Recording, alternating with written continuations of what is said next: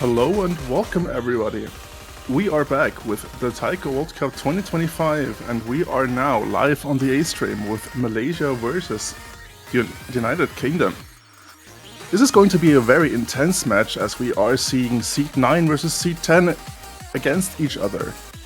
My name is Yasuo. I'm today joined by Chiliapair, who is, I think... I'm back. He's back. I'm ready. You're ready. Welcome to the stream. Yes, how are we feeling today? You know, I'm excited for this match. We've seen a lot of good, close-seeded matchups in this tournament thus far.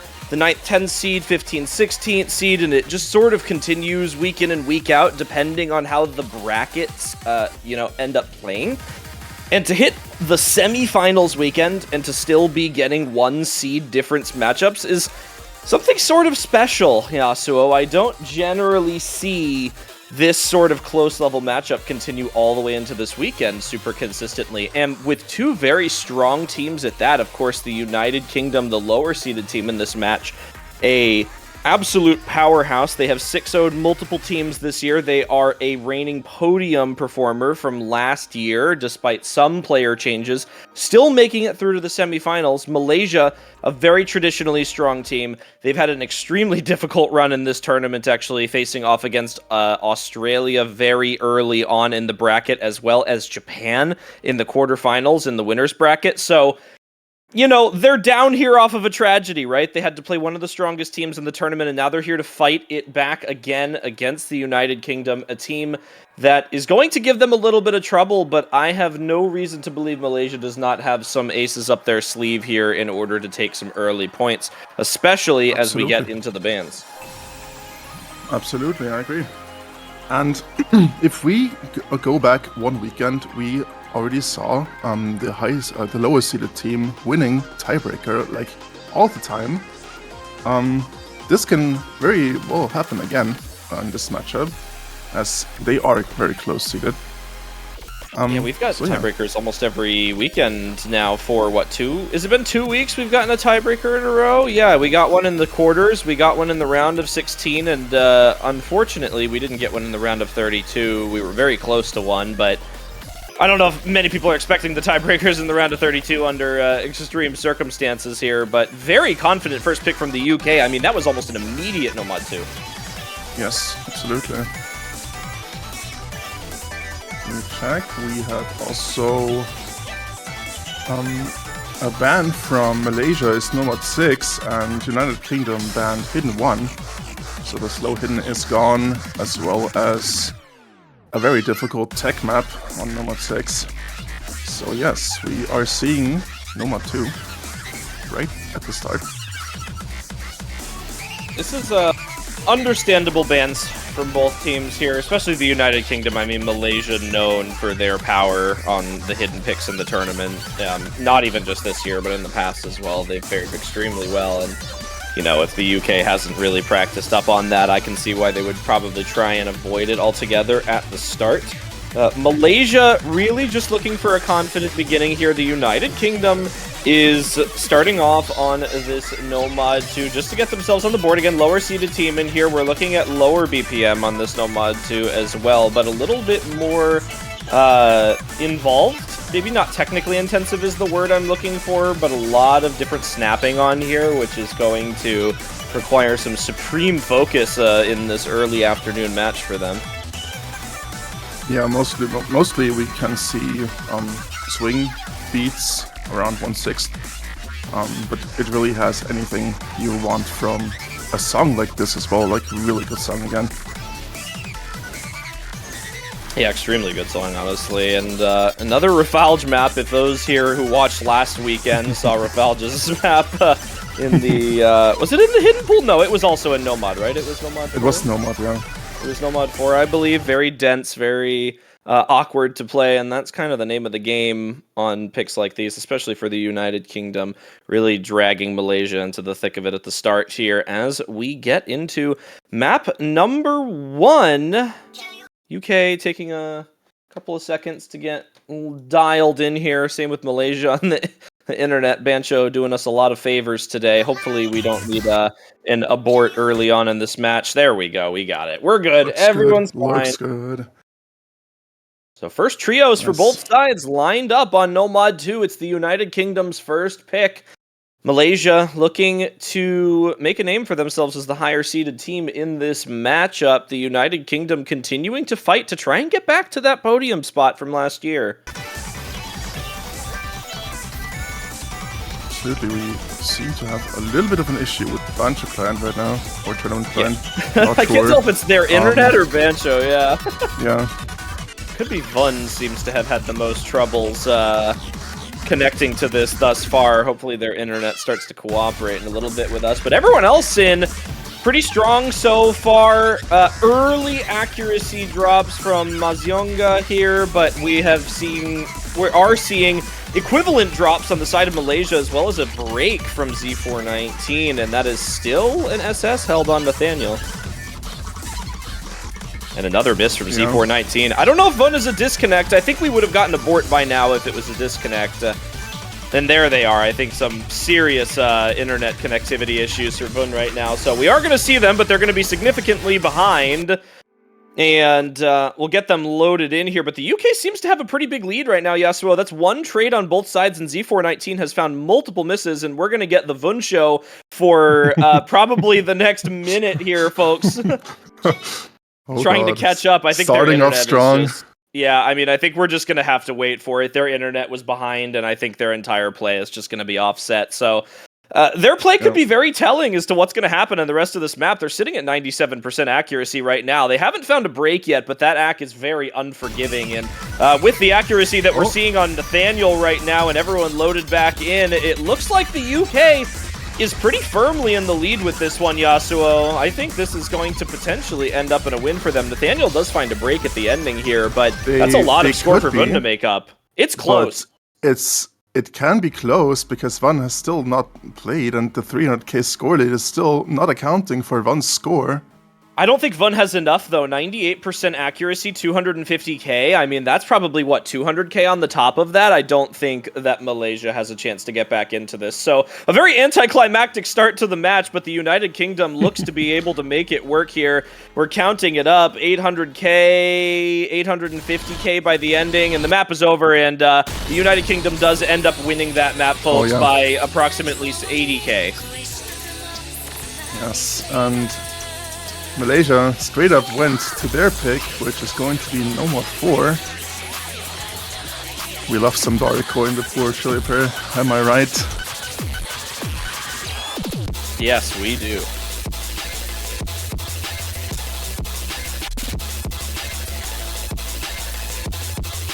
Doctor ordered more Dariko, so that's much worse. Let's go. Very different style of pick going into, I'm not even going to begin to translate what this song name would be into words. I don't even know if that's supposed to be a word. Maybe it's just... It's the Daria core. Yes, the classic. So Malaysia going to try and sneak in their own point here. Again, not an unbelievably close map for the United Kingdom on the first pick. 80,000 score, very respectable difference. They were clearly very confident. They fell apart a little bit at the ending, which is something to watch out for in the United Kingdom as they maybe run out of their confident introduction picks here. Number one play on that map coming out of Malaysia in terms of overall performance. So we are looking for the trades on the picks at the start here, right? If the United Kingdom can pull up their confident marks here, Malaysia starts to respond with their own, and then we really just go even for a little bit. It's going to get interesting as we get into the ending of the match when these picks actually get close. Very interesting. We have a little bit of a gimmicky song here and map as well. We're starting a little slow, going into a really dense section right now. This V are slow at some parts, so definitely looking out for those readability issues that may occur. We have the first break from Mazionga here. previously known as Cloggy Bobby. Not a particularly clean break from Mazionga as well. That was definitely a rough misread on that dense pattern there, and we're seeing some accuracy struggles from both sides right here, but it's Cord once again on this map to pull up the #1 score. Does finally drop the double S into this slowdown section here, but as we come into the next density part, we're going to look for any potential misreads. There was a miss from DXA on the side of Malaysia, which is going to give the UK a pretty good hand in taking this back as we enter the second half here, but it's going to be all about maintaining these accuracies. Who holds the combos? Who reads these dense sections? It's Z419 and Cord for Malaysia right now, looking extremely strong. Cord with unbelievable accuracy going through this pick right now, an absolute masterclass in how to play your own picks, but the United Kingdom as a team is just outperforming them. This play from DXA at 96% is really, really hurting them. Absolutely. Accuracy-wise, it looks just way more confident on the side of the United Kingdom here. I think that might be it, Yasuo. Overall confidence high on Malaysia, but the team performance for the UK is just making waves. Yeah, despite the 99.75% from Corday is just not enough here. There it is. United Kingdom in very, very strong fashion. 45k over Malaysia once again with Cord as the #1 scorer in the lobby and 5 100s at that. What an unbelievable play from Cord for their team, but Malaysia as a team just not able to match up to the UK's consistency, and that's where that depth starts to come into play, right, Yasuo? That's where the quarterfinals to semifinals difference really comes into play. What's your depth like? How much variability do you have on your players? How much versatility do you have as a team? And the United Kingdom gonna try and flex their muscles really early on in this match, especially against a strong team like Malaysia. They really need these early points. Absolutely.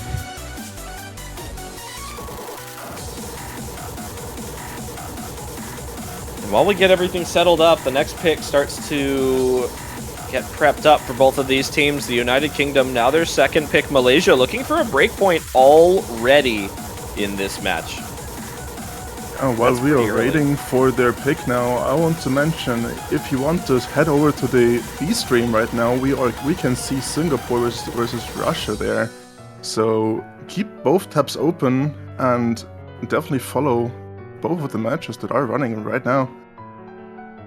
Very close match actually down between Russia and Singapore. Only 10k on the first pick on Nomad too, so what, a factor of 8 closer than this match was on the opening map? That's pretty good. Definitely heading towards 2 great matches here. And that's Russia winning the first pick, by the way, folks. That's Russia 1-0 against Singapore, who is the 4th seed in this tournament right now, so we are looking at some very interesting matchups. Up here, though, the United Kingdom looking a little infallible on the first 2 picks, considering the margins by which they have won the break point from Malaysia. But one more map on the board. We are continuing in the Nomad pool here, Yasuo, permanently. Nomad 3 now. These teams really, really avoiding the mod pools here, which is going to make this match hopefully a little bit more interesting as we progress through. But 2-1, 2-0, not the end of the world, but it's going to be dangerous if the UK consolidates that breakpoint. Yes, and we are going to see Nomad 3 next. This is the speed pick of this week. It's going to be 300 BPM, so that's really fast. Other than that, it's quite the straightforward map in terms of patterns. Yeah, let's see what those players can do. We start into the map right now. Beginning is rather slow. Once again, this has been the theme since the round of 32. We are now going to see really dense and really fast patterns for those players to conquer. Highest BPM outside of double time that we've seen in the tournament up to date as well. 300 BPM, starting to push it, I believe. Yeah.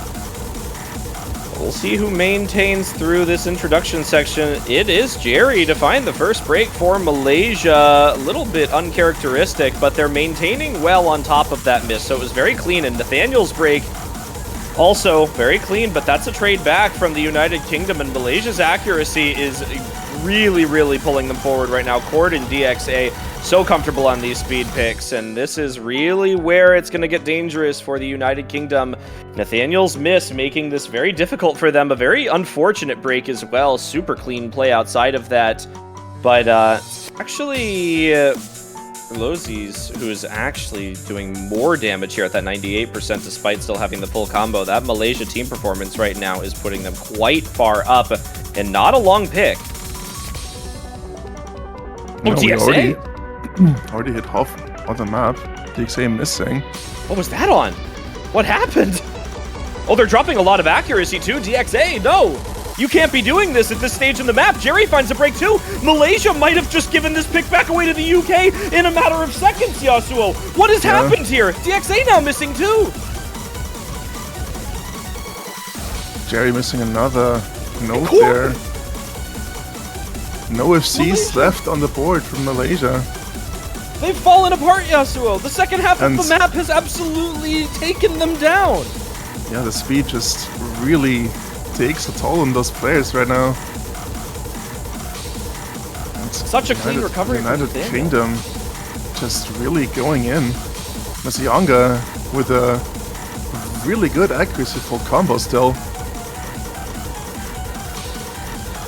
Up a couple of hundreds back down. Nathaniel, despite a miss, actually is back up at the same accuracy as Mazianga as well. Does drop a couple of hundreds at the ending there. And up on the top, a stronger combo, but the accuracy struggling a little bit on Luzis. But that is all fine, all well and good, considering 97% on Jerry and DXA, Cord finding that break at the ending, and that second section of the map there doing so much damage to Team Malaysia. And the United Kingdom actually ends up winning that pick by a large margin, the largest we've seen in this match thus far, and a better play on almost every member of their team, really just struggling up on the accuracy. What a score from Mazianga as well. Like, on that kind of song and map, that's incredible. Unbelievable plays. United Kingdom, they came to play today. They came to win as the lower-seeded team in this match. Only by one, but they still got something to prove to get back up there. That is such a good play. And we are finally breaking into a mod pool. Malaysia going in for the hidden Forgotten. Hidden 2. Still really fast on the BPM here. 250. It's fast. It has 1.6 patterns and as well as 1.8 patterns, so players will have to watch out for them, especially on Hidden. Yeah, the Hidden reading making this a lot more difficult, and I think in, the funny thing is, this is one of those songs where, like, you see this in every World Cup at one point, right? Every mode has a map of this song because it works so well for rhythm games.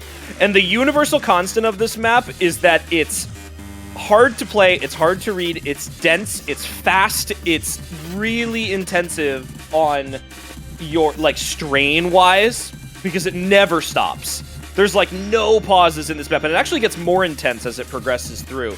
So this is really going to test the kind of strain consistency of Malaysia. We sort of saw them fall apart in the second half of that Nomad pick previously, and this map and this song, very similar, but I think Malaysia may be looking for that Hidden to give them some benefit there. Maybe the United Kingdom not as ready for, sort of the reading aspect of this.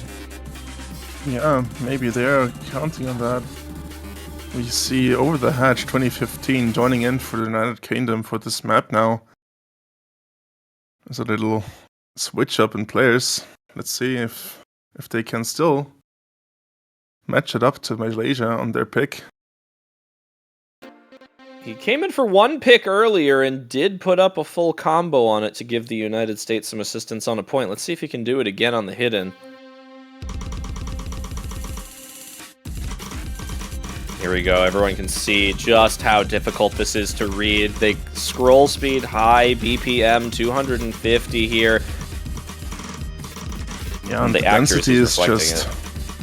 Yeah, true. And the density of the map is just, it never stops, as you said. And yeah, DXA finding a break, it's not a clean one, as you might actually not be able to have a clean break, especially with Hidden on. One misread and one miss, and it can be over. Jerry, however, finding one clean break here. So impressive there. However, I was about to say United Kingdom has full FCs, but now Mezionga and Over the Hedge already broke as well.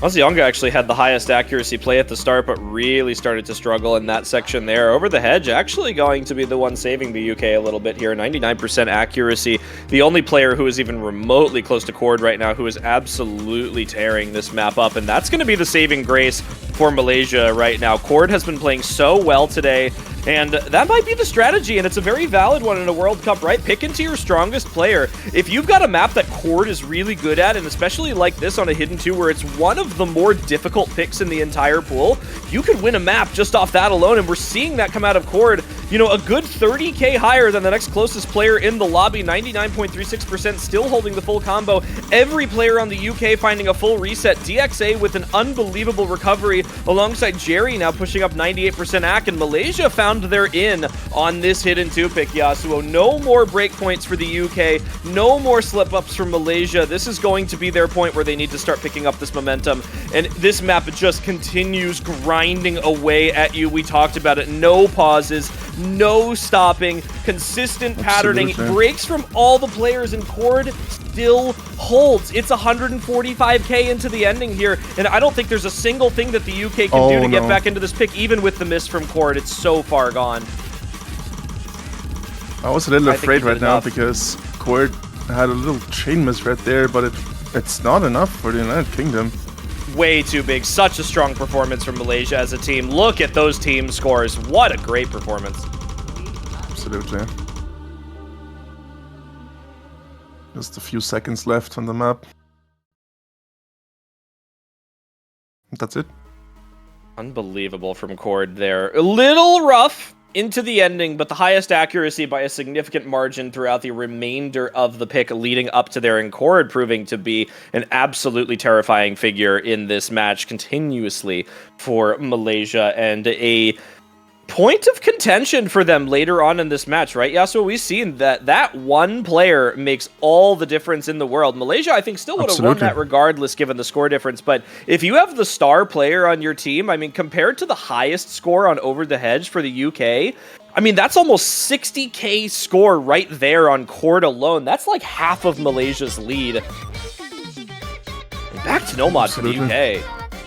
Yeah, UK answers this with a Nomad again. Really not wanting to go into any mod pool again.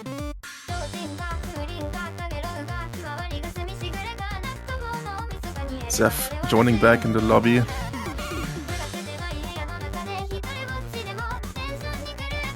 Yeah, this Nomad 1 is quite the interesting pick for Nomad 1. It's fast. It has a lot of snapping changes all across the map. So it's not a long Nomad 1, but it's definitely very intense. This is a banger, by the way. For those here that don't think this is a banger, you're objectively wrong. Just saying. True. It's jam time. But a very contested match thus far. Despite the fact that the United Kingdom has a consolidated break point, there is a lot of opportunity for Malaysia to drag themselves back into this match right now, and they need to run off the momentum of that last pick right now. That's really the important part of winning a map like that by such a large margin, is being able to take that momentum, that morale boost, and run with it. Malaysia was not far out of this match, but being a break point down means that they still have the entire rest of the match to have to grab a point from the UK. Otherwise, they have no chance of winning this match. Yep, that puts extra pressure on the team. So let's see how they handle it, especially on the next pick, Nomad 1.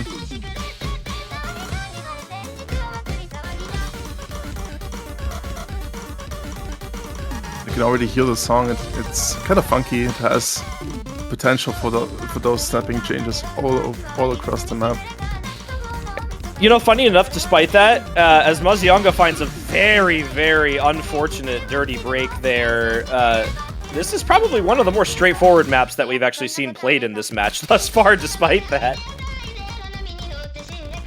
compared to some of the things that we've seen with all the snapping changes, the high BPM, the really dense patterns, I mean, the only part of this that's really going to catch a lot of these players off guard, potentially those doublets that we just saw in that section there, and Mazionga is just having an absolutely terrible time right now.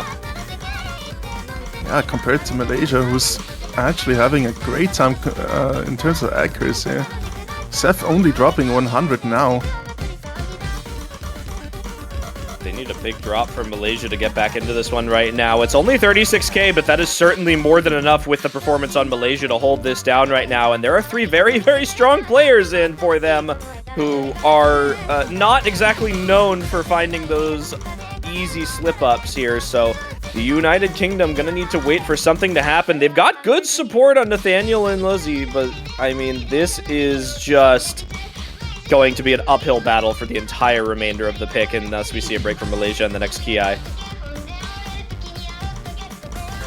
even outside Ki parts are quite intense. And those SV changes as well. Like, it's very easy to break on those if you misread them once. Malaysia has recovered 99% accuracy. It's definitely possible with a break from Malaysia. But will we see it? Nothing's lost yet for the United Kingdom, yeah. Certainly not gone, but man, Malaysia is not making it look like they're gonna miss anytime soon. High intensity build up into this ending here, but they make it through. And in this outro section, unless we see someone find an unfortunate slip up or misread on one of these ending patterns here, I think that might be all she wrote, and that might be Malaysia's break point right back from the UK. Oh, and Mazionga with one more slip-up to cap the map off, and there it is, 65k. Malaysia, we said that they needed to take the rest of the match to get it back, and there it is. The momentum holds, and what a freaking team performance that is. Wow. Absolutely stunning performance from their side. Well, yeah, they got the breakpoint they really needed. That would have been close, actually, even if Mazionga didn't find those misses. I mean, that 100 count between the two teams, that's 28 for Malaysia, and it's actually more for the United Kingdom. It's actually 30, it looks like. No. It is. It's 30. So that actually would have been a loss for the UK no matter what. Malaysia just outperformed the UK. Breaks the misses from Mazionga also don't help, so yeah. So very good performance from Malaysia to get back into this, and now they're going free mod 1. We're going to see some Rabbit House come in here. We are starting to branch out a little bit, Yasuo. Only one no mod pick left in the entire pool, which means we're going to be seeing some serious differences. There's not much left for the UK to pick out a no mod, yeah. So they have to branch out to some mod picks.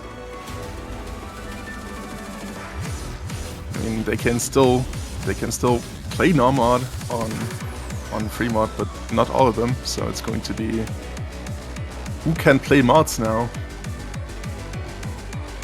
Very important. We've seen a lot of teams go over mod in this tournament up to now, and you know, honestly, this might not be out of the question to see some overmodding happen from either of these teams on a pick like this. Yeah, especially on this map, which is generally more accessible to mods compared to Free Mod 2. So Hidden Hard Rock here is very possible, especially from those strong teams now that we welcome it. In the semifinals. Yeah, absolutely. We welcome it. I'm ready. Give it to me. Give me the overmod. Your organizer requests it of you. Give me HDHR. Let's see. Well, we do see overmod on both teams. We don't see it Hidden Hard Rock, though. Yeah, no Hidden Hard Rock, but Not we do one. get overmod. I'm okay with that, honestly. Overmodding in the semifinals on a clinchable point, actually, here, because Malaysia does not want to let up a break point. They just did almost all of the work that they need to do to bring this match back in their favor, and to let it slip away now would be the most unfortunate thing to happen in the history of ever. So I'm kind of with Malaysia here. No unnecessary overmodding. Like, sure, going Hidden or Hard Rock is more of a preference thing, a lot of these free mod picks, than anything. So So, you know, definitely just maybe being more confident on the hidden for Z419, plus maybe wanting that extra score boost. You know, that's really the advantage there. Absolutely. But it's going to be close. The United Kingdom not making it look easy for them. It's also fun, the mods are matched. We see 2 hard rocks, 1 hidden each. That's true, actually. We need to move C419 up to the top, but DXA actually finds a break, and not a super clean one at that. I mean, that's a mid 99% drop to a low 98% drop there. However, that's going to sort of just bring them in line with where that top hidden player is on the UK there. Everyone else sort of matching, especially with Cord on that double S.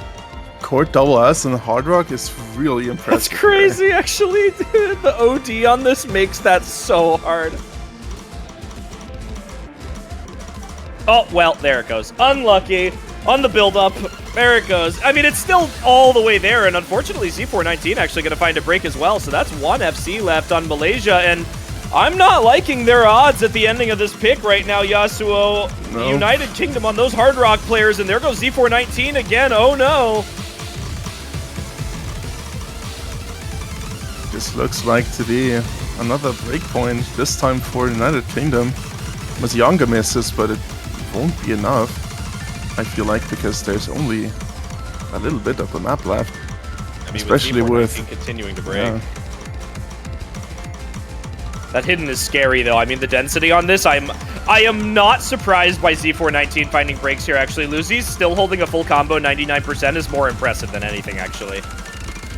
That is such a good hidden play. And the United Kingdom, 3-way full combo over mud, 2 hard rocks, 1 hidden, into a 90k score lead there, and that was just unbelievable as a team from them. Cord 6 100s with hard rock.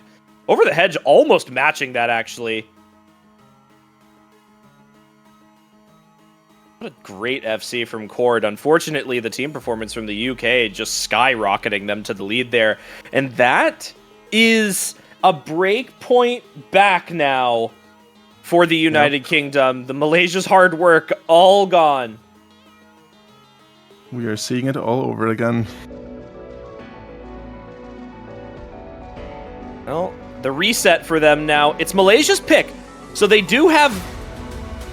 Or no, that's not Malaysia's pick. It's the UK's pick now. That's right. I see it. They're already confusing me. Are we going to see the last Nomad Yasuo, or do they go for the Hard Rock? They definitely had better Hard Rock performance on their players if that pool is preferable for them.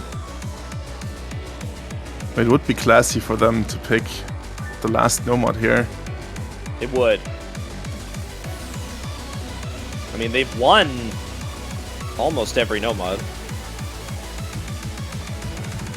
Yeah, it seems likely that they are going to pick that Nomad 5. Oh. Only a couple more picks left. Oh, what's we DT? See DT1. I understand that, I guess. Speed? More speed? The UK's looked really good on the high BPM maps. Well, considering this is only 225 BPM after it's not double nearly time, as high, yeah. It's not that high, but still, it's a really hard map, regardless. There's quite some streams in there, so with double time this becomes a little more difficult. This is definitely an interesting pick from the UK. I was not expecting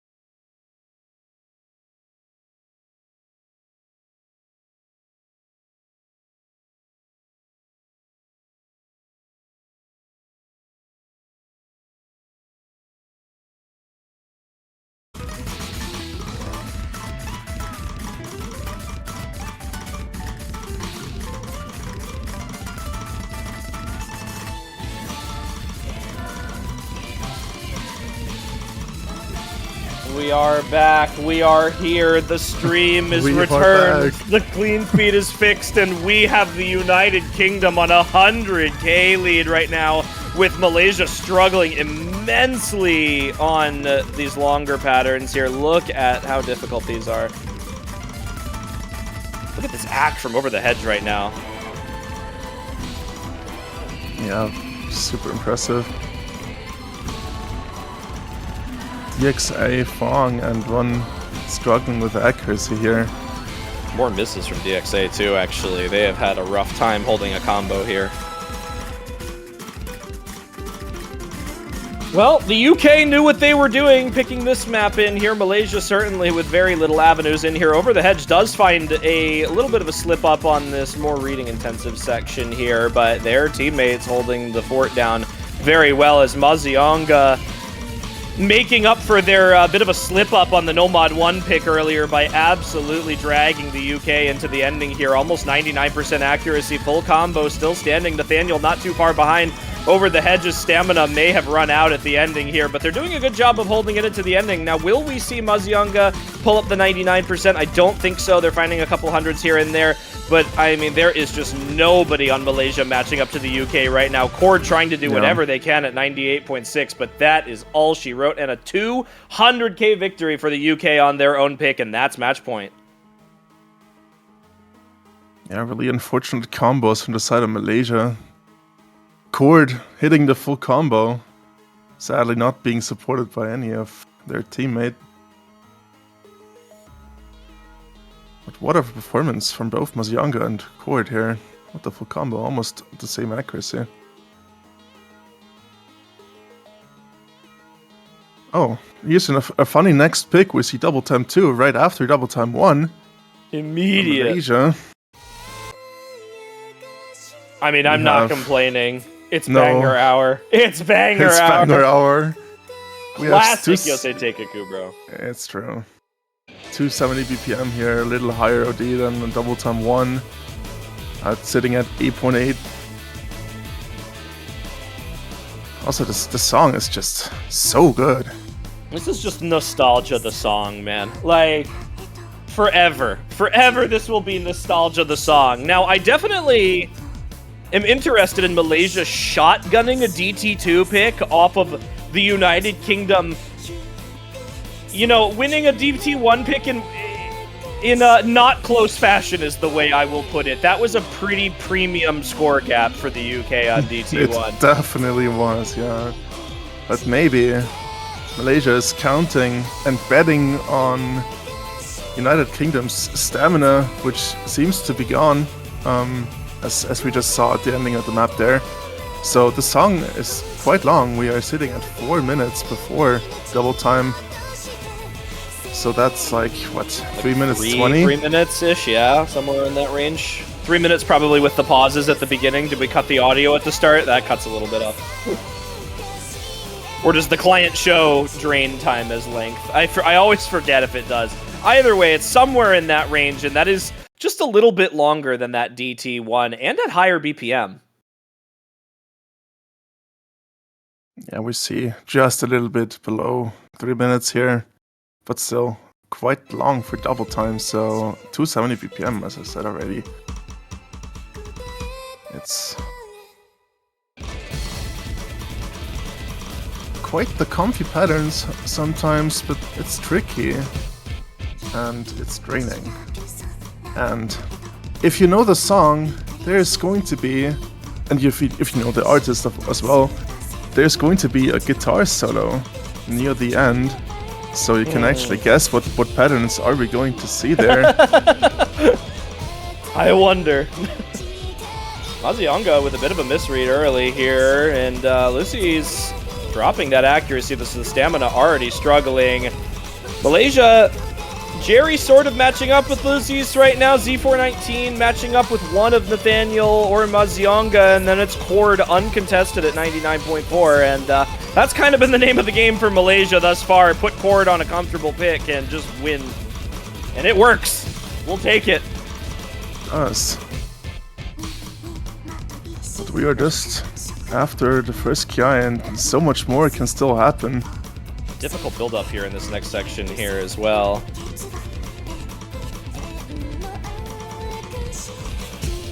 Through the refrain section right now, nothing too crazy. We're really just looking for this as the break. Mazionga does find another misread there, and here we go into the next Ki. Again, more consistency, more stamina drain here, Yasuo. That's what we're looking at right now for the UK. Can they maintain the accuracy? Does their stamina hold up into the ending of these Ki sections, especially before we get to that guitar solo at the ending? And Cord just looking so strong. Pretty decent backing as well. Recovery from Jerry and everyone else on Malaysia. Z419's accuracy coming up a little bit. Nobody finding a miss on that stream there. And here we go into the solo section. Cord finds a break. Missing.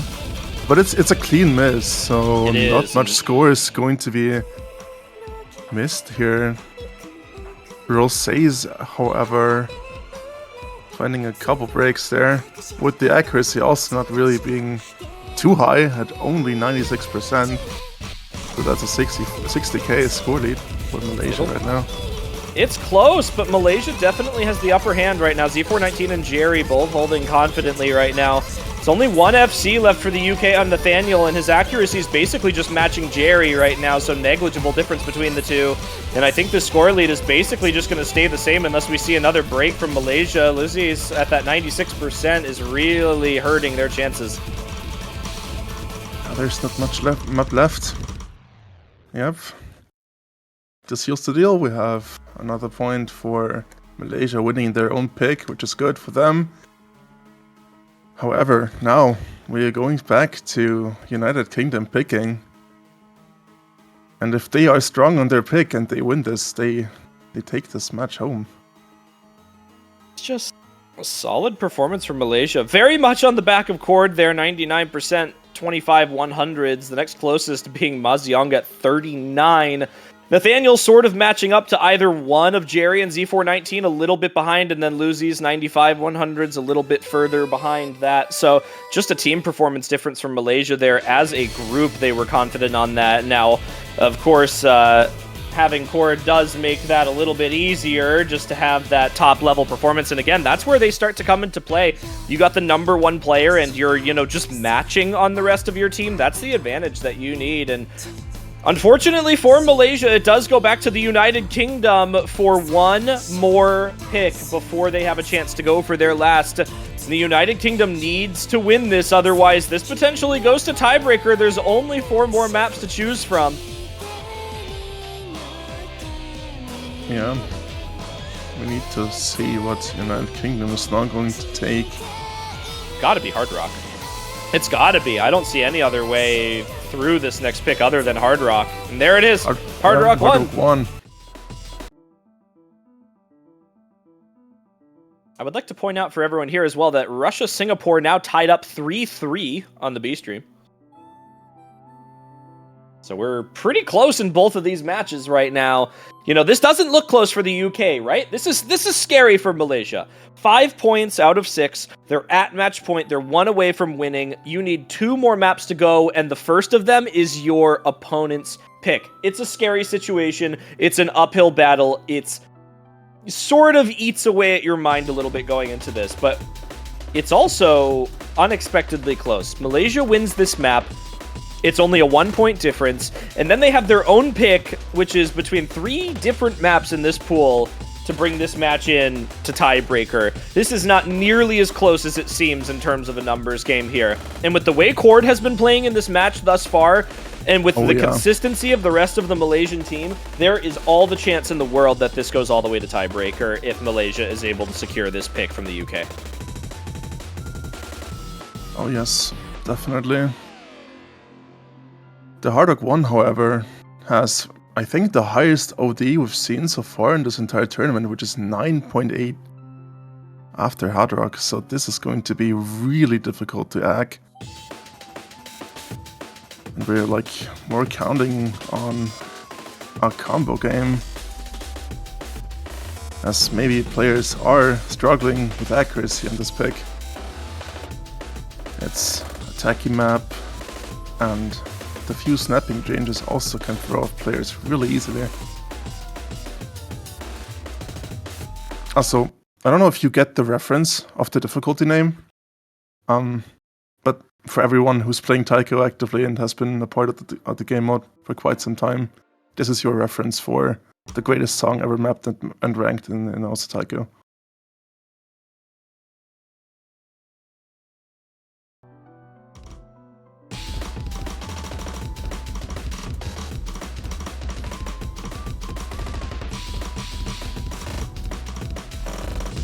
Into the last pick for the UK of this match. Regardless of what happens, this is their final selection in this match.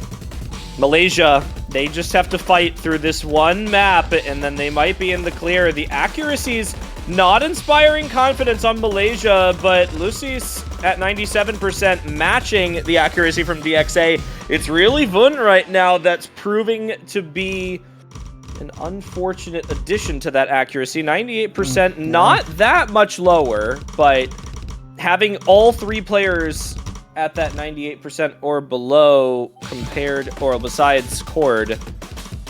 Yeah, Fong also. Is that 95% actually from Boone? Is that 95, not 98?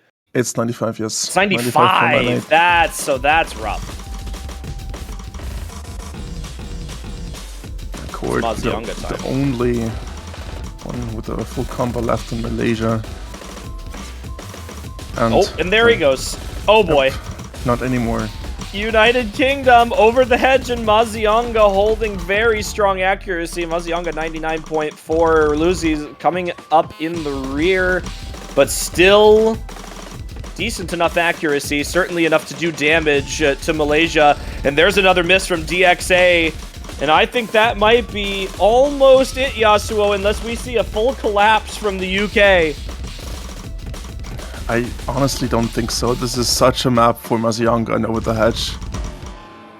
This is their time to shine, and they do. They shine here. I think that's it. Mazionga, unbelievable accuracy over the hedge, holding the 99%. Lucius finds a break, but that is still higher than DXA, and matching Bun. That is going to be it, I think, Yasuo. Over the hedge with one final break, but there's only a couple seconds left in the map here. And even with misses from the UK, 130k is such an insurmountable score gap that I think they've just done it. The last pick comes in through and clean, and the United Kingdom will win 6-3, advancing to next loser's bracket round. Really good accuracy from Mazionga there. Like 99% accuracy on OD 9.8. Impressive stuff. The only FC as well. Great performance. Exactly when they needed to. Absolutely. So well played to the UK. Lower seeded team winning this match, but a defending podium placement for them. And they're looking to put it in the works. Their opponent will be decided on the match that is happening on the B stream right now. Again, currently tied 3-3, Russia-Singapore. Maybe we can rush order this and get y'all down to the B stream to make sure that you can catch the end of that match. But thank you for watching this. Well played to the UK. We thank Malaysia for coming out for TWC again this year. Always a pleasure to see them. We wish them the best of luck in their endeavors over the next year in order to come back in 2026 and fight for a spot once again. Make sure to buy your banners. Make sure to support your favorite teams. We are starting to whittle down the number that are left in the tournament after this weekend. There will only be 6 teams left in Taiko World Cup for this year. That's not a lot, but it starts to let you know who you want to support into the Grand Finals weekend. Thank you for joining me this morning, Yasuo. It's been a pleasure casting again. Thank you. We are going to send you all down to the B stream to catch the ending of Russia versus Singapore. That will be deciding the opponent to the UK for their second match this weekend, which will be played tomorrow, Sunday, April 13th. We'll see you all down on the B stream. Enjoy the rest of your afternoon. Thank you.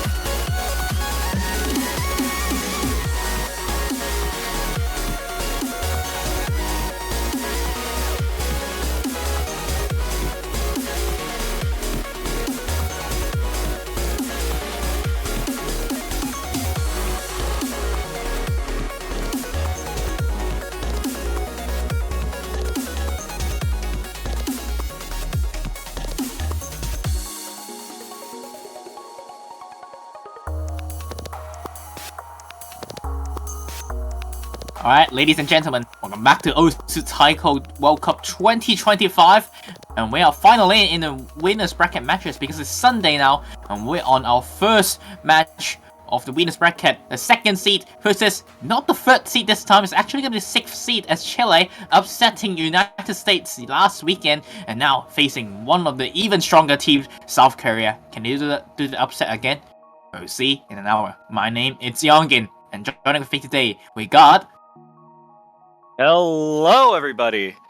This is a really exciting match. I'm Bronze Crank, by the way. I never actually said my name.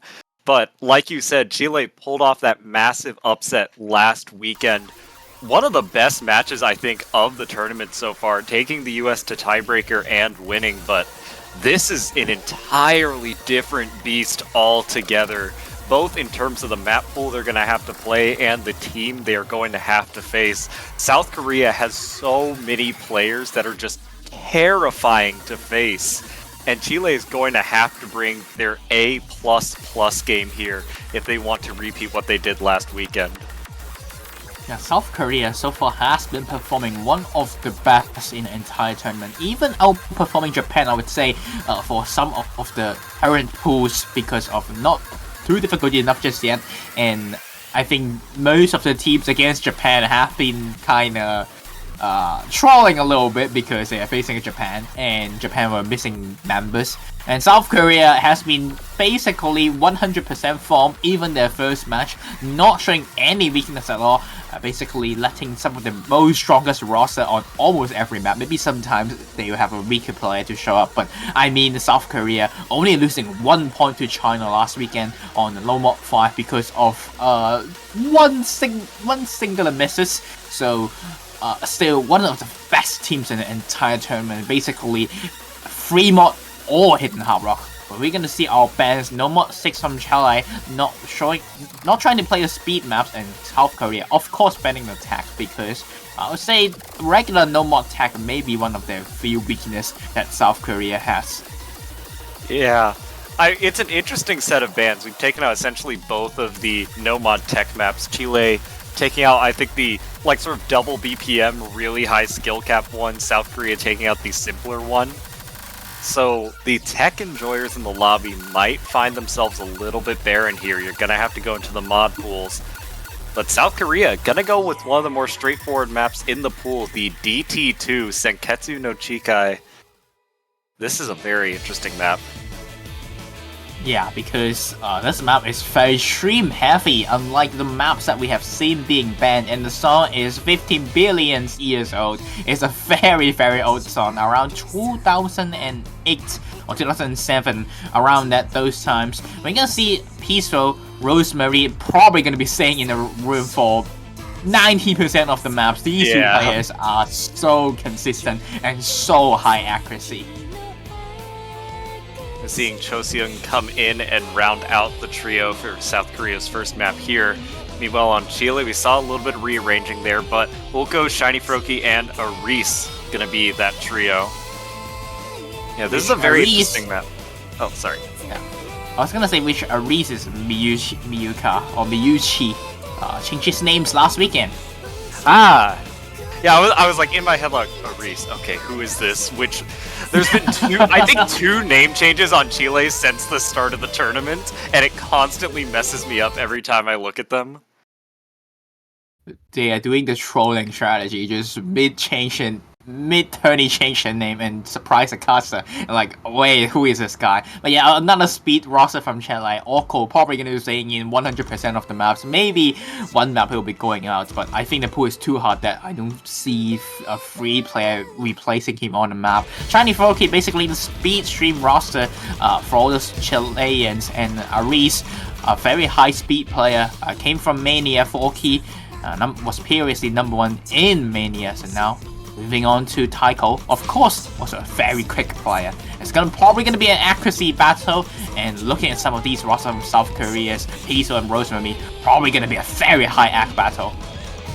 Yeah, this is a pretty interesting map. I remember farming this back when I think I was like rank 3K, but these players now playing at 50% higher speed. It's 270 BPM, but that being said, I think the patterning itself and the kind of like style of map is pretty simple.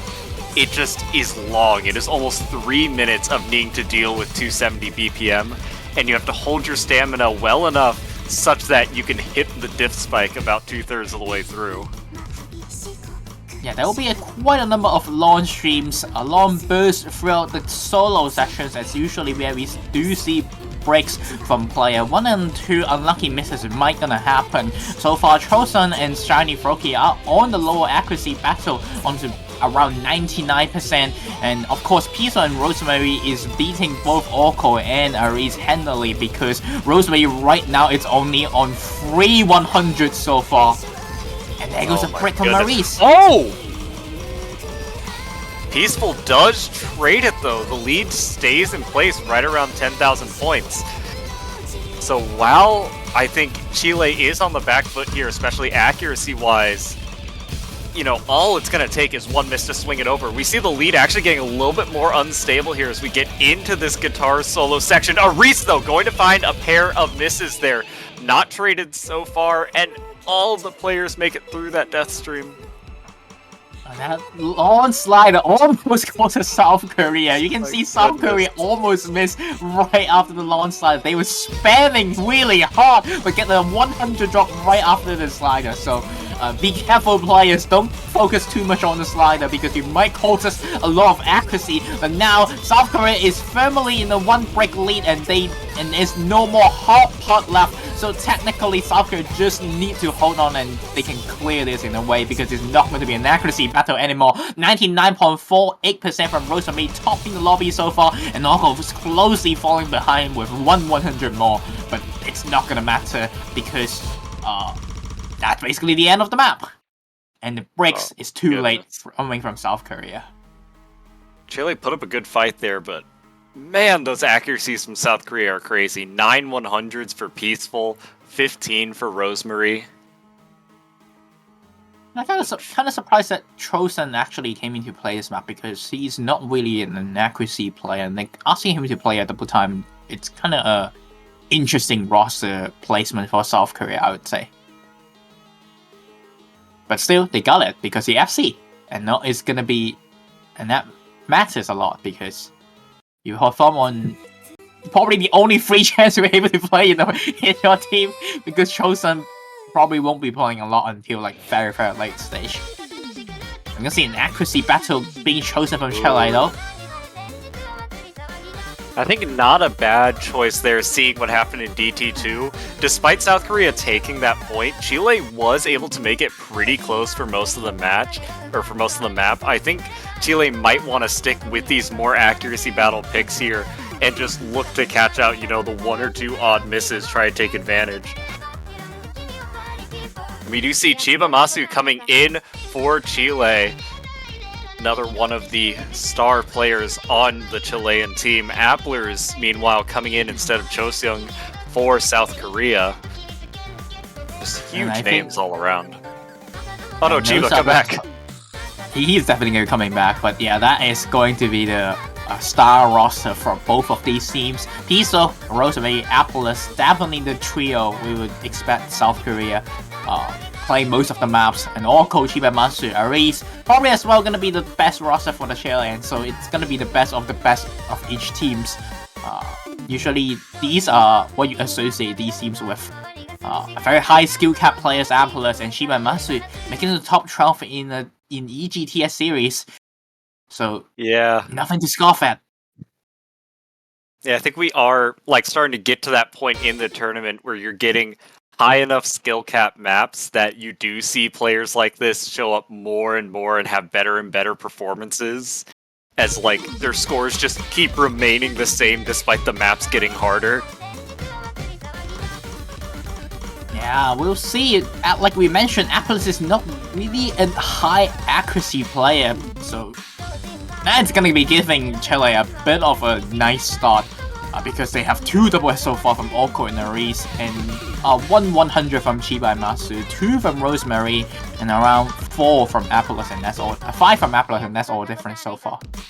Yeah. It's a small accuracy lead here for Chile early on, but lots of map to go. 2.5 minutes along here. And with the accuracies everyone's holding, every 100 is going to end up mattering. Only 5,000 points separating the two teams. Aries! But peaceful trades. Awkward performance so far from these 2 players has not been consistently performing their FCs from No More 1 and Double Time 2 as well, but that trade is going to be more important for Chile because Aries misses a big away breaker than Peaceful, so he drops a bit slightly more score, and now score lead has flipped to South Koreans. Yeah, still only 3,000 points. That's 2, maybe 3 100 separating these teams. And the accuracies are just so good, but about half of the map is still remaining. Lots of tough stuff to go. Chile needs to hang in there, needs to keep it close enough that they can strike when South Korea finds a mistake. Yeah, there's a lot of finishers in this map, though, so we make sure to hit that. And there goes a finisher break from Rosamir. Right about to talk about finishers, and that is giving Chile a pretty nice lead because there's nothing to trade with, but they need to be careful about both of their accuracies and their combo. Yeah, Chile in the driver's seat now. They just need to hold. Rosemary, though, finds another set of breaks there. It's a pretty solid lead here for Chile. They can even afford a break. Chibamasu going to test that theory, however. Not a huge accuracy drop along with it, though. The lead's still above 20,000 points for Chile as we head into the outro here. And I'm not going to say anything. There's nothing happening at the top of the screen right now. We're just going to focus on Chile closing out this outro here, trying to hold on to their accuracies and combos. And Ulka, what are you doing? And yes, he SS the map, and Peaceful once again, one miss, 100. One miss a finisher. Seems like the finisher really sealed the deal of this map. South Korea players finding 2 misses on the finishers, and that causes the map, because this is the FC map. This is one of the easiest map in the entire pool, but still, and double S is still very impressive in this stage. Yeah, you do not see many of those in semifinal weekend, but that's why Chile is in the winner's bracket still. That's why Chile has already locked in their best ever placement in a Taiko World Cup. They are just scary this year. So both teams winning their first pick. Now South Korea's pick. That was a bit shaky from Chile, but I guess that's what happens when you face against one of the best teams in the entire tournament. You need as much advantage as you get, and they're gonna be picking something that they probably South Korea has a lot more advantage on. Free mod 2, our anti-mod pick Polacro, and honestly, this one is actually slightly a bit easier to double mod compared to free mod 1. I'm talking about double mod in this case because you might be seeing more than 4 to 5 double mods in this map. Just incomprehensible on semifinal weekend, but all these players are good enough. You do see Kompaku Sario coming in for the first time for South Korea here. Chile not changing up their lineup, however. And yeah, this is a pretty wild free mod here. I think mechanically not too crazy, but the SV does get pretty out there. Yeah, not even that. This is also OD7, which means it's OD 9.8 after Hard Rock or Hidden Hard Rock, and that is rough to act. There's a lot more slower session though, which may trip up players on the slow SV streams, but some players may find it easier to read with double mod. However, you're gonna suffer the OD10 hidden if that's the case. Honestly, a pretty risky pick against Chile, but they just want to get as much advantage on the double mods. Because Chile, to me, is actually one of the best free mod team in the entire tournament, and you are just starting it instead of just focusing on more, I would say, hard rock and double time picks. Yeah. I mean, free mod 2 is the kind of pick you go for if you are trying to just there's no shot we're getting 6 hidden hard rocks. Yeah, we are. Ladies, gentlemen, and all you beautiful people in between, welcome to semifinals weekend. We have 6 of the most cracked players in the game right on your screen for your enjoyment. Oh my goodness. I was expecting like 4. I was expecting 5, but to be honest, I thought this map was a little bit easier to double mod than free mod 1 due to how straightforward the pattern is rather than free mod 1, which they're very weird patterning. But I think this is a very risky play here from Chile. I'm not too sure can they put on a high X double mod against South Korea, but again, they just want to take this opportunity. Aris, though, already struggling a bit here.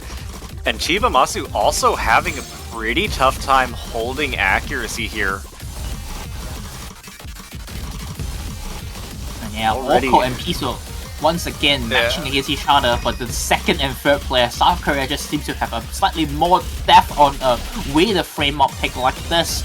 Especially high act requirement, Aris is not getting his accuracy up and breaking again, and that is a 6-digit score lead, all in favor of South Korea, and we are not into the hard part just yet.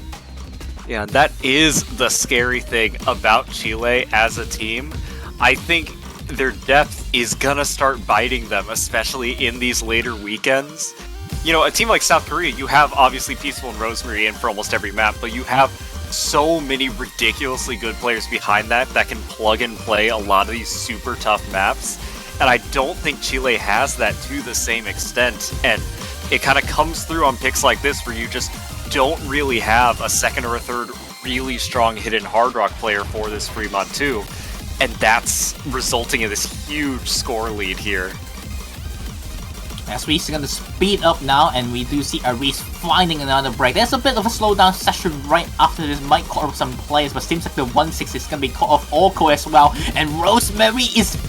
And everyone in South Korea is beating everybody in Chile. This is how crazy they are. They are really trying to get the second place this year, or even the first, trying to challenge Japan on the free mod. 299% on the free mod 2 pick with 3 hidden hard rock. That is how strong their hidden lineup roster is. 200,000 points difference. This is why I expect this match to be slightly bit one-sided, and this shows again 250,000, almost 250,000 points difference. Peaceful.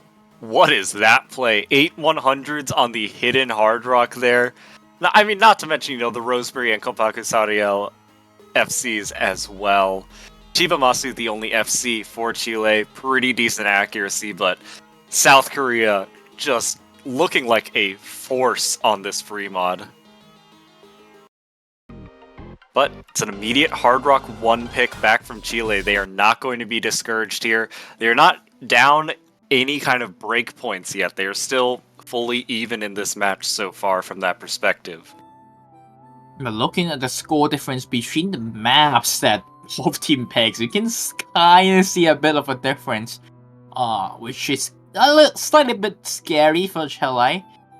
Especially the first pick win is on a no mod 1 map, which is usually what we regard as like the 50-50 map.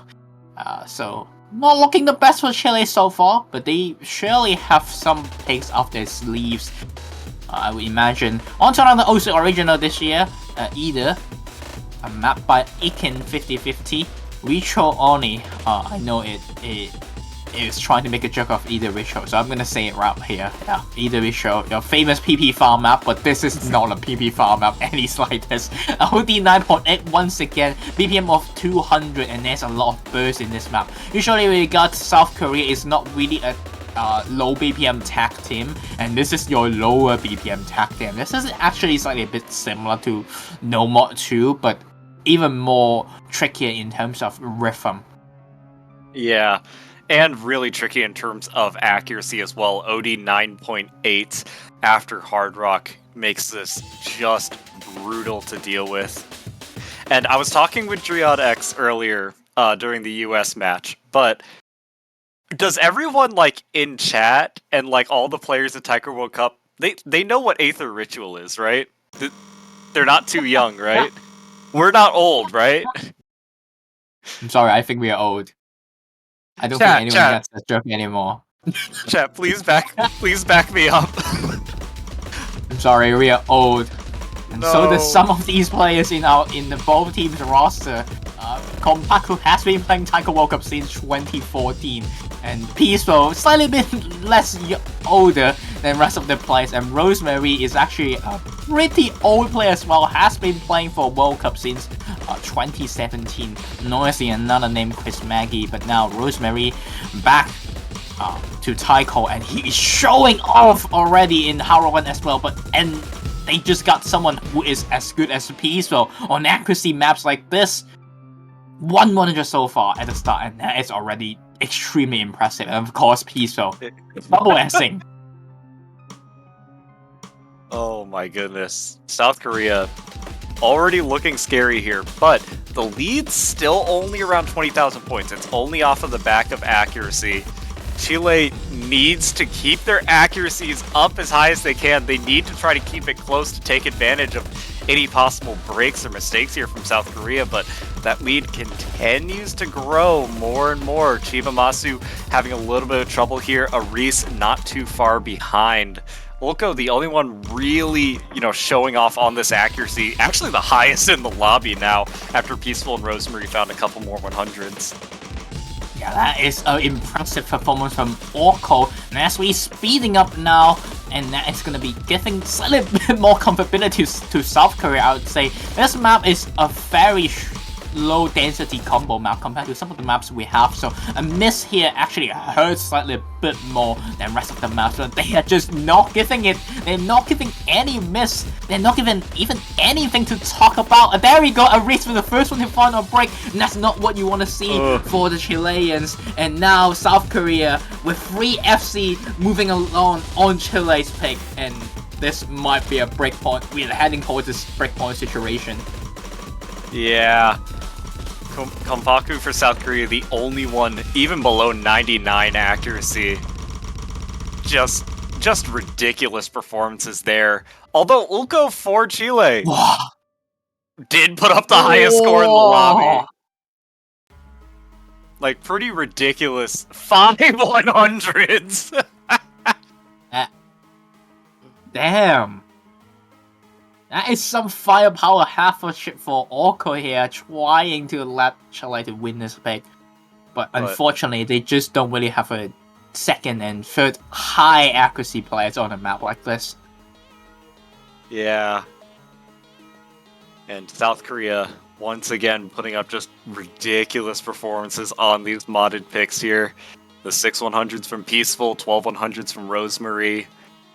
It's tough, and now Chile is down a breakpoint. They officially have a wall to climb. They have something they have to come back against now, and that is a pretty startling position to be in. And there's a lot more picks that Chile has to suffer as well. Picks such as like 3 mod 1, Rock 2, I would say. Those are pretty South Korea heavy picks. I assume Chile will start picking some HDs after this Hard Rock 1 performance, like probably HD 1, HD 2, and no mod 4. Those might be the picks that Chile go for. And of course, South Korea, after seeing what happened to 3 mod 2, might as well just play it under 3 mod. This is actually the harder to hit Hard Rock map though. Optimal Solution, map by Arone Osu, and this map was featured in an American tournament on the New Year edition, also as a custom map in that tournament as a 3 mod 1. It was semi-finals in that tournament, and it's also semi-finals in the World Cup. Yeah, that tournament is quite tough, and that is a North American and South American tournament, and Chiba Masu played in that tournament as well, and he did put on a 2 mod on this map. Yeah, I was gonna ask if any Chilean players have a little bit of experience here. Chiba definitely does, although, of course, the South Koreans have had an entire week to get acclimated to this map, and given their free mod 2 performance, I don't know how much of a handicap we're going to end up seeing here as a result. The patterns of this map is quite tough though, so you're probably gonna see slightly a bit less double mod compared to what we saw on 3 mod 2, surprisingly. I'm a little scared. I'm a little scared we're gonna see it again. Are we seeing it again? Oh my goodness! Oh my goodness! We're seeing it again! I don't know, maybe my hands just don't work the same as these players. I have to wear glasses. I don't know. True, they're just that good at reading. The first 400 combo on this map is not that rough, but after it, the difficulty shows. Like, this part you should be absolutely getting as high accuracy as possible, but there's a miss already from Maurice, and is the double mod really worth it? you're gonna start to question in a situation like this. Lowest accuracy outside of that miss is Kompaku 98%. So far, South Korea's in the lead. But Aris is recovering here. It looks like it might have just been one misread pattern here. Chile's gonna have to keep it up though. And the miss was early enough as well. The lead isn't too big off the back of it, but that's a much more impactful position. Yeah, this map is very hard to play. If you're not that good at pattern response, those are some really weird 6-note patterning from Ironic, our mapper here, and that causes players to find a lot of misses. But Peaceful, not showing any weakness at all. 1-100, actually even outperforming Fremont too. It's just ridiculous, you know? Just ridiculous sometimes. But Chile, I mean, Chile needs something to happen to South Korea here in pretty short order. But the three Koreans just not showing a single sign of weakness here. And here comes the even harder part. You're gonna see more weighted 1-6 that might cause players to miss, but they're just not giving us any. There goes Aris again. Seems like the pattern reading is just slightly too rough for him to read, and the map just never stops after this. There's still weird patterns after this part, and Chibaimasu, despite outperforming his score by a lot in compared to the American tournament, they are just facing an absolutely crazy score from South Korea. 99.96 from Piso, and 99.61 from No, Rosemary. the second 100. Unfortunate for Peaceful, but that is still gonna be one of the best scores in the weekend. Ulko also putting up a really ridiculous score, by the way. 6 100s there, and then Rosemary with the 9. Just ridiculous. But unfortunately, I think Chile just didn't have a third super strong hidden hard rock player. Again, that the team depth is coming around to bite them as these maps get this difficult. And Chile going to stay with the Nomad pool, actually. They're going to go to the SV map, Nomad 4. Yeah, I mean, after what you saw on the modded takes, I think that makes sense. It's either going to be Hidden 2 or this. They're going to be trying to risk for South Korea to miss on the SV. Yeah, I mean, SV or Gimmick is a pretty classic pick when you are when you're the lower seed. It's something that tends to be more of an equalizer, tends to be more of a 50-50. We actually see Rosemary hopping out for the first time this match. Appler's coming in to replace them. And Kyoshin XS also coming in for the first time here for Chile. Kyoshin has been the third gimmick player for Chile. Very strong at gimmick, SVs and such. FC basically every previous week, so Kyoshin's ready to fight charge against South Korea. In South Korea, we do have the very old roster, Peaceful, Kompaku, and Annapolis. That is a lobby you probably would not expect to see in 2025. But that you can kind of say the same about Rosemary, because Rosemary is also like a very old player, a veteran team from South Korea. And Chile, more of a newer player team, Chibaimasu, basically the second year playing Taiko World Cup and has been performing super well so far. Basically the second man of the Chilean teams. And Kyoshin's first year of playing Taiko World Cup, and they have been performing very well on the gimmick maps. Unfortunately, slightly bit lower skill cap than rest of the team, so the maps that they can show up is not a lot, but gimmick, they can definitely show up because it requires less skill cap. Yep.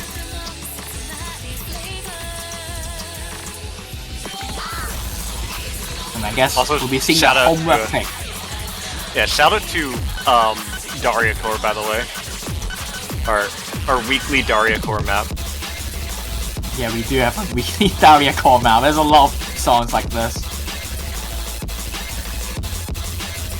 And unfortunately, Kyoshin going to be finding the first break there. One of those low SV sections. I think probably one of those mixed 1/8s that can kind of throw you off there. Once a slow section, kind of surprised that Apollos is the one to play Gimmick, honestly, out of everyone. And Apollos has been playing quite a bit of Gimmick than what you expect compared to 4 years ago, and now also getting a 99%, but again, some of the top performers of Chile that are a bit short. Chile needs a break from South Korea, and it's all comebackable because Orko and Chiba-Masu technically is outperforming compared to Annapolis.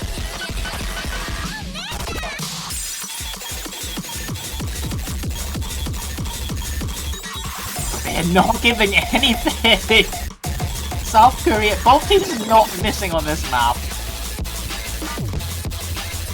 And there goes a break to Kiyoshin's. Iso just traded in, but Kiyoshin's missing again. And that's going to be the pawn for South Korea as there's basically nothing. Match point secured for South Korea. 2 FCs for both teams and Peaceful with 103 misses. Oh my lord.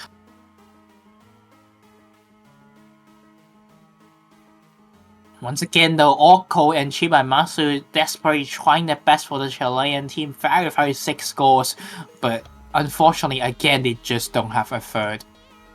They don't have a consistency third play on this.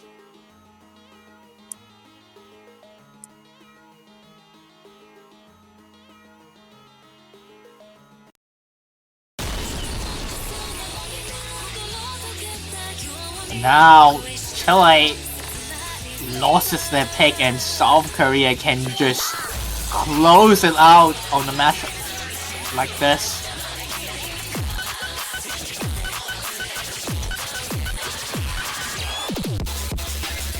So see what SK gonna pick next.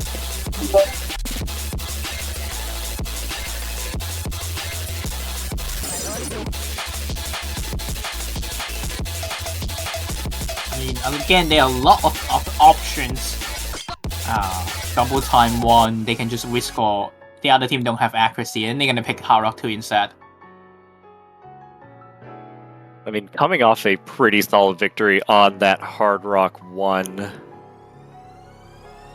And this possibly the last pick Chile will see in the winner's bracket.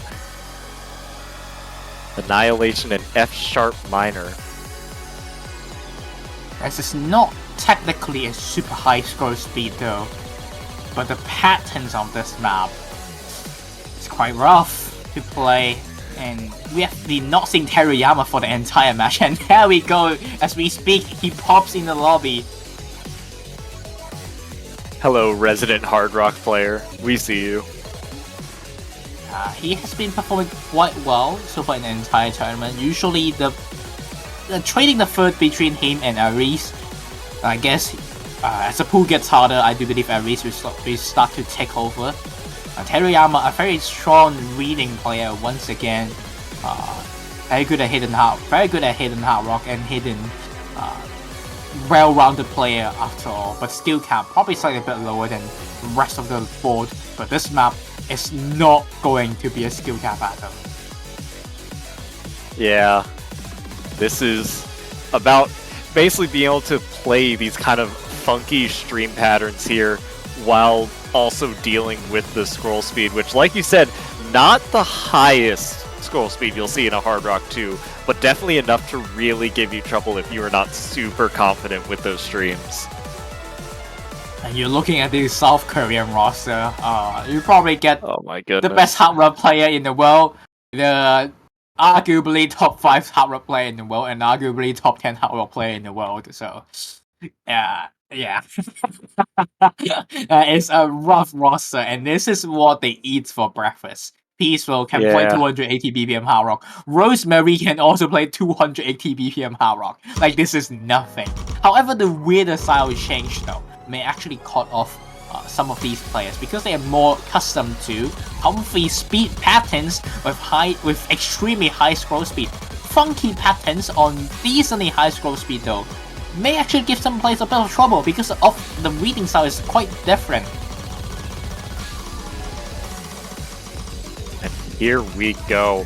A little bit of an accuracy lead early on here for South Korea, but it's still very, very close. See the star rating 6.84 before Hard Rock. That jumped up to, I believe, 7.53 after Hard Rock. Like, it becomes the hardest map in the pool by a pretty good margin, too. Yeah, the readings of this map is definitely not easy to Hard Rock. You know that Hard Rock does give this map quite a number of trouble. But so far, not giving any of these players trouble. They are just eating a 7.5 star maps in breakfast. However, the hard part starts after this. The chorus. So far, the accuracy is looking really solid across the board. South Korea has a tiny bit of a lead here, but like the lowest accuracies in the lobby are like 99.4. This is really scary for all these players right now. Big streams coming through. And Brahms crying. Not only not talking, they can't speak anything. They're just not giving us anything to talk about. It's almost all they just first break. Oh my goodness. Oh, it's like 3,000 points separating these teams. It will flip over as the combo advantage continues to work its magic, but as these patterns get more difficult, the skill cap from South Korea on Hard Rock is going to give them a little bit of an accuracy advantage. They still have about a 5,000 point lead. Teriyama does find a miss for Chile as well, and another one up to 20,000 points here for South Korea, up to 30,000 points after this pattern. Teriyama starting to fall apart towards the end of the map. He's the only player down below 99 accuracy. Chile now coming towards the end of the map. They are going to need to see a break from South Korea here, but we've already seen the hardest parts of the map. South Korea just has to make their way through this outro section. They make their way through that stream. Nobody breaking, nobody missing, nobody dropping a 100. I think South Korea is streams. going to take this map. That's it. So we only have the ending left, and then one singular break from Rosemary is the only weakness from SK. Teriyama peaceful assessed. Peaceful assessed. You know, we talk about one of the best hard rock players in the world. He just shows it off. 6 from Appleless, 7 from Rosemary, 5 misses for Rosemary. Almost causes that map, but unfortunately, the accuracies and the miscounts for the rest of the Chilean players unfortunately cannot keep up to South Korea. Honestly, a pretty good performance from Chile. I mean, they did show why they're still in the winners bracket, but unfortunately, South Korea is undoubtedly the one who challenge the demons, the winners, the gorillas, the titans of the Taiko World Cup, Japan. South Korea moving on to top 3 of the tournament. Congratulations to them, but they are probably asking for more. Second seeded of the tournament, again, once again, having a returning of such big names. Appleless, Kompaku, Rosemary, and Chosun. You talk about this team, you would not expect these players to show up again. And this year, they were saying that, oh, we're gonna fall off. But no, they are here to play and here to win. Beating Chile in 6-1. Chile will be dropping down the loser brackets. Yes, they will face the winner of Singapore and the UK. That's the 4 seed and the 10 seed. That match will be happening later on today. I believe that is the final match of the weekend. Meanwhile, South Korea goes on to face the winner of Japan and Taiwan. Next week is going to be a movie. It's going to be cinema. It's going to be Martin Scorsese, 2 hands in the air cinema. True.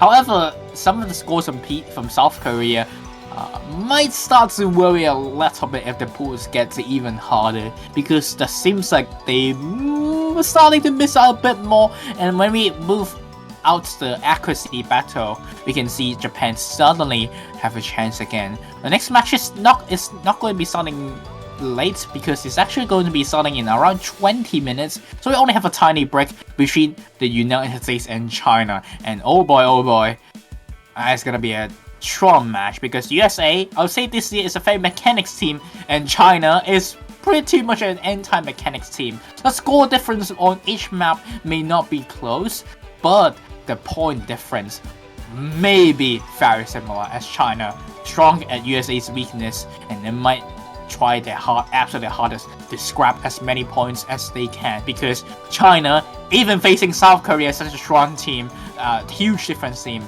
they did not give up, and they absolutely will not give up any against USA. So do come back in 90 minutes. It's going to be me and Brown's Crank again, and I hope you guys all enjoy the stream.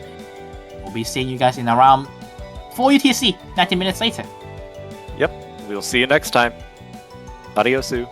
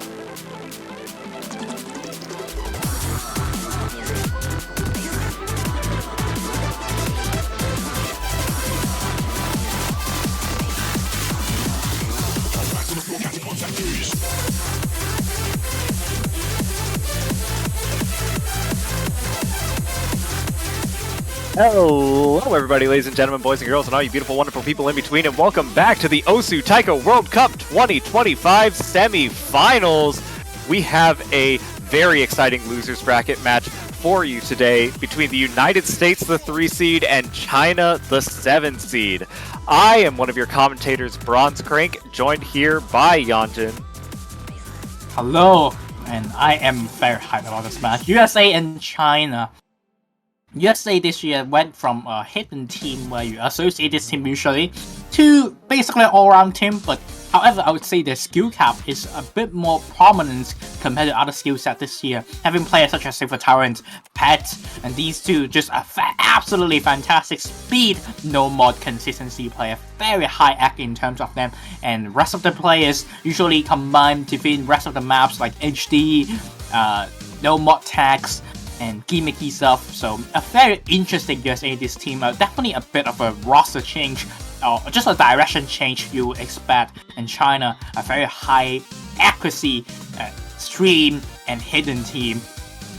So both teams are good at different skill sets, so we might see a very close match in terms of points, but not in terms of score.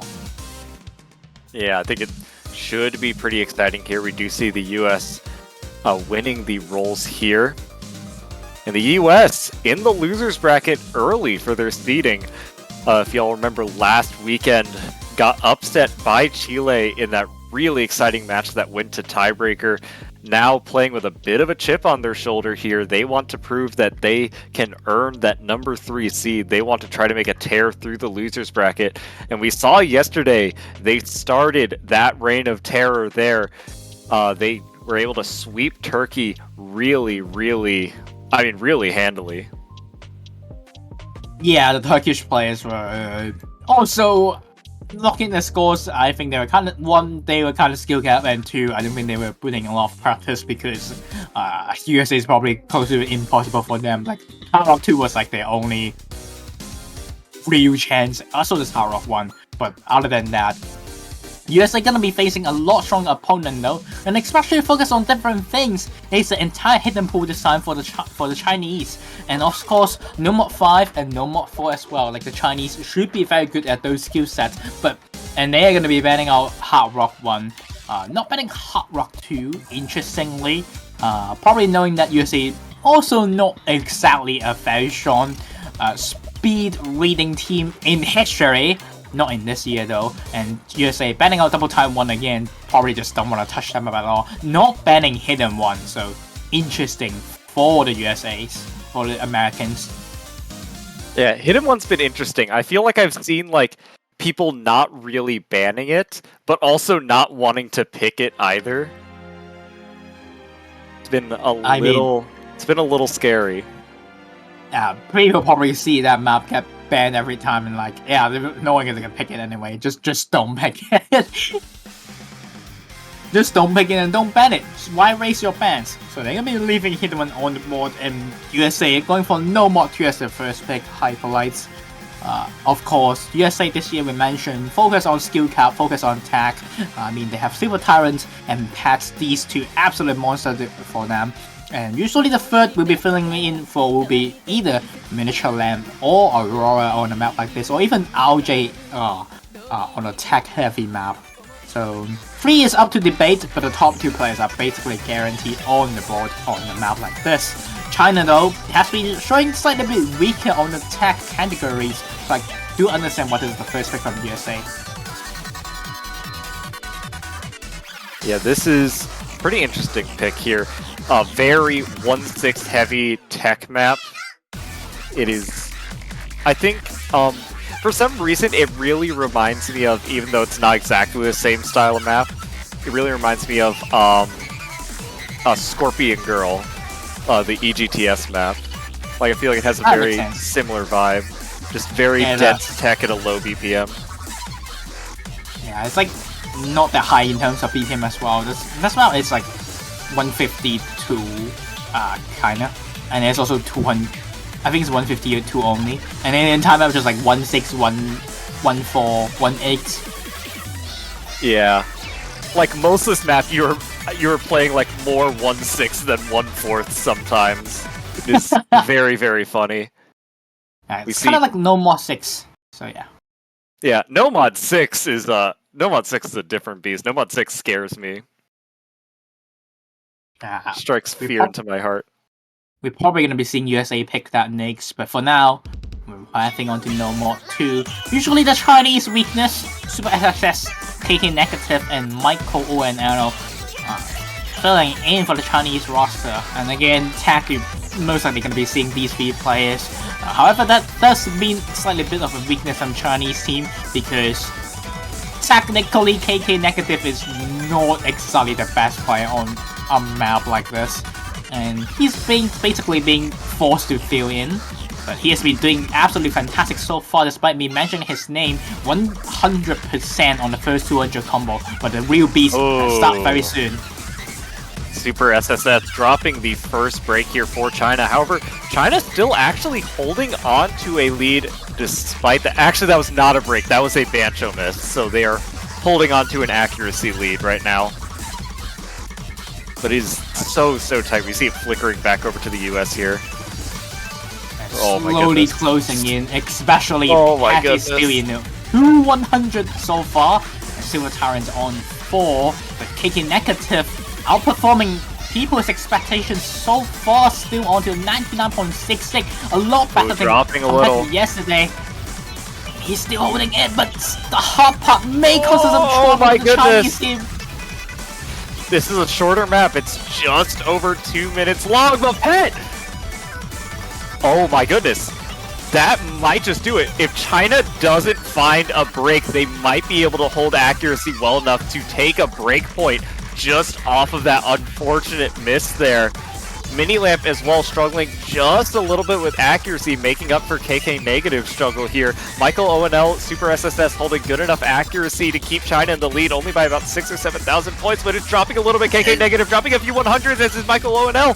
Mini Lamp though dropping a couple 100s to trade, but it's still in the US's favor by only a few 100s. We are into the final patterns of the map. This last 1/6 is not gonna do it. Holy moly. That miss did not matter on USA. Oh my god, they almost lost that break pawn. Lost that pawn, but 5-100 and 8-100 from Pat really saved themselves with the accuracy. 19 for Miniature Lamb matching against Michael ONL, and KK Negative, Super SSS also performing quite decent as well. Actually outperforming their score by a lot yesterday, but unfortunately, they just could not do it. You can see the Chinese teams never give up, and they are here to give USA a run for the money. Yeah, China has, I think, historically been a team that has been scary into these rounds, especially the last couple of years. They are proving that way once again. They really don't want to go down without a fight here. And we're about to see their first pick here. They're going to try to get themselves on the board. Free Mod 1 is the pick. A very good pick. Very good pick from China. I mean, they're pretty much going to be picking all the hidden maps and all the free mod maps. They don't have much choice. Free mod 1 as their first pick. Optimal Solution. Basically, they will pick free mod as when they want to get rid of Cat and Silver Tyrant, because those players usually doesn't put on double mod. And China just have a flat-out double mod team scores in general. Super SSS and KK Negative, not Super SSS, but KK Negative is an absolutely fantastic hidden hard rock player. However, this map is very hard to act. it's going to be... It's going to be interesting. I mean, I feel like my expectations now are set really high because we just came off of that South Korea-Chile match where both teams put up 3 hidden Hard Rock scores on both the free mods, but like, these two teams might be good enough to do it again. Yep. Honestly, I don't think so for USA. I can see USA put on a double mod, like from Aurora and LJ. But the third may have a bit of a struggle. Again, this map was featured in North American tournament. And both Aurora and LJ hit on Hard Rock in that tournament. And Aurora get a 98% FC, like 1.08 million score, around 2 months ago, so he can just replicate that again. However, it's gonna be a tough order against China, but they do have a bit of a home ground advantage on this map. Yeah, got a little bit of experience with it already. Like you've said, China is a really scary free mod team to go against. Alright, you look at Super SSS message. Which one do you think is his real name? They were trying to bring the third player in, but they can't spell his name.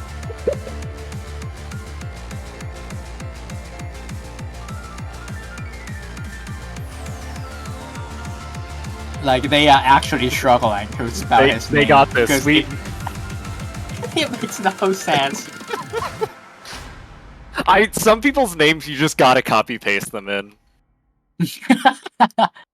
Is Laisbgvi or Lasibgiv or Laisbvgi? Which one is it? There we go. His name has been spelled, and we call him the Sushi guy because Sushi bro, because that's how the Chinese team call him as well. And they just call him in the Chinese name Sousuke, which means sushi. So we're just gonna call him Sushi. A very prominent HD player. Rank is a bit quite low compared to the rest of lobby, but do not let that fool you because it's your Chinese player moment. There will be some very underranked players. So does Michael ONL. Because they rarely lock in, but they do lock in that match. But again, looking at this roster though, we know that he's gonna be putting on 1 mod. We are not seeing this guy putting on 2 mod. He's not that good at Hard Rock after all, but Hidden, absolutely phenomenal at it. And Pat, again, phenomenal at Hard Rock, not that strong on Hidden. He can play Hidden, but probably gonna be avoiding HDXL in any case. We'll be starting on free mod 1. Finally, everyone is ready up. So do you think Sushi has the most difficult name to spell in Taiko World Cup? Do you think... I think so. I think so. I'm trying to think of names that might... Like, I think there are names that are maybe like rival in terms of pronunciation difficulty, but in terms of like remembering how to spell, it could be like a 1 seed, you know? Yes, I think so. I think Chris on Italian team also is quite hard. It's CLHIS or CHRIS, but that is also another difficult to spell name. But anyway, back to this match. We actually see LJ putting on 1 hidden only and not risking for a hidden Hard Rock this time. So 1 mod disadvantage for USA. Yeah, that's gonna end up being tough. We can already see the lead forming as a result, but KK Negative does find a break on that hidden Hard Rock. Pet trades it on the Hard Rock though. Both players suffering pretty harsh accuracy drops at the same time. However, a break for a break does get China the lead. Oh no, LJ missed on the slowdown. Oh, that is a big hidden break classic. for USA. Definitely, but on the other team, Sushi is not showing it at all though. Still F-Sync with a 99%, but the map gets a lot harder after this part, especially with weird patterns. Oh my goodness. Hidden's gotta be like the most unfortunately funny mod to play because you do just miss on slow sections that are 2 stars. Pet and Sushi going to trade there. 2 FCs to 1 now for the US. That lead's going to start coming back, but I think the US needs a bit more to counteract combo advantage. Sushi missing once again could provide that though. Lead still above 30,000 points though. The US still needs more. Super SSS is more. That is a break, and that is another series of breaks as well. But the accuracy is still really solid for this Chinese squad. The US, 2 FCs to none, but it might just not be enough. Less than 30,000 points is the lead now, but we're in the outro here. There's not much more score for China to bleed out, and they are going to take the pick. And KK Negative hold on to the last part. He recovered his combo quite well. But LJ dropping a lot of 100s on this map really causes the map. Aurora once again basically replicating his performance in NSET, the American tournament. Of course, achieving a 98.5% FC with Hidden Hard Rock, the only one FCing the map. But unfortunately, his teammates are just not there to back him up. Not enough score for them to win this map just yet. LJ did bail out Sushi, but Pat with a 1 single more. Unfortunately, he needs a double X to even match against KK Negative. And that is our first point for China. Not as confident that we would expect from a Chinese team on a 3-mob pick. And if you are a team who is stronger than other team's weakness, this might be a big sign of a problem here. Yeah. China's going to have to keep bringing their A game here. They need to keep taking these picks. The US now on their next pick here. We've been suspecting Nomad 6 as the US's second pick to follow up the first Nomad tech slot. We'll see if that comes true. There's a couple other tech maps in the pool, although the bans have actually taken out a couple of them, taken out the Hard Rock 1 and DT 1. I guess Hidden 1 qualifies as tech, but you aren't picking that into China. True, and probably gonna be Nomad 6. I mean, Nomad 6, know it all, 300 BPM, and USA is gonna pick it. There we go, yeah. I don't think there's any debate. Their first 3 picks is probably just gonna be Nomad 2, Nomad 6, and then Nomad 3. Another high mechanics demanding map. Like I mentioned, 300 BPM, again 300 BPM, and USA has absolutely 3 player for it. Super Tyrant, probably even 4 player on it. Super Tyrant, Mitchell, Pat, Aurora, any one of them can play a map like this. And China though, it's gonna be letting Michael and now subbing in for Sushi, because Sushi, again like we mentioned, not that high in terms of skill cap. Their hidden reading is really good, but China in general just don't have a third player on a map like this. Michael and I might even actually outperform some of their teammates where KK Negative, with the one having slightly bit trouble on this map. Pat has been finding slightly bit off mistakes, but his accuracy is on point just yet, and as long as he holds on the accuracy and don't miss 50 billion times and lock in the stream, then I think USA should grab this point. Yeah, this map is just... I mean, this map is such a brutal tech map here. But like you said, the US... speed, yeah, it's like the players are good enough to deal with it. Like, it just won 4 in 300 BPM, especially the second part, when the SV scrolls up. And they're just basically playing it as a speed map, rather than your hack map. Michael and now take a bit of a time to load in, but he is in, fortunately, no disconnections from the Chinese team, and will be start. Same roster as Nomad 2, expected because of a very similar map. I love doubles. I think Michael O&L and Minilamp can agree. Yeah, 2 want to just be dropped by Michael at the start of the map. It happens. We can already, you can already see just what kind of map this is.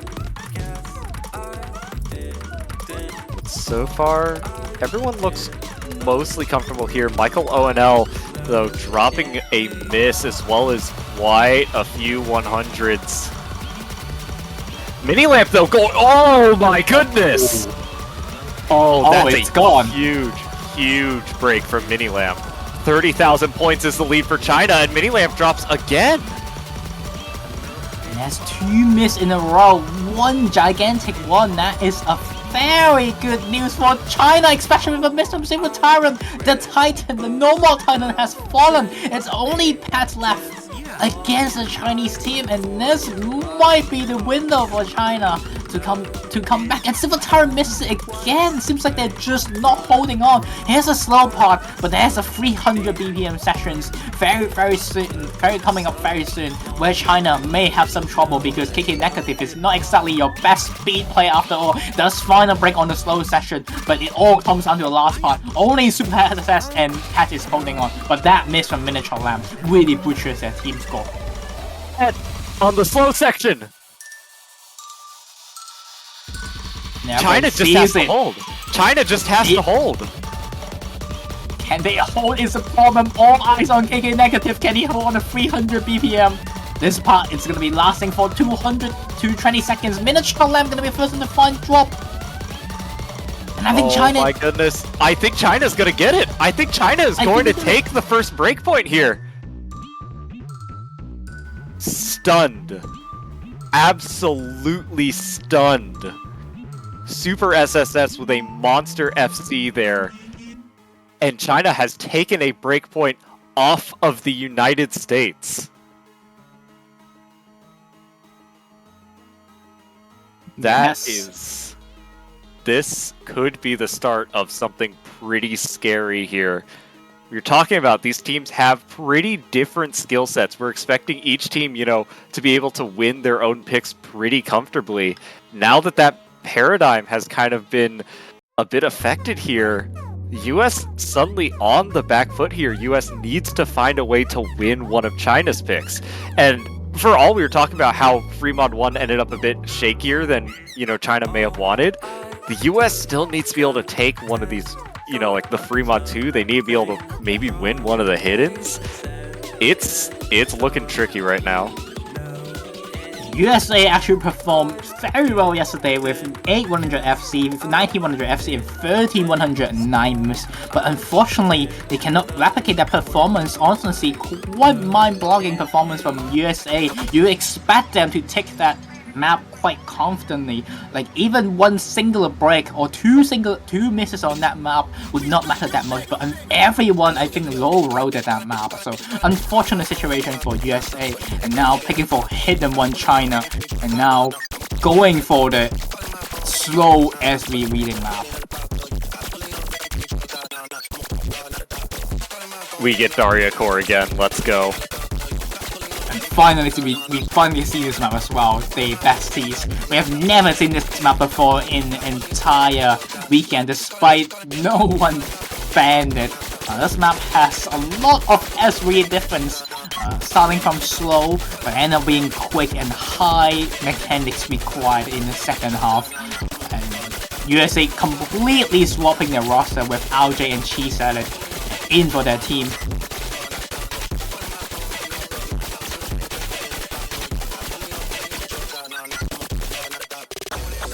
Seeing some roster switch-ups here. We're seeing Cheese Salad come in for the first time for the US. Okuro Bisona coming in for the first time for China.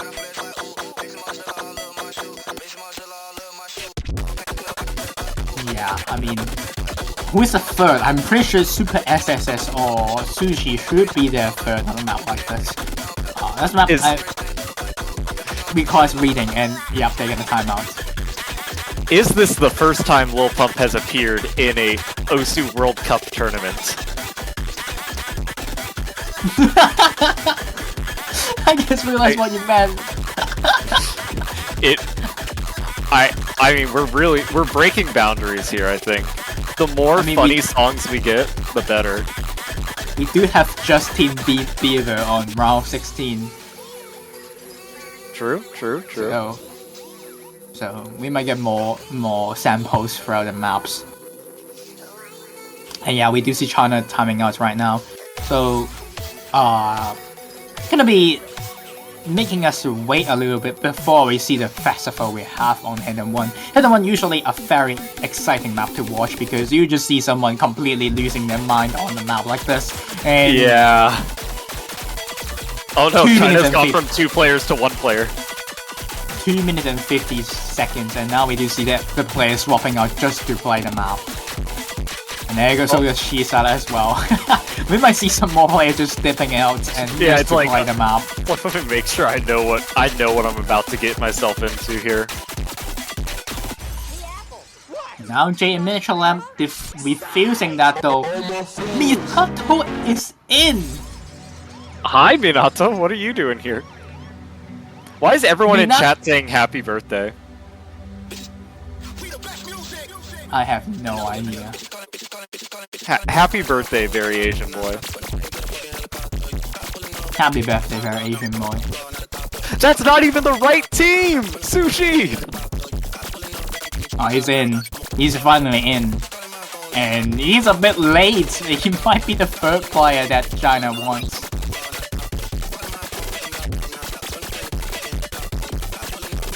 Okay, There you go. KK Negative's back.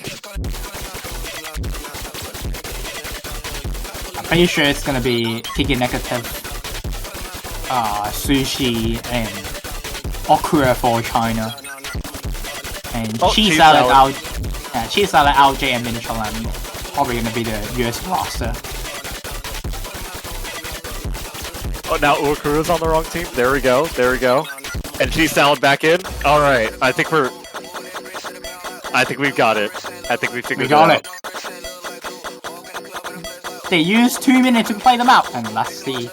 And both teams ready up. RJ and Miniature Lamb refuse to play the map or staying in the lobby before though. So they are really confident, probably. You don't even have enough time to play the whole map. It's a long hidden one. I guess, I mean, play it hidden DT. Play it hidden DT, and then you'll have seen the whole map. To be fair, the second half of the map is a lot speedier, like, it's more about mechanics.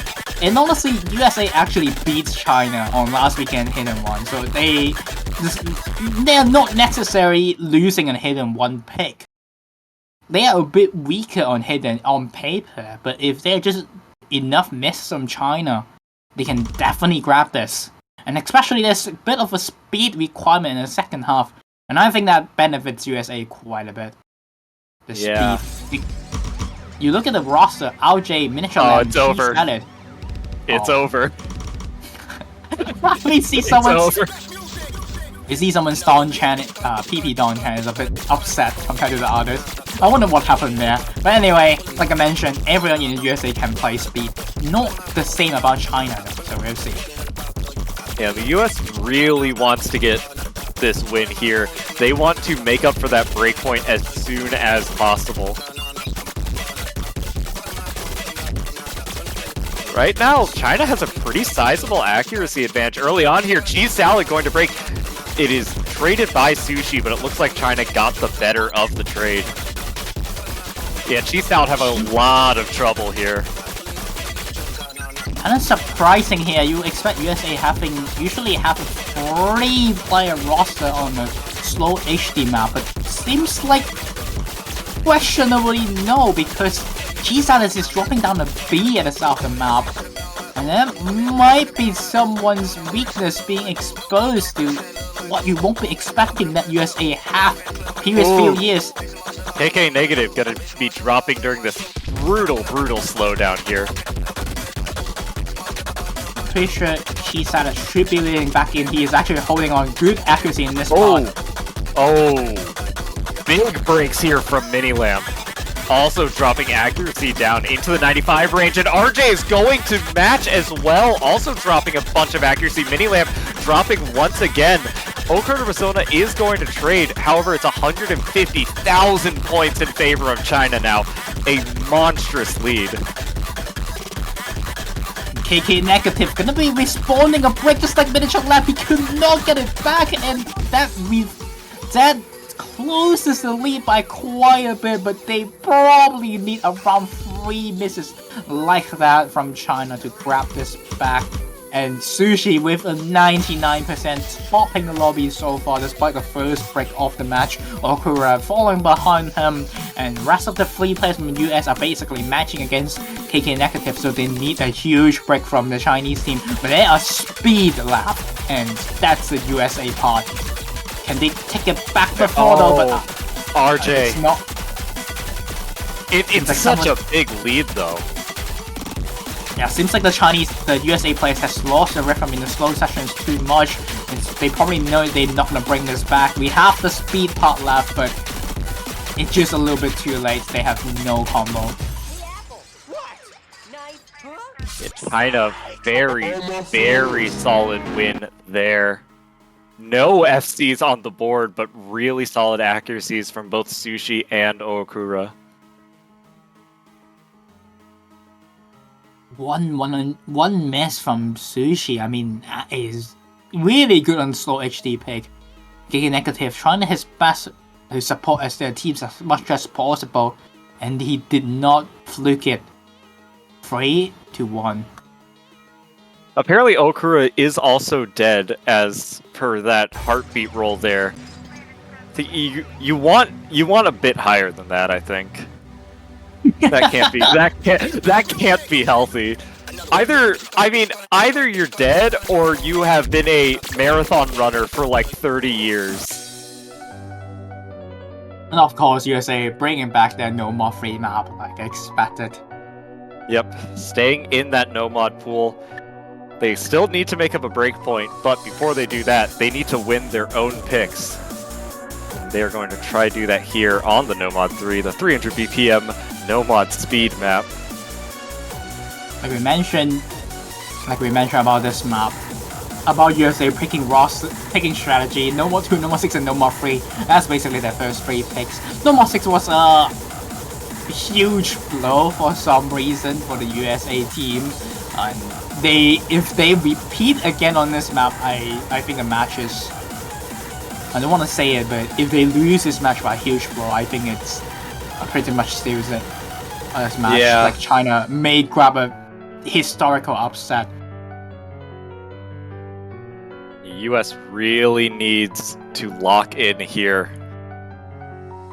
But They should. we got a lot of match to go.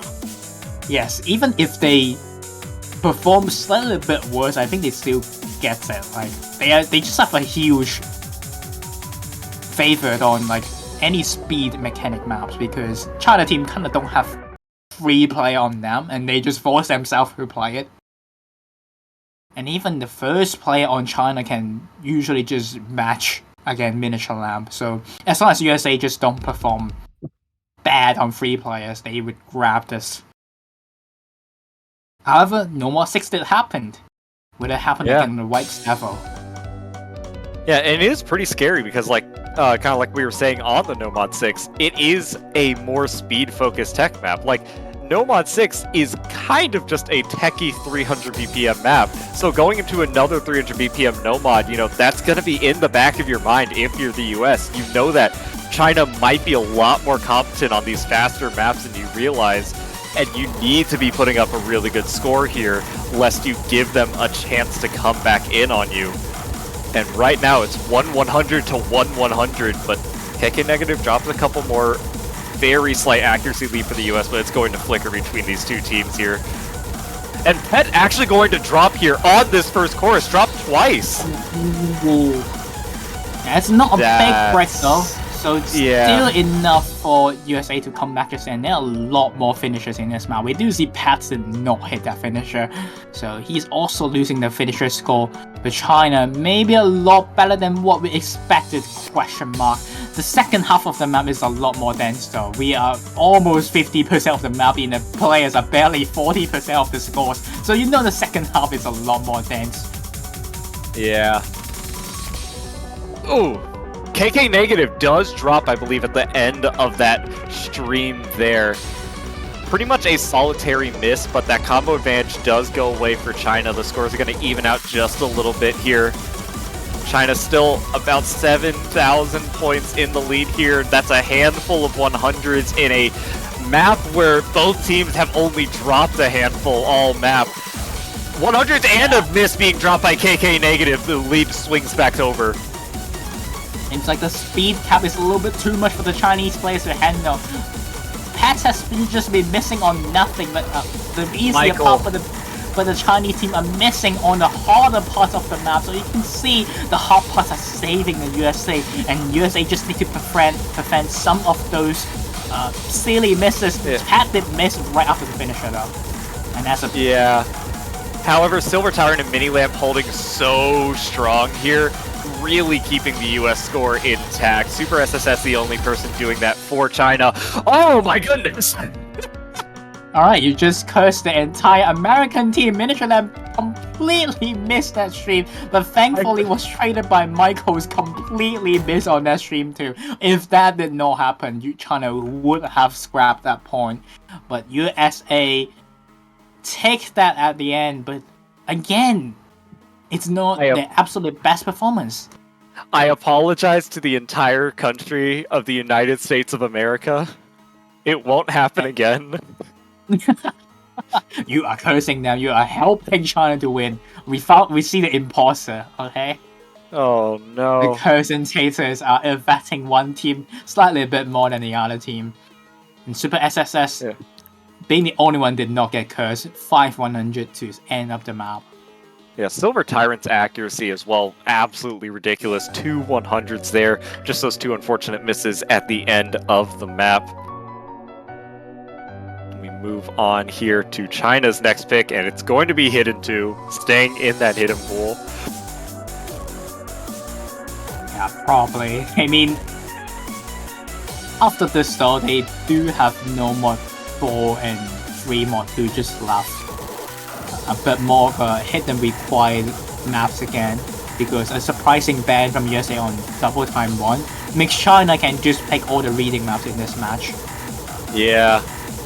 And this is, I think, less of a reading heavy hidden than the hidden 1 was, but it is still a hidden map nonetheless. It's still something I think China's gonna have an advantage on, and I don't think it's enough of a speed map where the US, can invoke the advantage they were getting on No Mod 3. The reading is a lot easier though for some players. There are a bit of off patterns, but the off patterns are the only difficult part. Like, it's the stamina and the reading stamina, the hand stamina, but the awkward patterns are not appearing that much. I think that does help USA a bit. Also, do we have any Mania players in chat? I know we had a Mania player in lobby last tourney, or last match. Do you have any Epsilon Dan enjoyers? This is like if you were playing Epsilon Dan but on halftime, and also in a completely different game mode. If that helps. I have no idea about Mania, but we do have a Mania player here, Minato. The HD2 guy, the speed reading guy. The speed a little bit too quick for him to play, so he'll be in for the speed hidden maps. Minato subbing in for Sushi, where you expect Sushi to play hidden usually, but because of the speed required, so Sushi is not able to play this map because of how difficult it is. USA with RJ, Miniature M, and Cheese Salad. No Aurora, no Pets this time. Yeah, it's a pretty worrying lineup there for the US. You have to sub out 2 of your best players. But this is a tricky map. This is a tricky hidden map. It's tricky on the speed factor as well, not necessarily in terms of raw speed, but like you need to be able to play 250 for a pretty extended length of time. This map just does not let up after the first break. Yesterday is actually Patu filling in this map. And now Cheese Salad, more of a your expected filling in roster player from a map like this. Even though Pat is decent and hidden, but Cheese Salad with on speedier hidden is definitely more of a regular lineup for USA you expected on a map like this. China may get a bit burst cap on the map because of the BPM, but despite this being hidden, I completely see USA have chance on this map. RJ Miniature Lamp, after all, is a very good speed hidden player. Yeah, definitely a lot more of a chance for the USA here than on Hidden 1. And so far, the US does have a very slight accuracy advantage, but that's going to get bigger there. KK negative dropping right before that big slider. It's Not an accuracy drop along with it, though, so it's just going to be the extra combo advantage. WLY Minato dropping right before the slow section. Uh-oh, it's a bit of an advantage to the USA, as Miniature Lamb so far having only 2 100, RJ on 3, Shizan on 5, matching up Super SSS with 2 misses on China. Might give a slightly advantage to USA, but USA is not prone to not missing either. They have been missing a little bit on the off sessions, and that is a miss on Shizan, and a bit of a chance for China, but Kick Negative instantly trades it back. Super SSS, the only one holding it down for China right now, but the accuracies, the backup accuracies here from KK Negative and WLA Minato, keeping them in. It's 30,000 points separating these two teams, and we still have just under half of this map to go. The stamina is going to start coming in over time. It's going to become more and more of a factor. We're going to see more breaks. We're going to see more accuracy drops, and China needs to keep it as close as possible. They want to be able to take advantage of the mistakes that, the US has been prone to making all match. But if they let the US start running away with this accuracy advantage more and more, they won't be able to come back if that happens. We're getting closer to the end of the map now. Players crossing the 900,000 point threshold. Super SSS is going to drop. That is the final FC down for China. The United States still on 2 FCs and a huge recovery combo here from Cheese Salad. And it looks like the US will take back the breakpoint and will even this match out 3-3. Yeah, it's an unbeatable score for USA. I'm pretty sure these are just really good scores. Cheese Salad, despite what you mentioned being a filler player, 9 105 misses on this map, and that is a filler player score that you are not scored at. But Miniature Lamp outperforming everyone in the lobby, 100. Scoring above, above 1.06 million on a hidden, just casual things. They did perform quite questionable on No More 6, and a bit of an off performance on No More 3 at the ending, but now making up for it on Hidden 2 for 100 in this map. And the US sticking with the No-Mod pool, we are going to see No-Mod 1 up next. Pretty interesting pick here. One of the easier maps in the pool, 240 BPM, pretty, standard all-round No-Mod 1 stuff. And one of the more kind of coin flippy maps in the pool as well. This is quite an interesting pick here. This is kind of a weird pick. I think if you talk about consistency, USA is usually not a team that would win a consistency act pick. Yeah, especially China being known as like a more consistent team, especially this tourney. Yeah, especially. And I mean, with the performances we've been seeing as well, it's... I mean, obviously, I can't question them too much. They're the ones that made the pick. They know what kind of scores they've been putting up, but it's a coin flippy kind of pick here, and the US might have that coin weighted against themselves right now. But everything remains to be seen here. Silver Tyrant and Miniature Lamp coming. Well, Miniature Lamp staying in, Silver Tyrant coming back in for the US. Probably going to be Pat on the third player, but Pat is not that strong on finishers, which this map has quite a number of them. The rest of the map, he should be like a comfy, probably even comfy SS for him. There is one very long mono burst, and that makes player breaks if you're a bongo player, and Michael is a bongo, and that gives a bit of, I think that mono pattern may give a bit of a chance to USA. Yeah, they just have to hold a decent lead before then and hope that that pattern creates the separation they need.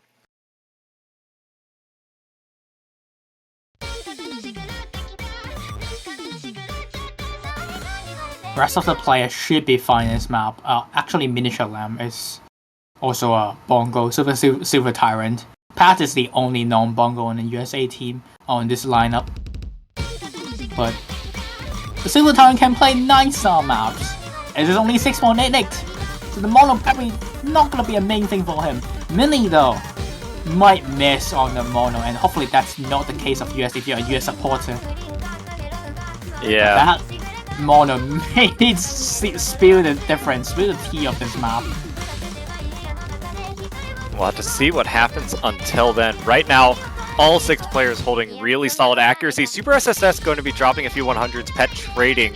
China now with a very, very slight accuracy advantage early on here. This map just under 2.5 minutes long. Not super, super long, but not super short either. And that lead for China actually growing just a bit here. Super SSS has recovered, where the US has not as much. I mean, again, you're risking for consistency Oh! pick against USA, China, and I think that is a break from Michael now twice in a row. Gives USA that is a saving grace that the Americans needed because of that off-miss pad on the finishers again.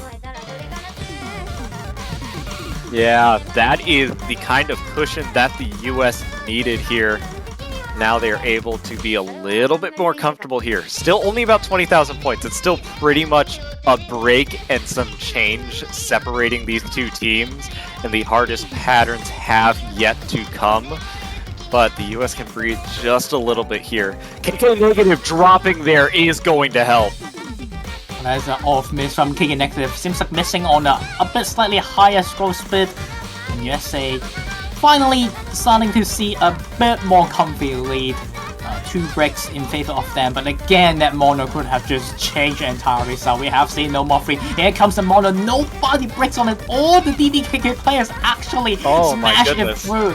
99.83 from Silver Tyrants. Mono is nothing for him, and he's just gonna smash everyone's out of the park in this map. And we only have the ending left, and as long as there's no silly breaks from the USA, that is going to be it, because there's not much hard part of the map left, and seems like the doubts on USA did not happen, and they managed to grab back the 4th point. Super, super solid performances across the board for the US.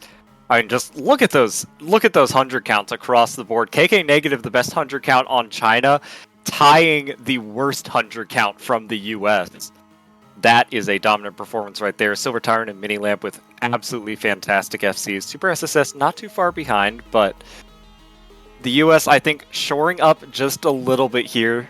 They don't want to, they don't want to go down here. They really do not want to go down here, get that 7th place. They want to continue moving on. They want to be a big force in the losers bracket here, but China putting up a huge, huge fight.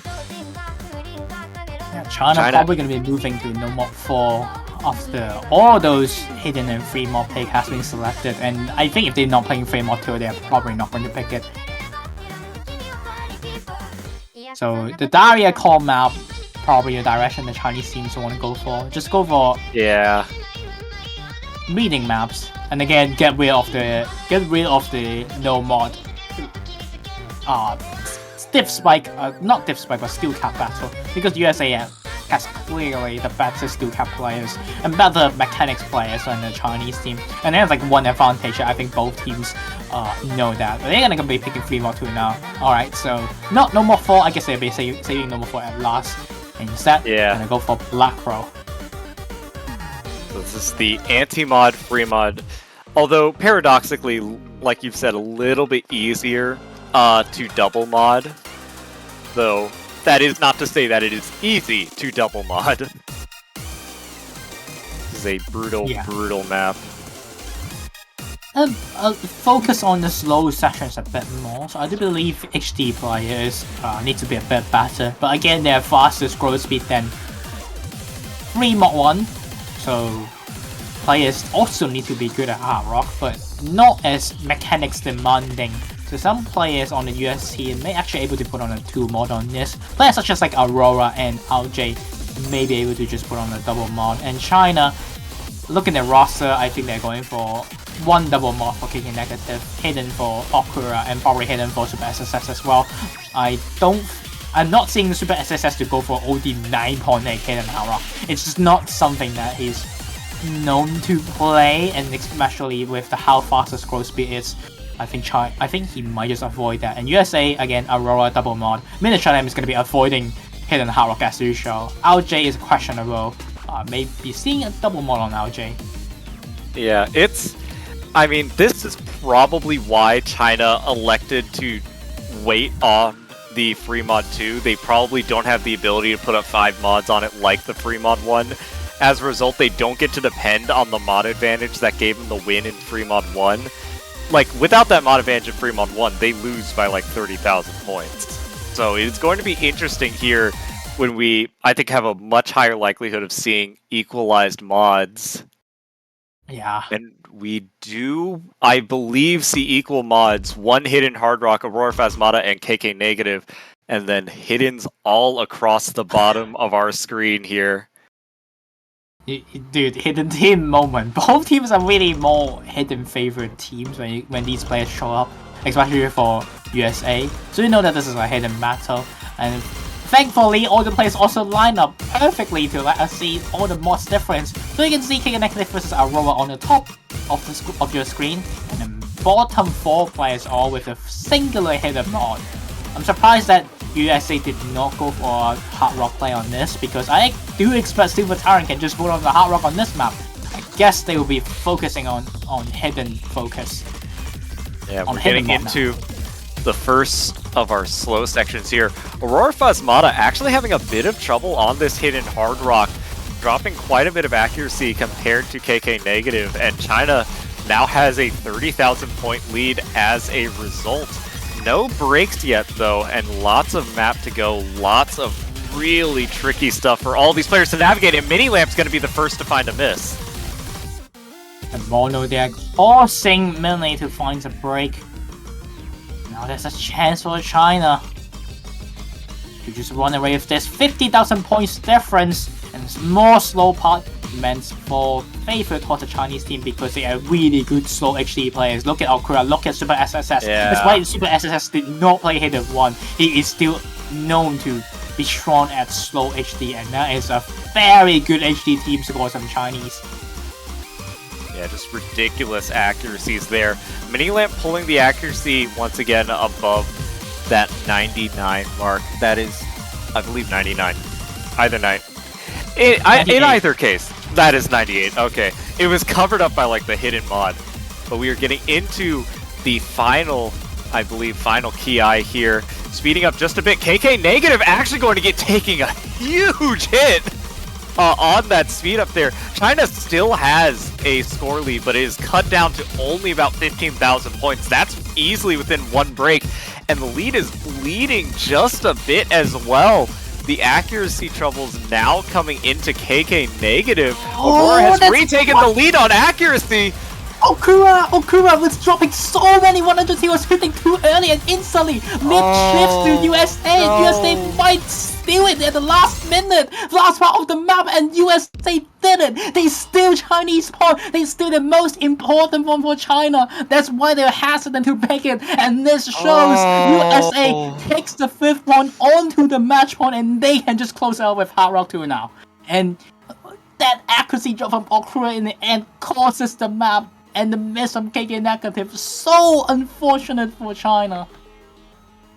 Heartbreak for China. That is just a brutal way to lose that pick there.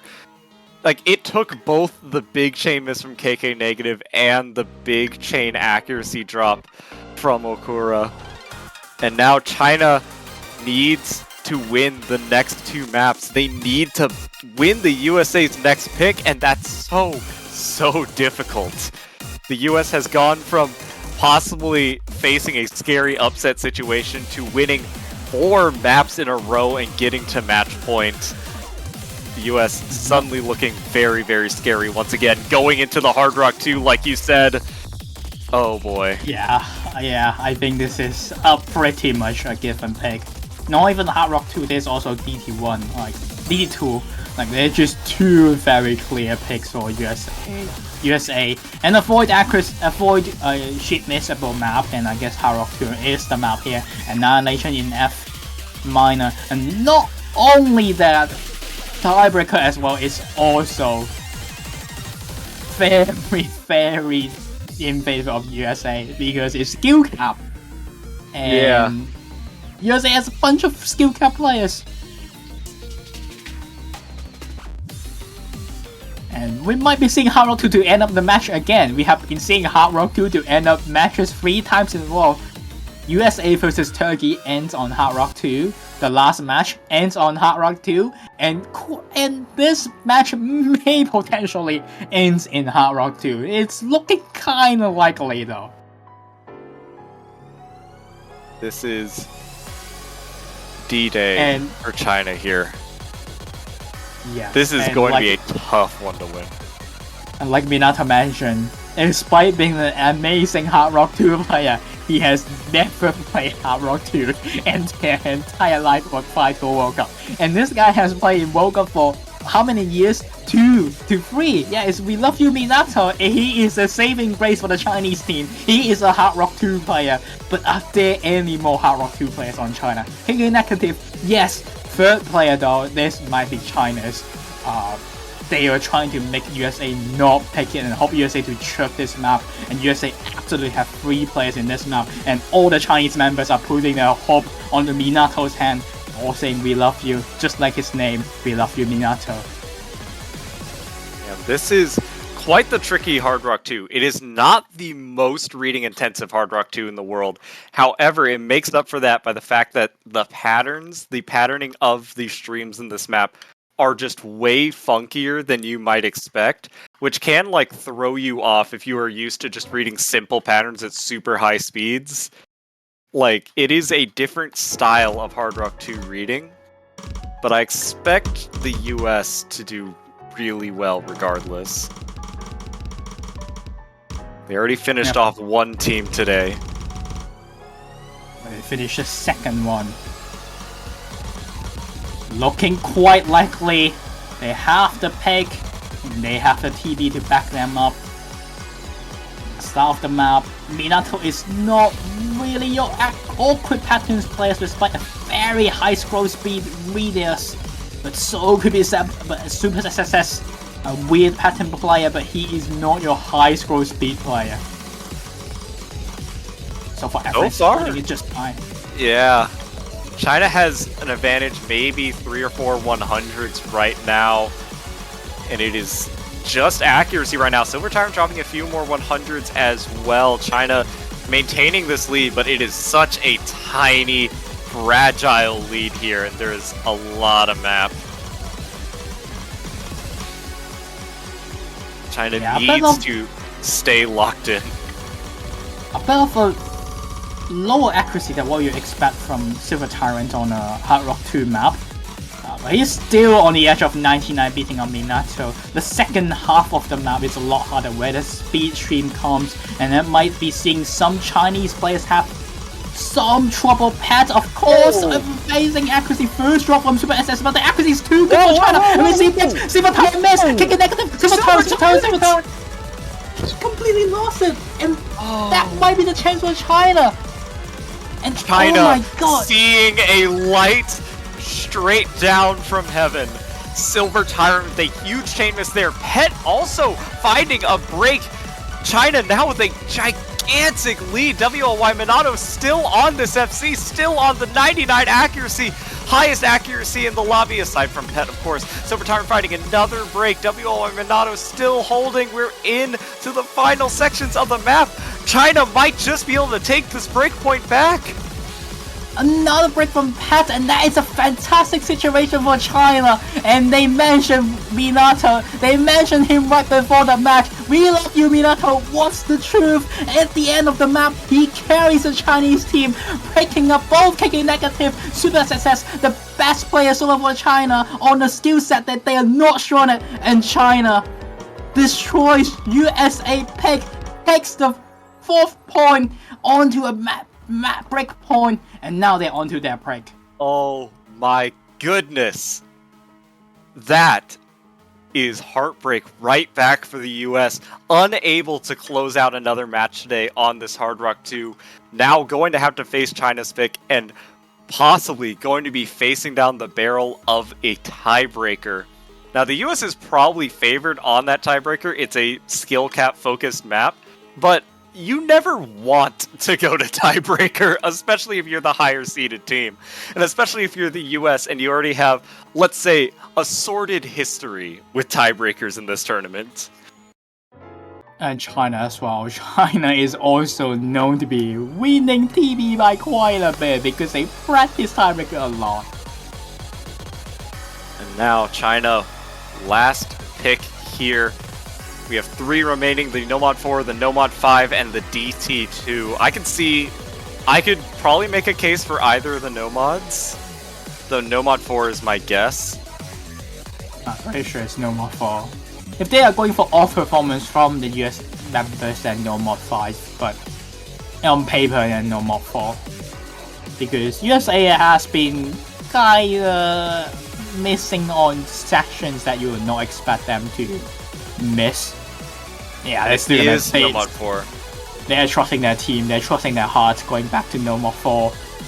Yeah, if you're against an opponent that has been like dropping these random misses, Nomad 4 loves to produce random misses. This map is so tricky.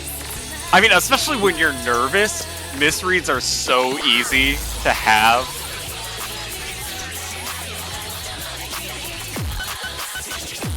Our fate will be decided on a troll map. You know, after seeing the last map, anything is possible. China was facing 90. Just say it. I think Howard 2 was like a 90% lose rate, and that 10% happened. Like, you just look at yesterday's performance of the USA. Like, there's no way that USA would not win that pick. But you know, cases like that happen, and it happened for China. Yeah, it was between this on the stream map and Nomad 5 the stream map, and honestly I can see China just take it because players was kinda missing, the USA players were kinda missing a lot on the streams. And this is a completely different story. I mean, oh boy. China's got some fire in their belly now. The US still looking to just hold them off here. And, I mean, maybe even getting a little bit of deja vu, especially if China's able to win this pick here. 2 weekends in a row facing teams in basically the same seeding range. It's going to be tricky, but the Nomad 4 stands in the way of China and the tiebreaker. I think tiebreaker is more of a problem for the Chinese team, honestly, rather than this map. In general, you can see this roster. You see if Silver Tyrant is playing Nomad 4, he is not really that known as a Nomad 4 player. And then he's playing it. There's a bit of skill cap in this map though, and SV is not difficult just yet, so it's possible. But you would expect someone else or the USA to fail in rather than Silver Tyrant. We'll see how he performs on this map. We do see the accuracy advantage for China starting to show itself here as the SV gimmicks kind of get into full steam ahead here. But it's only a very slight advantage here. We lead in the kind of 10,000 point range here. We saw a swing right at the end of that section. I look at Silver Tyrant playing the slow part. He's so nervous. He's not really known for playing low density stuff, but he is grabbing it. He just lost quite a bit of accuracy over there, but that scares me the hell out of the USA. And China wow, was carried by both Super SSS and Negative. After being carried on Hard Rock 2, it's their job to bring it to the tiebreaker.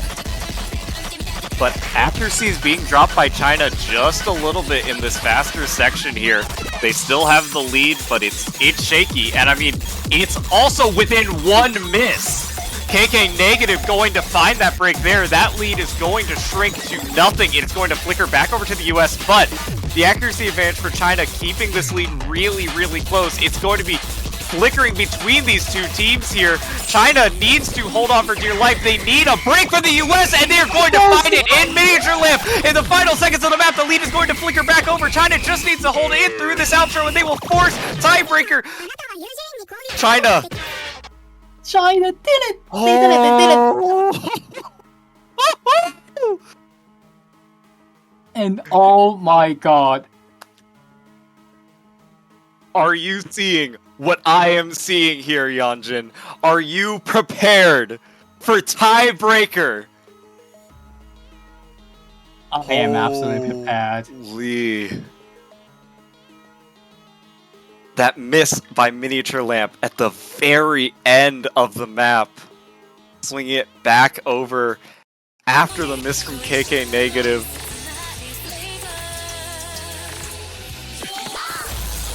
It's possible. We might be seeing US lose in 7-8. And now we have huge low. Yeah, and if they have that's not. The case, I think third place is completely up on the air, but first China needs to win this map, and this is the tough one. Like I mentioned, no more force should not be the tough one for them to win it, but this is the map that is tough for them to win it. Skill cap, diffs, complete mechanics, map by Tatsuke, weird awkward patterns. Can China do it? This is a hard map. Yeah. Will we see any mods here? My first thought, like when I was playing through this map, was probably not. But we are seeing two teams that like have players who are really strong at modding. Really strong with consistency in that way. And it just comes down, I mean, it comes down to if they've practiced it. You said China does do a lot of tiebreaker practicing. Oh boy, oh boy, oh boy, oh boy, oh boy. I mean, it's, you know, like I said, the awkward kind of first 2/3 of this map, chilling at 190 BPM with just weird patterns, the weird 1/6 tech, and then that ending, the 290 BPM speed section. Yeah, I mean, thanks to the also original song from Psydosis, a very good storyboard as well, so players. So the viewers in the chat, please do check the map quite a bit. We only view it on, if you can't play the map, which probably most of us cannot play the map. View it on the storyboard. It's very, very fun, like very high production values. Thanks for the designing team for this map who give us such a bliss of a tiebreaker. But onto this situation right now, and you look at the USA, I think they just swap in the 3 best player for a map like this. Aurora, Silver Tyrant, Pat, and China. Michael and El can play these kinds of maps, but the third player, KK Negative. Usually you would say KK Negative is the top 2 player China team, but on a skill cap map like this, definitely something to worry about for the Chinese team. Yeah. That ending is going to lead to some pretty big swings if your skill cap is not fully up there. Curious. We haven't seen KK Negative actually come in yet here.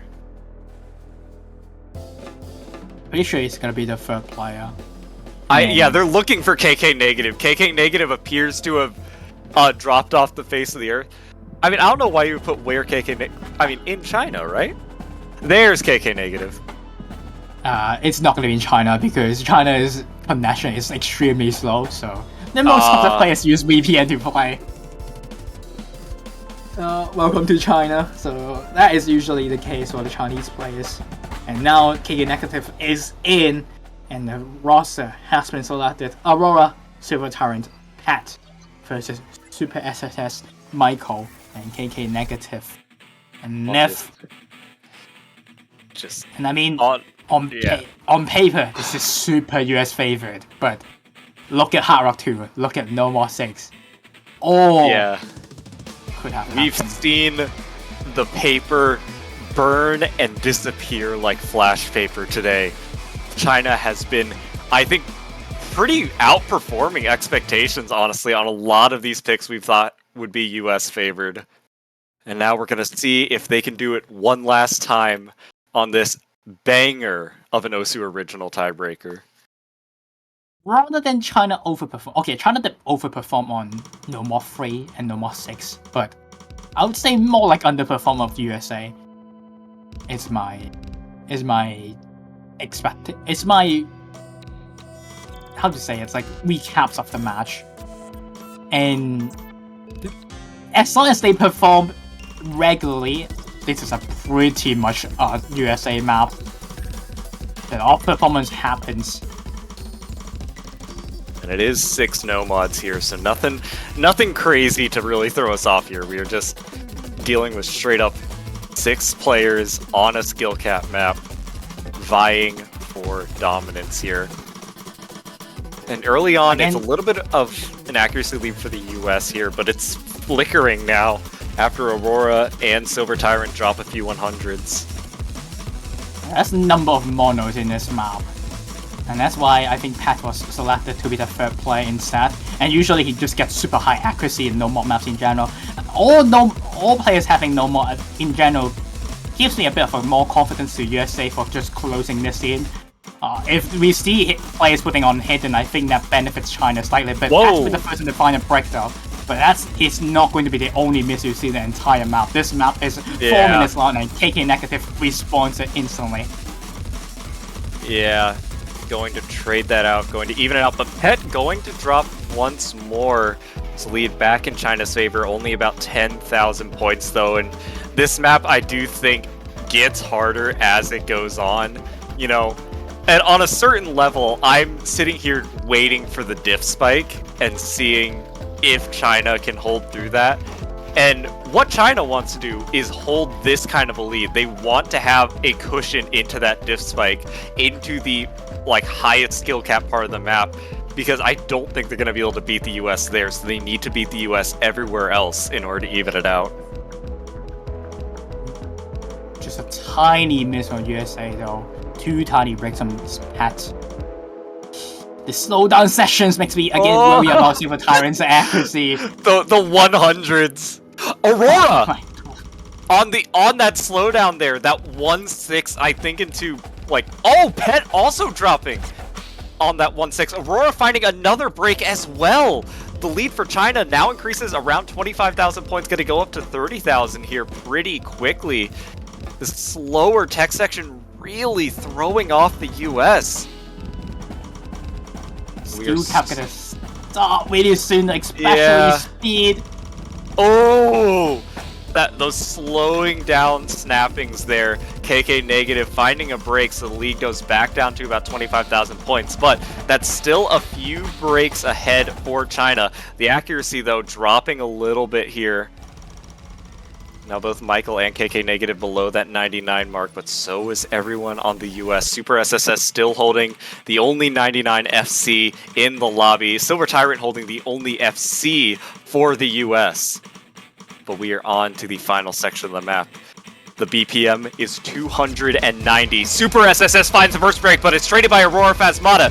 Now, Silver Tyrant still the only FC left for the US. Michael, the only FC left for China. 27,000 points is the lead here. China needs to hold through this speed section if they want to find the upset. Aurora Phasmata does find another break here. About a quarter of the map to go. About a minute left. Michael Odie still the only FC here for China, still holding accuracy. Super SSS holding accuracy. KK Negative is not, though. KK Negative finds a break, but Aurora Phasmata once again finds the trade. Pet also found a break earlier on. Silver Tyrant still holding the FC for the US. KK Negative does unfortunately find another break here for China. The lead for China is decreasing. It is now down below 20,000 points. It is down to 17,000 points. We're in the final sections of the map. There's almost nothing left.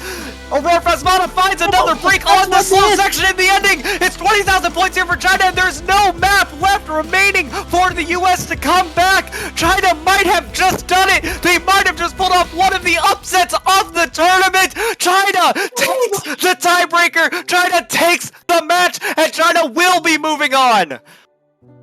Oh my goodness.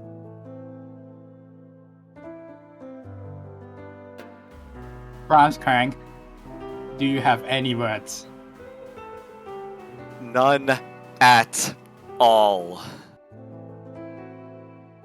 And GG, well played. USA will be narrowly defeated on the tiebreaker. again, we mentioned China. Technically, don't have the skill cap to play the map. You can see Kicking Negative were missing all the difficult parts, and so the Super SSS. But the off performance from USA on some of the patterns, some of the monos, some of the slow sessions, the nerfs just killed USA and China. Oh my god. Oh my goodness.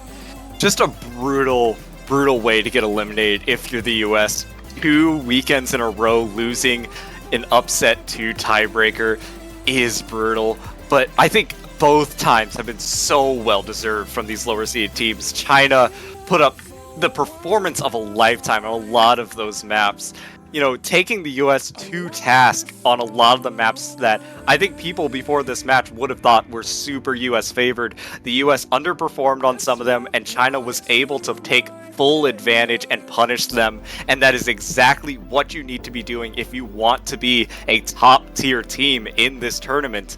And now China's gonna move on to next weekend. They have secured a top 6 slot.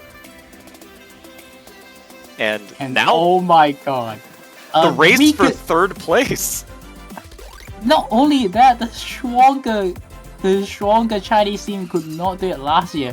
They did it this year. They got top 6 last year. They were denied by Taiwan, and you know what that meant. They are facing a loser between Japan and Taiwan next weekend.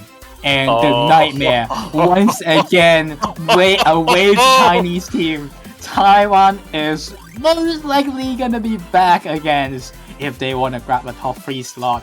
And again, like Franz, you mentioned, top 3 suddenly is up on anyone's game. You got the hard skill cap team get knocked out in such a surprising fashion. And you have all these teams who are now going to be scrapping for top 3. You have Taiwan, the 5 seed, Singapore, the 4 seed, Chile, the 6 seed, China, the 7 seed. Heck, you even got UK, the 10 seed. They have not been eliminated yet. They're still awaiting their match with Singapore later on this weekend. It is now anyone's game. This tournament got a lot more interesting. This podium has gotten a lot more competitive. And I'm very excited to see some of the matches in the rest of the tournament. This is a news. It's such a big news that the caster cannot stop talking about it even after the match has finished for 5 minutes. But next match, it's going to be Japan versus Taiwan, and China has to face a loser of this match. Most likely Taiwan, because Japan is kinda good at the game. Not regular human good, is kinda inhumane level of good. So the losers will be facing against China, and the final match to decide our top 6 of the entire tournament, Singapore versus the Britain team. UK will be settled on the final top 6. Can UK make it again despite the weaker roster, or the comeback of the strongest Singaporean teams did it for top 6? Be sure to come back at around 4 hours and 40 minutes between Japan versus Taiwan. And Brown's Crank, what a match we witnessed. Oh my goodness. And I think what matches we will witness in the future in this tournament. But until then, we will see you next time. And before going, remember you can support your favorite teams with buying a banner. Buy the banners, buy the banners. Do it. Buy the banners. You can do it on your official store. After seeing the China performance, you may want to get yourself a China banner to congrats for that match, and hopefully for them to grab a podium. You can buy on an official store with $2.50. It will look good on your profile, and it would stay until the next World Cup starts, or next also catch World Cup. Like, it will still stay for a while, unless you bought the winner, which will be staying till the next actual Taiko World Cup starts. And that's all from us. Hope you guys do remember to come back at 10 UTC between Japan versus Taiwan. The craziest upset just happened, And a even crazy upset happened again. See you all in 10 UTC. My name is Youngin. Joining me today, we got Brimes Crank. I will see you guys in 10 UTC. Adiosu.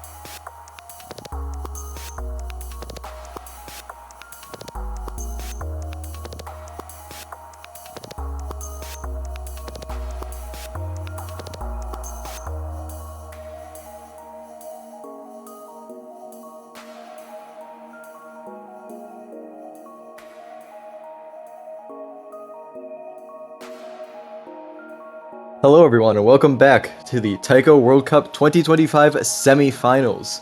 Today we have the United States versus Turkey. I am Dryad X and I'm joined by Bronze Rank for today's match. Hello, hello. Got a very, very fun match for us today. The US has been knocked down to the losers bracket as of last weekend. That really exciting tiebreaker match with Chile. Yeah. And now they're fighting for their lives against the 12 seed Turkey, who has been putting up some pretty good performances, especially behind, their captain, Fruko. It's been a pretty good showing so far. I don't know if it might be a bit bad to say I'm slightly biased just because one of my countries is in this match, but I think I've cast enough USA that it's not really that big of an issue. I mean, either way, I think we are looking forward to see a really good match here, Yeah, for sure. I think the US is coming to this match sort of with a chip on their shoulder, as the 3 seed getting knocked down into the losers bracket for semifinals weekend doesn't feel very good. You really want to show that you have earned your seeding, and you really want to try to make a really deep losers bracket run, I think. And Turkey is going to have to go up against that, but Turkey is not a bad team in their own right. They are certainly not a team to be underestimated. Yeah. Especially after, I'm not too sure how the other matches have gone, but the previous match before this being an absolute, incredibly, just close match when it ended 6-4. So we'll see. I hope we see another one. Hoping to see we get something like that again. Though the channel prediction may not be exactly in that favor. Oh, come on. Think about all the points you could win. Think about all the points you could win. Oh, I just opened the channel prediction. Yeah. It's what you could win 160.4 times the points. Nomad 4, the ban from Turkey. So taking out the gimmick map there. Kind of an interesting ban for a lower seeded team, but the US is also just historically really good at those gimmicky maps. The US taking out that DT2. Very, very interesting to see. And Yeah. in the previous match, we actually didn't see either of the DTs be played. So, and we've already had one sniped right now, so DT1 being the only chance I get to see of casting a DT1. Yeah, the DTs I think are both kind of interesting this week. I think the DT2 is a very fun kind of map. It is just very straightforward 270 BPM, and maybe the US is scared of it for that reason because it's so straightforward. Maybe. Nomad 2 being the first selection. Not surprised to see them picking tech. Yep. Going right into a pretty, I think, standard kind of tech map. But it is really tough. You've seen 1-6 before, but have you seen this many all right next to each other?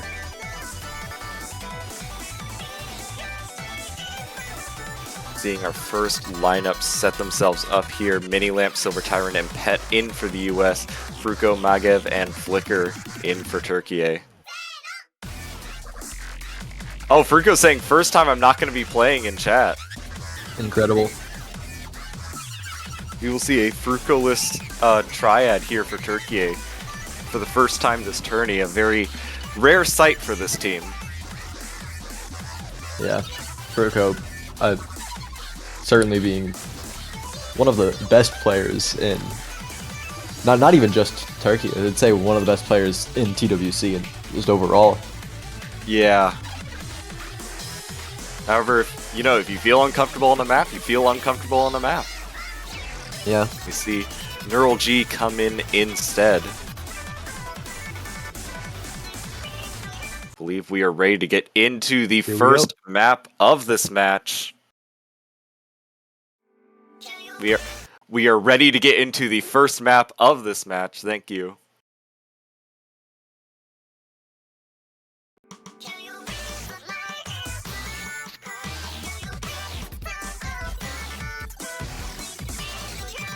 Oh, a little accuracy advantage in the intro here. I think Flicker got a couple early 100s. Neural G also dropping a little bit of accuracy here as well, so it's a pretty sizable accuracy advantage, honestly, to start us off. Yeah, Pet's the only one so far dropping anything for the US, but we're starting to get Neural into finding a these... miss. Another miss as well. Oh! Yeah, this lead's already really big for the US. Both Neural and Flicker struggling quite a bit here. About 90,000 points gonna increase. Flicker also dropping that full combo. Magev the only one left on Turkey. Mini messing up a little bit, but still staying above 99 AC. Yeah. Magev is holding like a really good score here for Turkey, but they're the only one.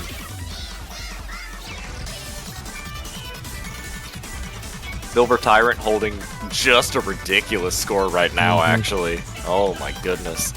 This map's also one of the shortest in the pool, just over 2 minutes long, so already we're into the final sections of the map. Flicker, unfortunately, just not doing well on this pattern here. It looks like the US has a very, very clean first pick here. Triple miss from everyone on the side of Turkey. Oh my goodness. At least on... You can look at it in the sense of the misses do not matter at this point. Better to get it out now than later. Yeah, if you feel the misses rising up in your system, just miss on these patterns. No one cares. It's fine. And insane scores all around from the United States. 3 100s from Silver Tyrant, 10 from Pet. And still only 14-2 from Mini is nothing to scoff at. Yeah. It's a really scary trio of tech scores there. We have other tech maps in this pool too that the US can go to if they feel confident off the back of this pick. Would not be surprised to see the US pick Nomad 6 next. Yeah. Nomad 6 is so brutal though, but I think they will still be looking towards it. Yeah. Especially if they're now seeing the scores from Turkey. Yeah. And Nomad 6 is just harder than this, so... Now it's Turkey's chance. Seeing the US ban DT2, I wonder what you go for. Maybe go for speed, but I think that's kind of scary. Maybe go towards something else that's a bit more of a simple map. But I don't really know what you'd want to go for in that case. HD2 being the selection. Okay. If you can read Hidden really well, I'd say Hidden 2 is probably a simple enough map. It is essentially just mostly like a 250 BPM kind of dense speed map. Yeah. But like plus Hidden, you know, adds on that extra layer. Also, we have any Mania players in chat, you may recognize this song. They wouldn't know it at this speed. True. It's too slow. There you go. I'm seeing at least one person in chat. I thought about making the joke when it was played, earlier today, but I decided not to make the joke. See, oh yeah, Mewtwo's in chat. Mewtwo would know. I was on the fence whether it'd be too random of a reference to make. I can make even more random references. I can start referencing things that haven't even happened. I mean, we just call it schizophrenia, but like, True. Of course, I can make more niche references. It's the question of would I?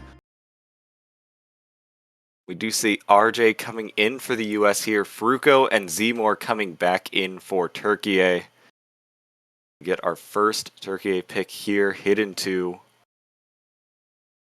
Very curious to see how this goes. Turkey, I think, really wants to get... I mean, obviously you want to win your first pick, but in a case like this where you do have this seeding disadvantage, you really want to win, like, either your first or second pick. You want to be able to find something you have an advantage on early. Neural G having some trouble, though, right away. does not bode well as Zmor also finds a break early on. Fruko still holding perfect here for Turkey, but the two backup scores are not there right now. RJ is going to... Yeah, RJ's going to match that miss. Mini Lamp and Pet still holding with really good accuracy, though.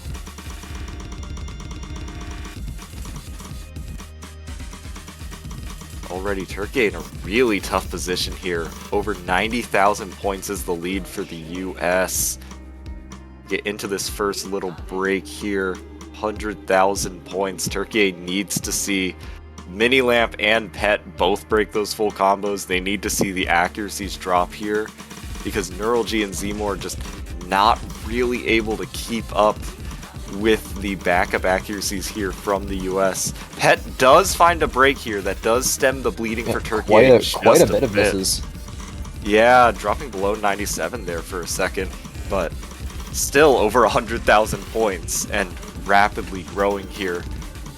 Turkey is in a lot of trouble.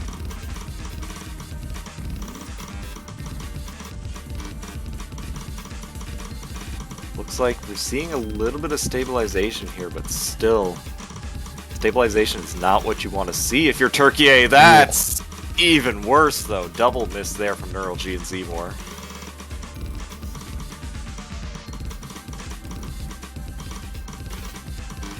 Yeah, Fruko's still holding the best score in the lobby right now. I think sitting on what's gotta be like 3 100s, maybe 4. Neural G finding another break. Fruko, no! I just had to say something. Mini Lamp now the leader of the lobby, but Fruko, I mean, still putting up a monster performance here. Unfortunately, does not have the backing scores to clean it out, though. And US is going to take the first break point here.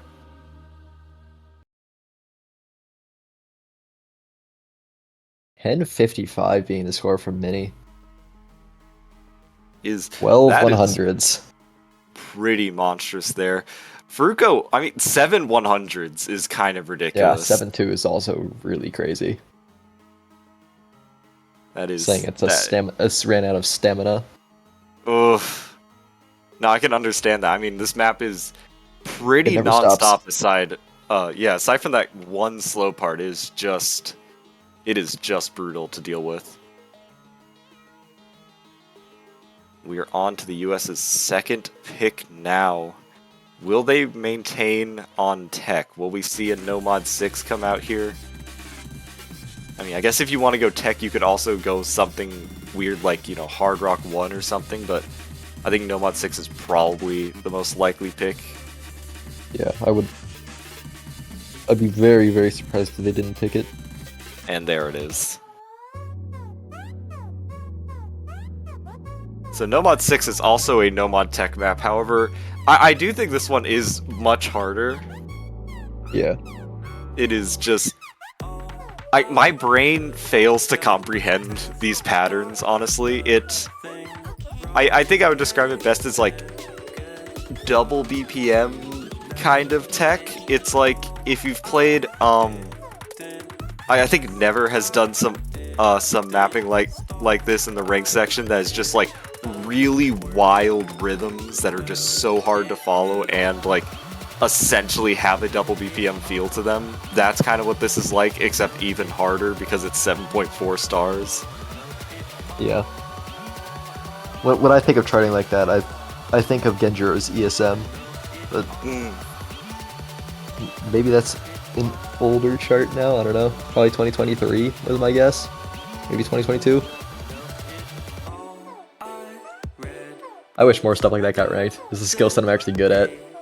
It is very fun. I am not good at it, but I do love playing it.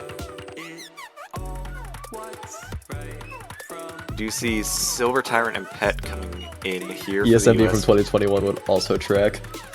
My sense of time in this game is very, very gone. I can't believe it's 2025. That's like just too many years. I understand. Oh, Fruko actually stepping out for the second tech map in a row here. Malgev coming in to replace.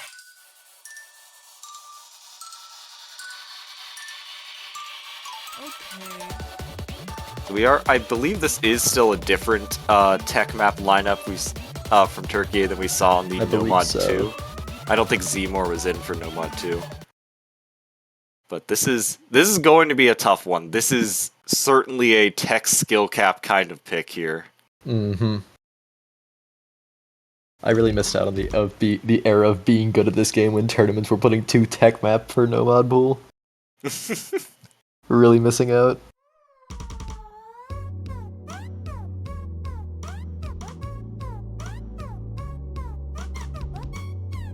A little bit of a slow start here. Tries to ease you in, a false sense of security. I think it's really funny that both of the tech charts open with doublets.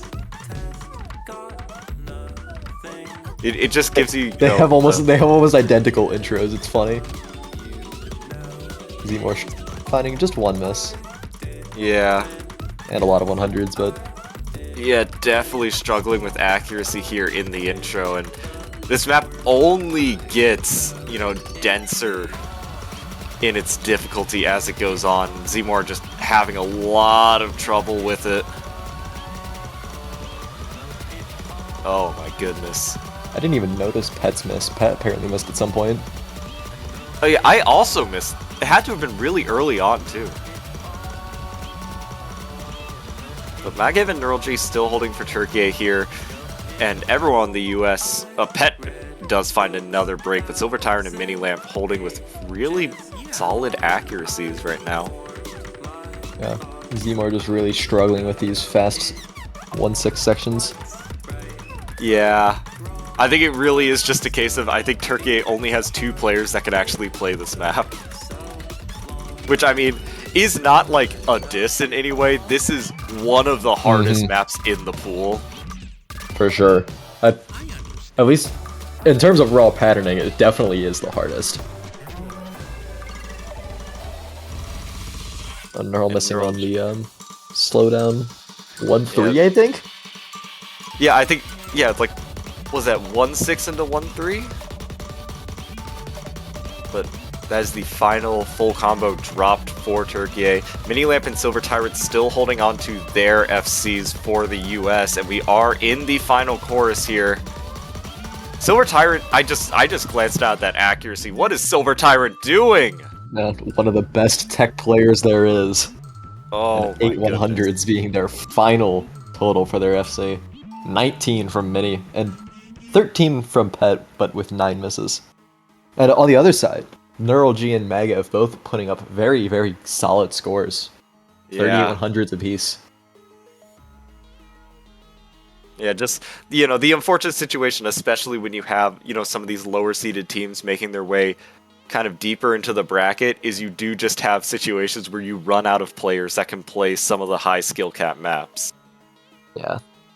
At least in this case, if it is like a skill cap issue, at least you're against the United States, who are among the best tech teams. So at least it was an uphill battle in the first place. You're not like losing they're not losing a lot of ground, Yeah. It's not the best mindset, but it happens. I mean, sometimes you do need to change your mindset when it comes to, matches like this. It's like you can't play this like a normal match. You have to kind of think around your opponent and figure out what ground it is that you can make up and focus less on, the ground that you're going to be losing. I know my mindset for tournaments usually ends up being not what am I good at, it's what do I think my opponent is worse than me at. Yeah, and I think that is the more effective way to view it. But we do see the pick coming out from Turkey here. It is going to be the Hard Rock 1, the OSU original song here, first of the match. And this is interesting. It is also a tech map, though certainly I think less mechanically difficult than the tech we have just been seeing. Yeah. And the first Hard Rock map of this match as well. Almost 3 minutes long here. Pretty Aether Ritual. consistency focused. Aether Ritual. Has everyone farmed Aether Ritual? Are we finally like at a point where most taiko Fun players fact: have. we had this exact conversation last match. Yeah, it's like, are we? I said either ritual oni, and then went. Are there people who don't know what I'm talking about? This is probably getting old enough that there are players who don't know what I'm talking about. What star rating is that map nowadays? I think it's like 5.3. That's really funny. We do see Fruko come back in here, so Fruko finally finding a tech map that they can play. The Aether Ritual Tunuk Tunuk Tun mashup is in fact a really good bit. Every now and then my random button hits that and I just smile.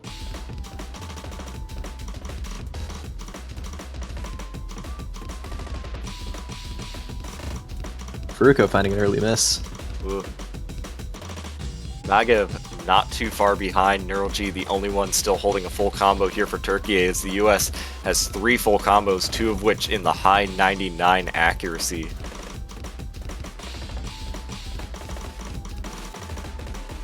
And Neural G does drop that full combo as well, so 3 full combos to 0 very early on in this map here.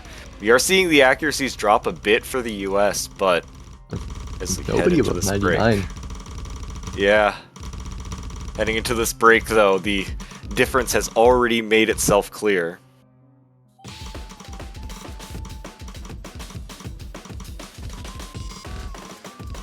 Yeah, and you can see, like, this map is certainly less mechanically tricky than the tech we have been seeing, but it is also OD 9.8, which just makes it brutal to get good accuracy on. Yeah.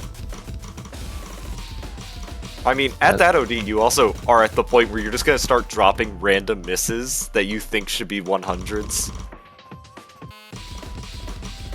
Like, that's... I don't remember what the hit window is. It is tiny, that's all I remember. Yeah. Silver Tyrant picking up the first miss from the United States. Yeah, still holding on for the most part to that accuracy, though. Pet has actually climbed back up above 99, really solid there. This map pretty much non-stop. Every time you think there's a break, we're gonna get right back into it, and you have to just stay locked in.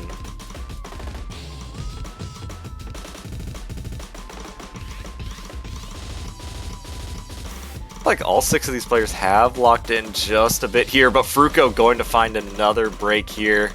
Unfortunately, it does look like the US is going to get a second break point on this pick here off the backs of some monster scores. Everybody above 1 million from the side of the US.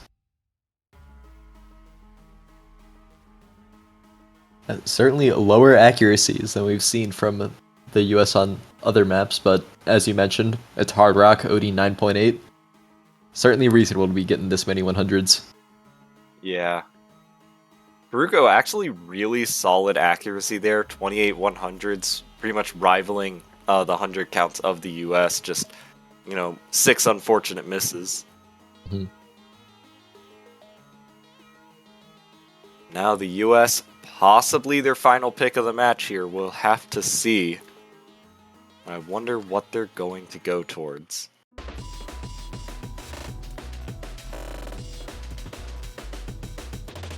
My completely just blanked on the phrase, on the expression I was going to use. Lion's share isn't right, but it's something like that. King's pick, I don't know why that's in my brain. I don't know. They can pick a lot of things. They have a lot of options. Yeah. I mean, I could see, possibly a free mod coming out tried to just force a mod advantage because of skill cap difference. I could see possibly just going into maybe like DT1, but it's a little bit tough to say. I mean, I think there's no map here where they have a strict disadvantage. It's about figuring out what map they think they have the biggest advantage on. Nomad 3 will be the selection. The speed map. 300 BPM. You get the US mapper buff. True, true, true.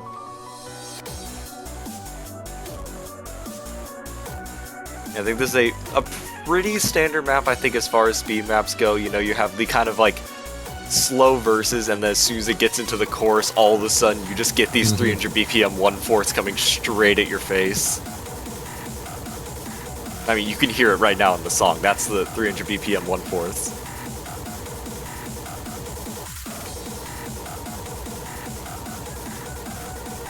See, I believe mostly stable trios here. Turkey is going to have a substitution. Zmore coming back in. But Mini Lamp, Pet, and Silver Tyrant staying in for the US. This trio has been Holding so strong. deadly so far.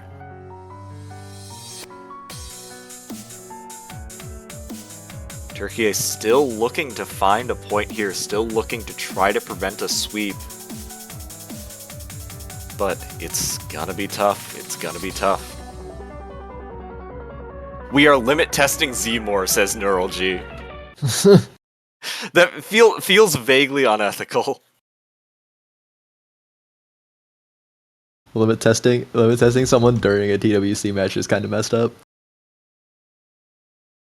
I mean, trial by fire, right? I guess so. Maybe Zmore will SS.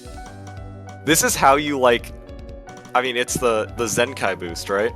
For the record, I was kind of really hoping Zmore would get 100 on the first note there. I don't like to wish bad accuracy on players, but it would have been really funny. It would have completed the bit.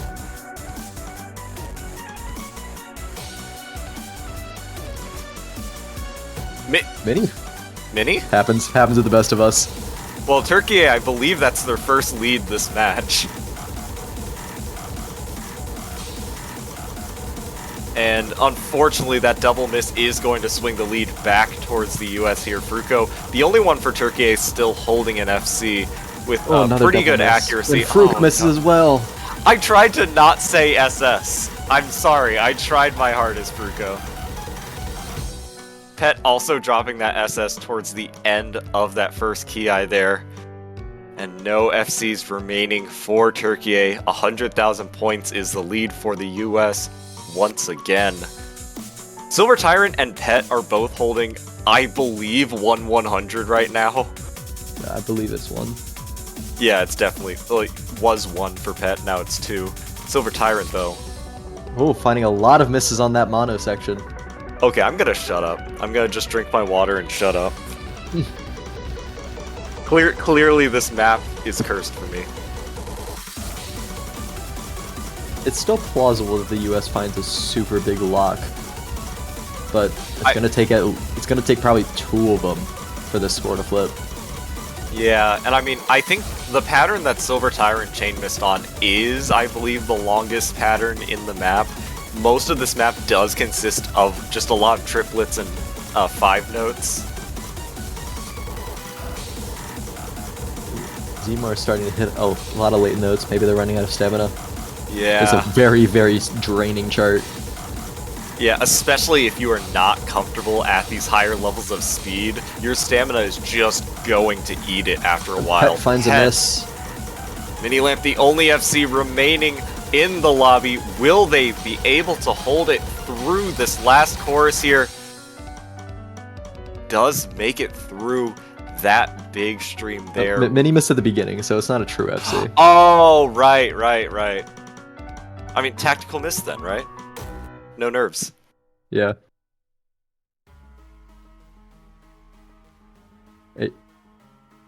So, it does take the US to a match point. 3 100s and 4 100s from Pet and Silver Tyrant, respectively. Goodness. 23 and 19 from Neural and Fruko as well. Very, very solid scores. Just more misses from this side of Turkey. I think their misses were more spread out, while like Pets and Silver Tyrants were all in one section each. Yeah.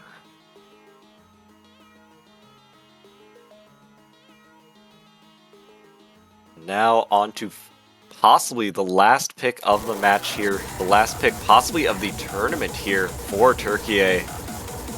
There's a lot of stuff to pick from here. They still want to prevent this sweep. Hard Rock 2. I've seen people in chat throwing this map around as well. I'm curious to see how it goes here. It's a pretty standard Hard Rock 2 as far as things go. 225 BPM. The SV getting up, I think, just below 250 BPM equivalent here before Hard Rock. The only real map the Turkish players are saying. And this map also gets buffed by almost 0.7 stars when you put on Hard Rock. I really do not know how that works. The only thing I've really gathered from it is that it's mostly accurate. Most of the increases are valid. Yeah, I do not know what actually controls it. I do think it is really funny. Like, obviously, I like the reading rework because, like, I like that Hard Rock gets a lot more rewarded now in terms of PP. But yeah, I think it is so funny. It made a 93 my second highest play, and I'm kind of mad about it. But, like, I think it also just ends up making every Hard Rock 2 really funny. As soon as I put on Hard Rock, the star rating just shoots through the roof, and I'm like, oh great, I can't play this map then. But we see Aurora Phasmata, I believe, for the first time this match coming in for the US. So. Very, very good HR player. Yeah. You do need to be a very, very good HR player for this map here.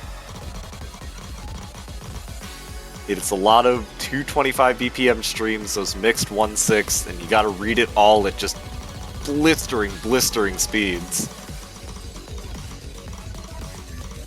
It's like, I hope you can read purple notes. You're gonna be seeing a lot of that.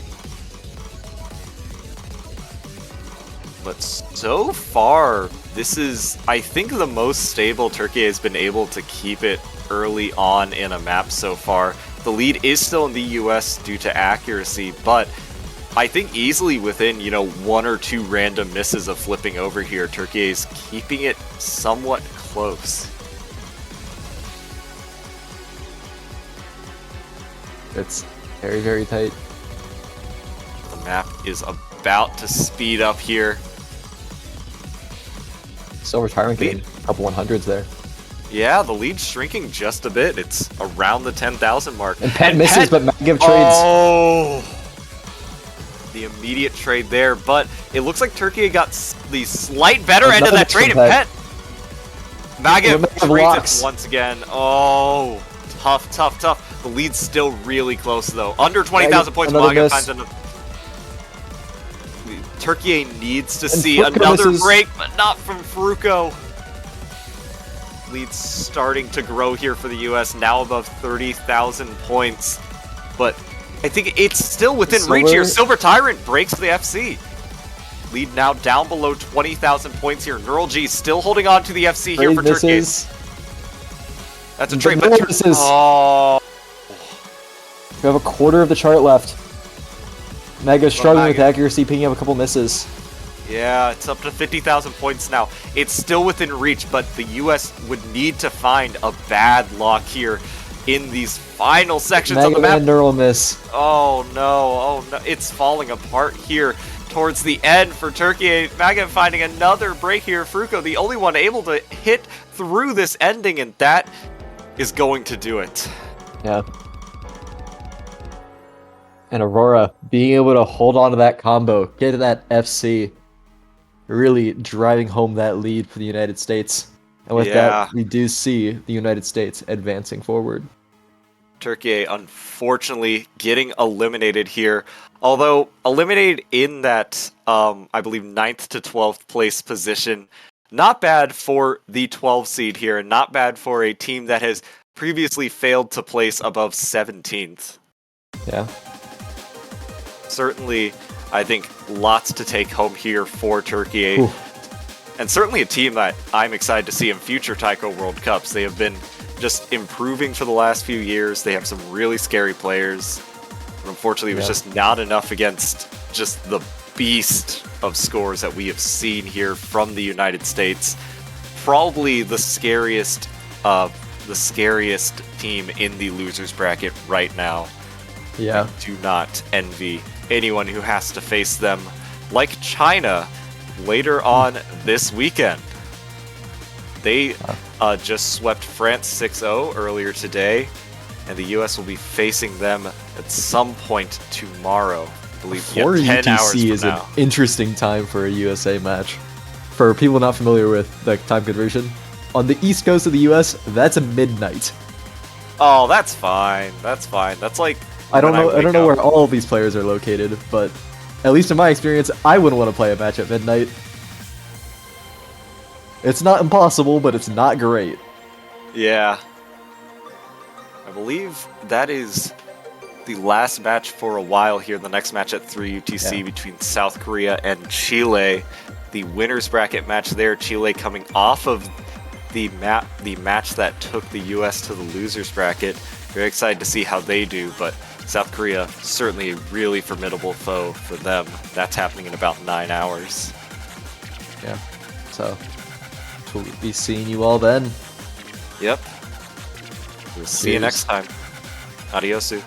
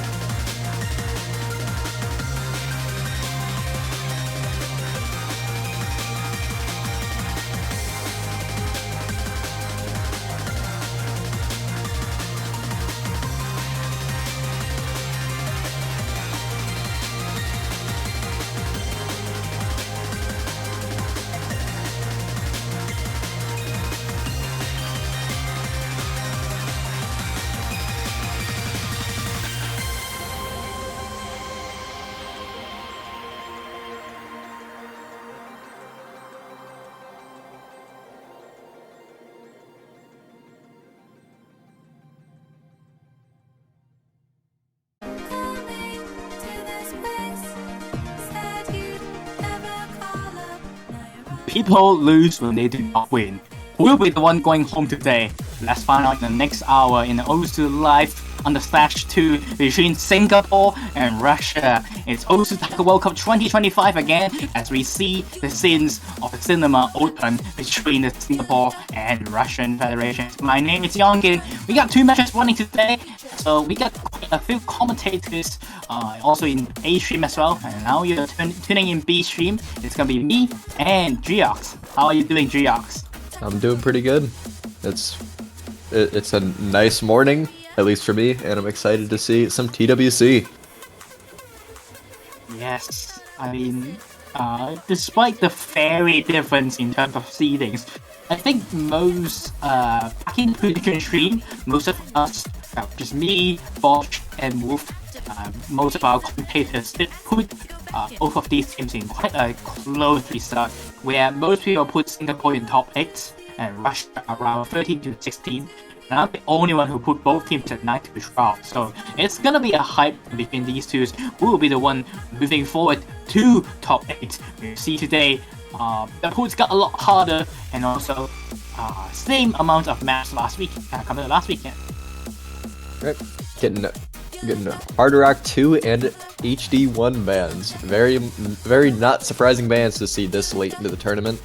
Getting those maps that kind of just diff people. Some people can't read slow hidden, some people can't read fast hard rock. Yeah, very expected bans. Russia being basically anti-hidden, so I'm not surprised at being moved out. Especially slow hiddens, even though they have Skeptify this weekend, but this year, but Skeptify cannot play this type of hidden due to being the map too hard. And Singapore, they kinda bad at speed talk in general. Probably their own things.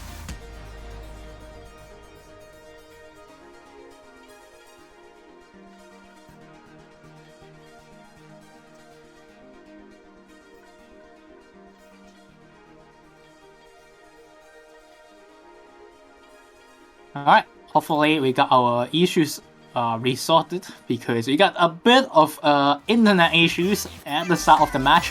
Fantastic, but we should be getting on our way for the actual matches. Number 2 being selected from Russian Federations. I think this is a very expected pick, right, Geox? Yeah. Always excited to see some tech maps. As a tech player myself, it always makes me smile to see these. Yeah, on the other side of A-Stream, we do have UK versus Malaysia, so a lot closer in terms of seeding. So if your viewers do want to tune a closer match as well, do tune in A-Stream in the same time. But don't leave here just yet, because despite these two teams have such a big seed difference, they kind of have a very different skill sets. Russia being good at speed, good at hard rock, good at double time, but Singapore, more of your reading type of teams, and not so good at speed. And these are no mod 2 this year. It's very high speed cap maintained. Yeah, I feel like if I'm looking at teams to have an upset in this tournament, I feel like Russian Federation is one of the ones I'd be looking at. But even still, this late in, 4 versus 11 is not that big of a difference. Especially Singapore being a low skill cap team and Russia being a high skill cap team. Russia kinda tanked their seedings on everything that relates to Hidden in the qualifiers. Number 20th on HD in the qualifiers, and 16th on the free mod, which also has Hidden in question, because if you want to get your high score, you want to get Hidden, you want to put Hidden hard rock, and they don't really have players who are familiar with that mod after all. Yeah. And Singapore Just waiting. Oh, looks like they're already using their timeout. Kinda sucks to have to use it this early, but sometimes you gotta do what you gotta do. Yeah, unfortunately, start of the match, apparently they are not ready up as much, as some of their players are not in the room just yet. As the captain, GT, who has not been playing a map since around 32, and you probably won't be seeing him playing a map, maybe outside of No More 4 at most. Doing a bit of a captaining. Unfortunately, stuff like this just happened. But we do have our players set Barak, Odyssey, and Teshi for the Singaporeans. And Russia, we have Crocodile Coben, then Cheek 228, and Taiko Shala, or known as Crossbar. Very stacked lineup for both sides.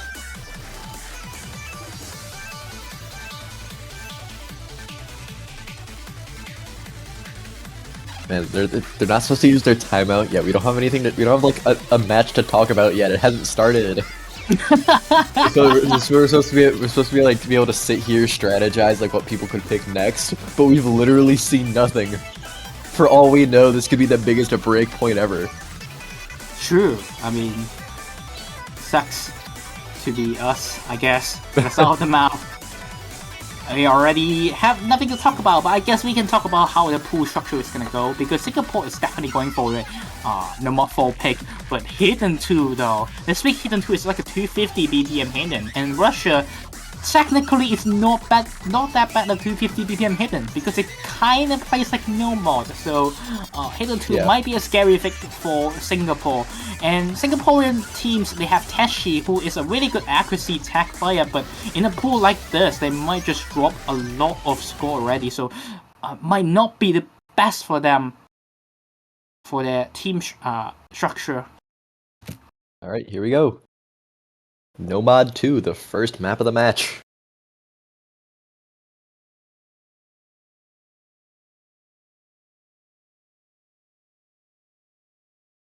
Fairly short song too, just barely over 2 minutes.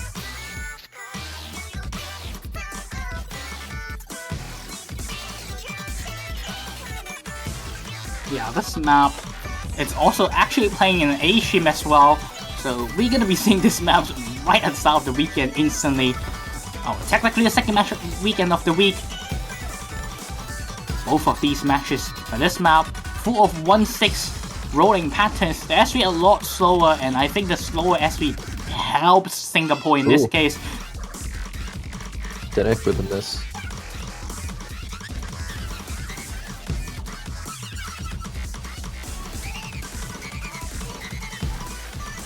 The early accuracy lead for Singapore. And the combo lead even. Taiko Shala being the highest accuracy player for now for the Russians, matching up by Teshi on the other team, who we talked about may not be the best skill cap player on their team, but he is doing just fine. Still FC in the map, not even just fine, doing very good. And of course, Barak being the best, one of the best non-Japanese player in the world, still accessing the map.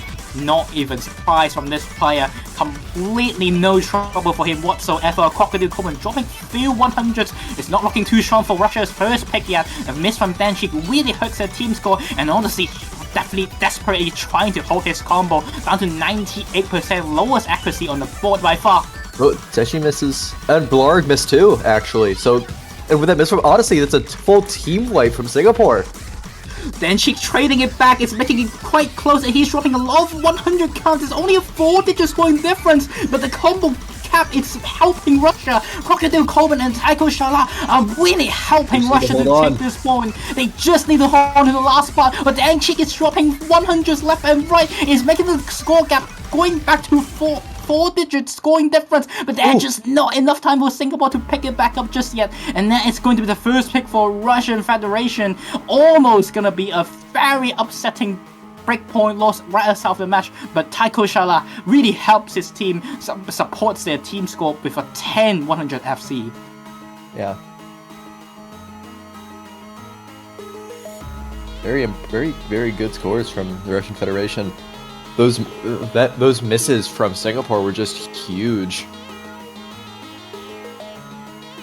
Also, not gonna lie, I thought that was a breakpoint, but it's unfortunately for the Russians, it is not a breakpoint.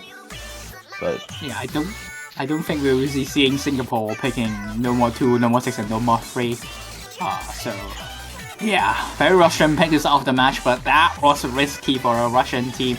Singapore now has the next pick, but I guess they have a lot of choice to go for. No mod 4.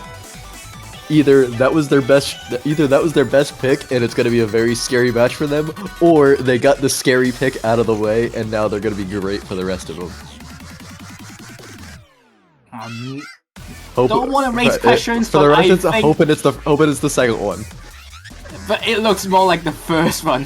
looking at the lineups. We do see Singapore picking Hidden 2 first instead of No Mod 4. Okay. Yeah, I'm not entirely surprised. You know, someone bans Hidden 1. It's usually fairly safe to pick Hidden 2, but sometimes it's not. I know I've definitely been in the scenario where my Hidden 1 score is terrible, but my Hidden 2 score is really good.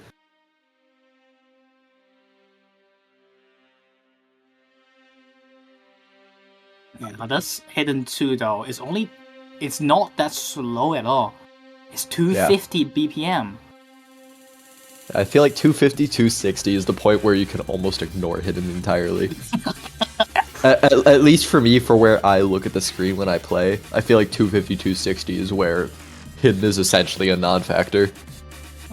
Like, all it really does is it just slightly affects my accuracy, like I'll hit like 2 milliseconds earlier. Unfortunately, I have to agree with you, so that's why I thought this is kind of a surprising first pick there from Russians. Well, not Russians, Singapore, because 250 BPM Hidden, not really something that Russians cannot play really. I mean, even if we're wrong, we still think about it from the sense of this. I imagine this will be a pretty accuracy-based pick for Singapore, so maybe they're just that confident. Throw on Hidden as well, just to decrease the accuracy of the Russian players just a little bit, and maybe it's just an accuracy battle they think they can win.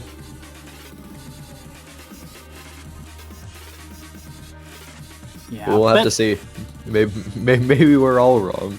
Maybe everybody will just SS. That would be a very tall order, honestly.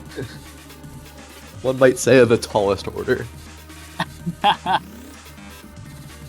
Because knowing this song, this chart will be very rough.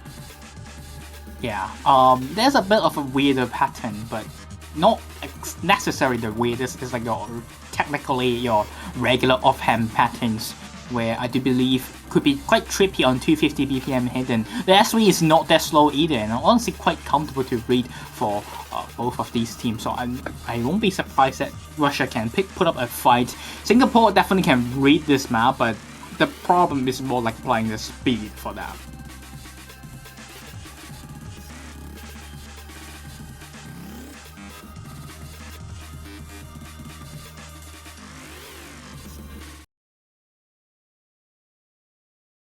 We do have Prehistoria swapping in for Teshi.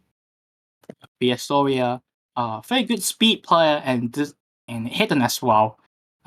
Kinda just allergic to hard rock. But there's no hard rock in this question. It's only a flat out hidden. And he can definitely do it just fine. On the other team, we do have Trinity Sama swapping in for Crossbot because Taiko Shala really doesn't play hidden at all. But so could be said about Trinity, but the SV speeds up definitely help them quite a bit, so does Tenchik in general. Crocodile Coben would be a very good HD player, but unfortunately I think Russia just don't have their third HD player on a pick like this. Still, despite the BPM being that quick. For the match that's currently going on the A stream, the UK versus Malaysia. UK is currently 2-0 with them beating Malaysia on Nomad 4. And moving on back to this pick, we already see a lot of players struggling in this pick from the Russian team. Danchik really not having a great time on HD at all, dropping down to 90% on this pick. Yeah. Trinity on 95 and Crocodile Coben on 96. The best player on Russia is 50,000 points behind the worst player on Singapore, and there's not much they can have done on a pick like this. Yeah, and the worst player for Singapore, outside of Blarg just missing now, was not exactly a bad score in the slightest. And heck, even Blarg has got a couple misses, but mostly held on to the accuracy, being back up about 98.8, I believe. Yeah, but off performance from Burak so far, you would not expect this guy to miss on a map like this. But he did sometimes. They're just storing up power. True, and players saving it for when it will matter most. The 20,000 points difference is not really gonna matter. Especially a miss from Burak, it's not gonna matter. Or Trinity instantly trades it back, and Crocodile misses as well. Odyssey is still on a 99.75%. Not dropping any accuracies in the rough session. Speed really goes up in this part, and then Cheek is finally able to pick up some combo, but there's no accuracy, no supporting scores for the Russian team. Barak missing again and again and again, the third time in a row. And the two players from Singapore as well finds a break, but it's not gonna matter. They need a chain misses for the entire team for Singapore to come back. It's about what people would expect. Blarag just not hitting the spinner. Incredible.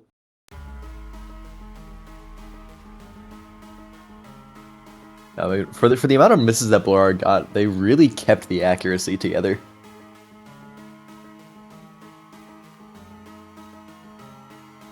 But as may have been the assumption from this, it was not that close for the side of Singapore. Yeah. Certainly a good pick indeed. Very good pick for Singapore.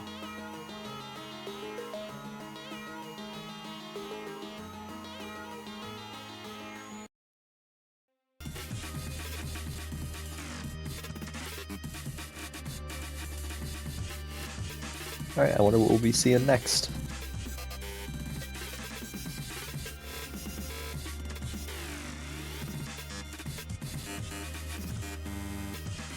And therefore, number 6. Yeah, there we go. Alright, speed number 2. You definitely expect this pick from Russian Federation.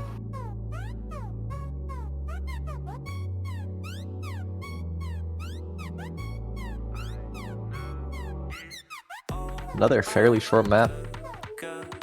I don't know, maybe I'm just biased from how pools used to be, but I feel like a lot of the maps this year have been fairly short. There've been a couple long ones, but... Yeah.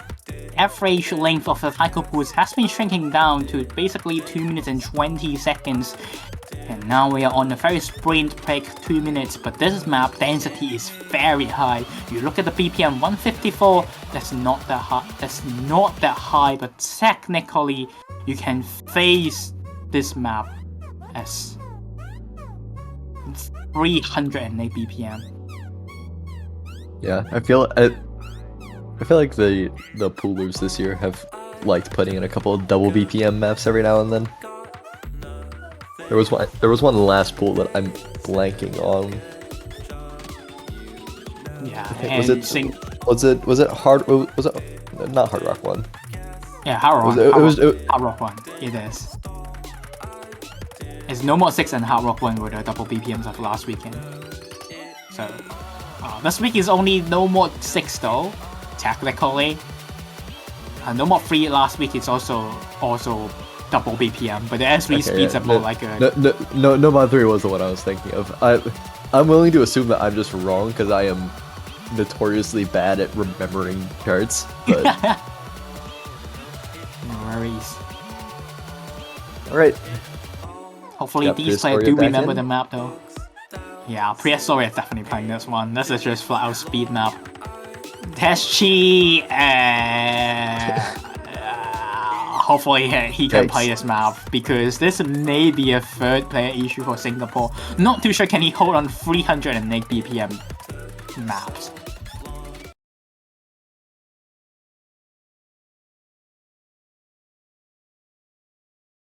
Alright, here we go.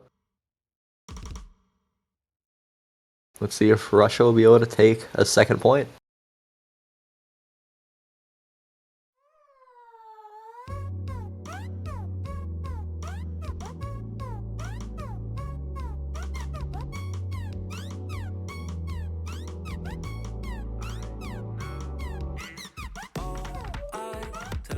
The start of this map is quite slow in SV, but when the No It All part starts, the SV goes up very quick, and that's when you see the 300 BPM session.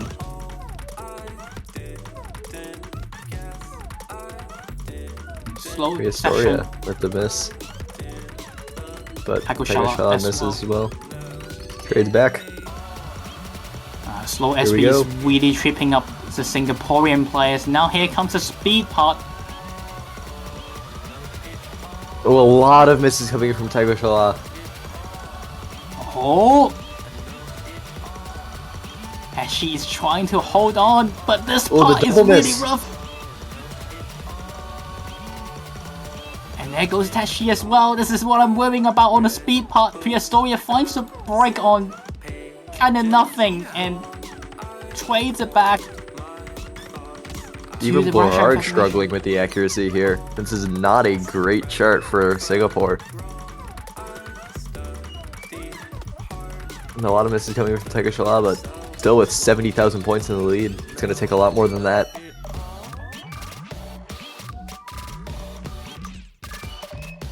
I understand. There's one more speed session, so probably going to be benefiting Russia a lot. Look at their players. Dan Chick is still on 99.25. Missing on the mono. BDKK player moment. Yeah. I'm KDDK and I still feel that.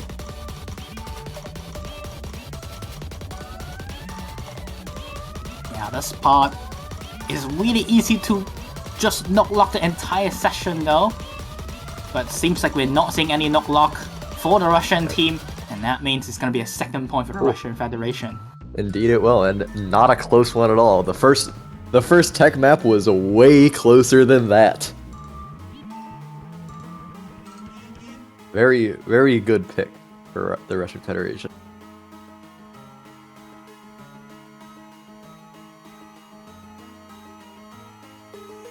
And it's proving that even with the seed disparity, this is proving to be, at the very least, the start of a very interesting match.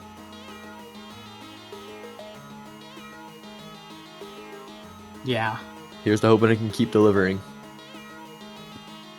1-2. Russia Federations with a really good score from Denchik. And 300 BPM, definitely up. A piece of cake for him. He loves playing speed, and so does most of the Russian players.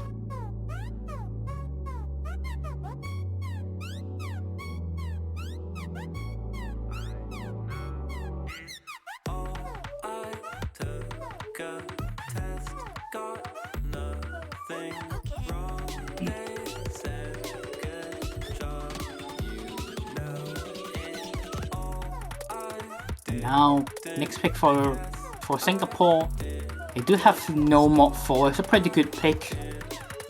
But outside of that, I do believe 3 mod as well. 3 mod 1 being the selection.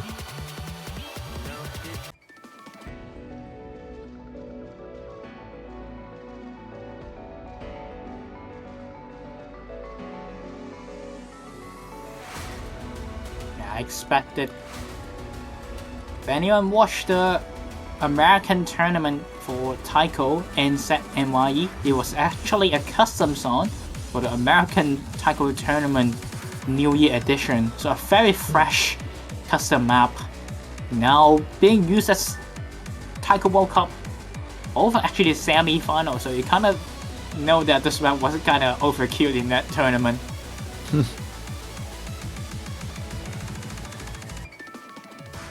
Taiko Shaw begging them to not go triple HDHR.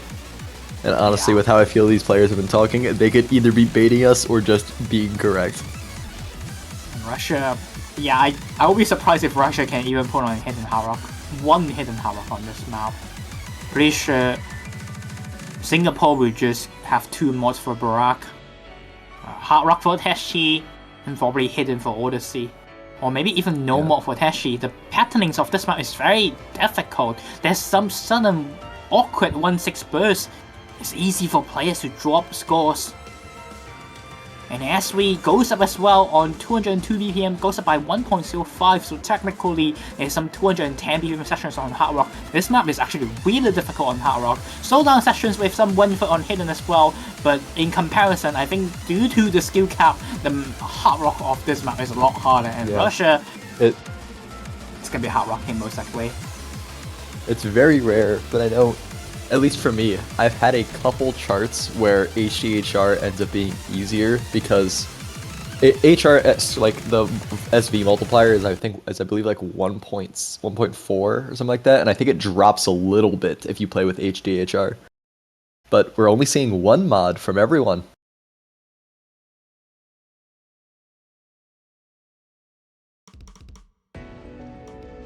Surprise, Barak going for hidden only.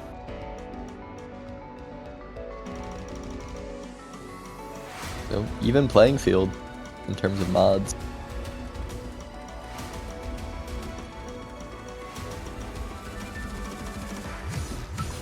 Yeah, but Russia going Crocodile, like I mentioned, bring a pretty good hidden player.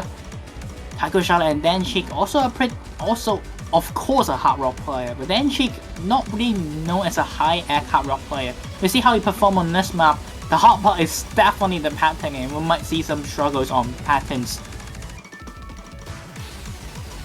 Early part should be nothing.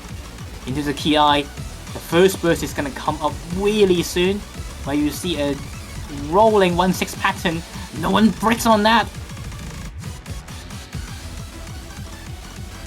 And that's gonna be Singapore leading due to accuracy difference. Ooh. Tiger Shaw finding a miss at the very end of that section.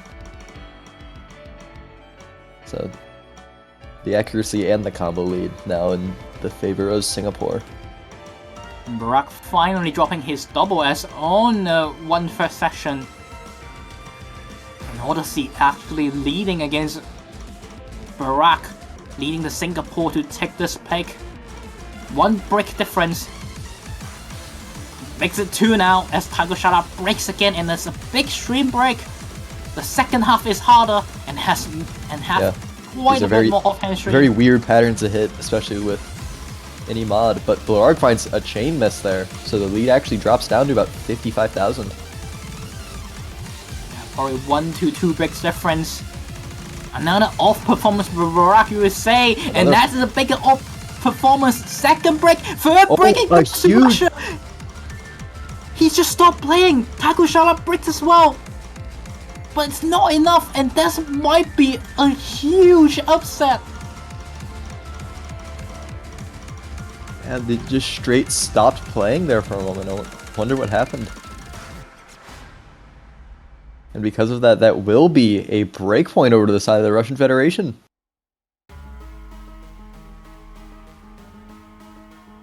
And oh my god! This is a change! What an off performance from Barack, and that gives a point to Russia. Probably not what you expected.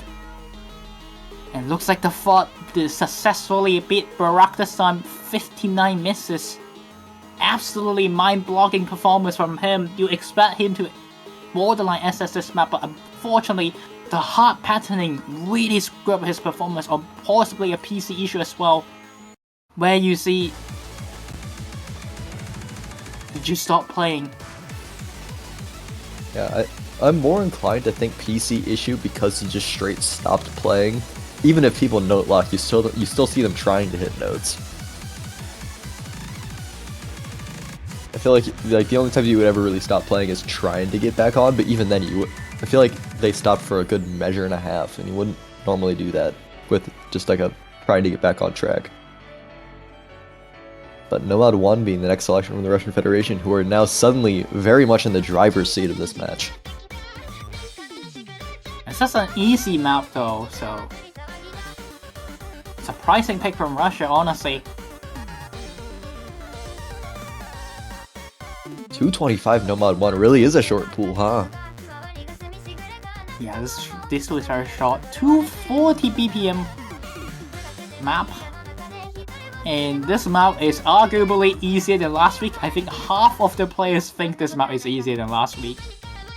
There's a bit of a weird SV in this map. And honestly, I think the weird SV actually benefits Singapore in general. But Russia don't really have like a confident speed pick, I guess. And probably think that they can freeway FC. And hopefully Singapore to choke this map. But this is more like an accuracy battle, which we did see on UK versus Malaysia. Malaysia winning the normal one quite handily on their side.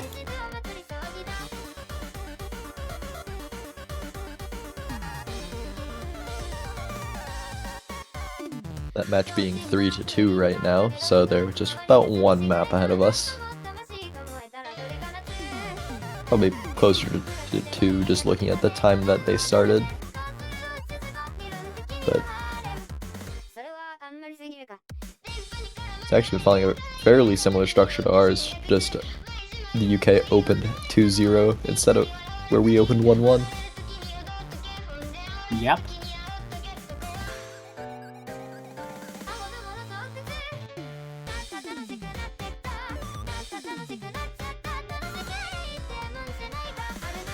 Don't got too much left on this timer. Hoping the players get here soon. And look, they instantly appeared the moment I said that, I guess. Incredible.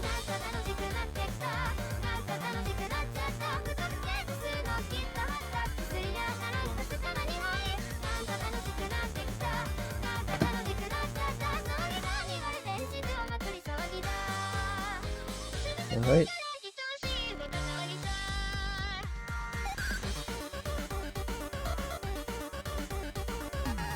The other match is now 4-2 in favor of the UK, with Malaysia losing their free mod 1 pick.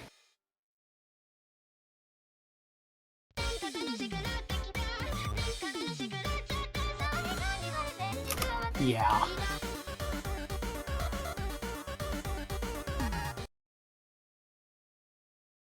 That would be a pretty rough match for Malaysia to come back, honestly, but I don't think both teams has like very confident picks. There we go. Let's see if Singapore can...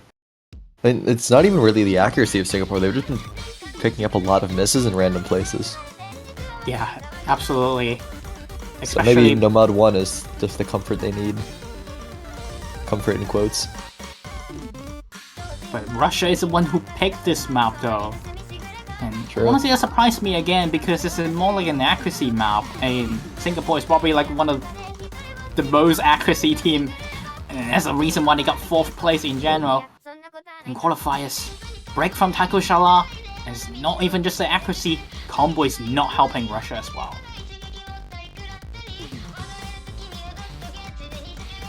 It was a banger though. Another miss from Taiko Shala. Yeah, the speed of the finisher change, SV changes, really damage Russia. Now break from Taiko Shala again and again and again, 3rd break in a row, and on a normal one that is very detrimental. It hurts your team score a lot because you expect this map to be at least 2-way FC and usually comes down to 3rd player. And Singapore is not giving any inch. Double S from Barak and double S from Odyssey as well, and another misses from Taiko Shala.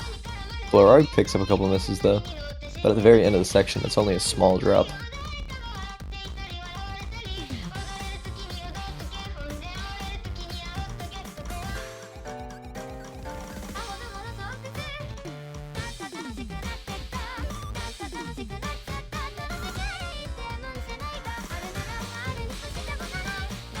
Seems like these finishers are really tripling up the Russian players. Taiko Shala finds a break again. Imagine them, they picked this, they Ooh. 3-way score, and oh my god, that 4 mono misses pattern, across the board. that's the mono pattern that this map has and has been causing trouble to a lot of players. And that is a Odyssey perfect finally way for dropping Singapore. SS. That is a perfect ending for Singapore. Nothing for Russia to come back just yet. And that is a breakpoint instantly. Singapore, and they are back on track in this match. Well, that was certainly something. But scores across the side of Singapore looking a lot better that time around. 8-100 FC from Odyssey, with basically all of those being in the last 20 seconds. I think, in fact, all of them were in the last 30 seconds, but that mono taking names, for sure. Like Taiko Shala mentioned, this map stinks. The 31-100 and 31 misses from Taiko Shala. The double split goes 200 insane. And 200 combo on Taiko Shala. This is a very off performance from him. Unfortunately, that meant Singapore is back in this match. Yeah, it is a very interesting pick to see that from the Russian Federation. Maybe they had never had problems with that mono before, but I feel like if,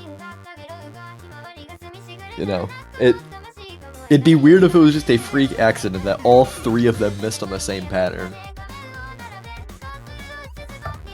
So I do wonder what made them want to pick that.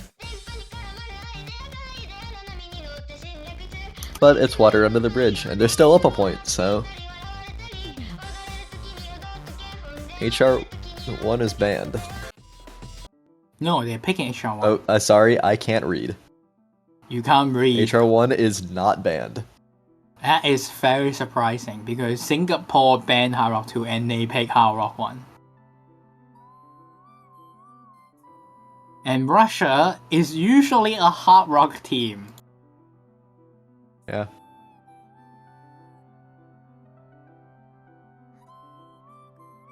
Classic Aether ritual Oni.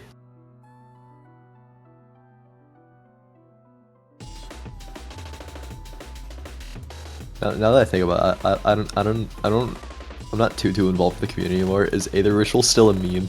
Like No, really. if I say that, will the new players know what I'm talking about? That was like that was 5-6 years ago at this point or something like that. So True. and it has not been irrelevant for the past 4.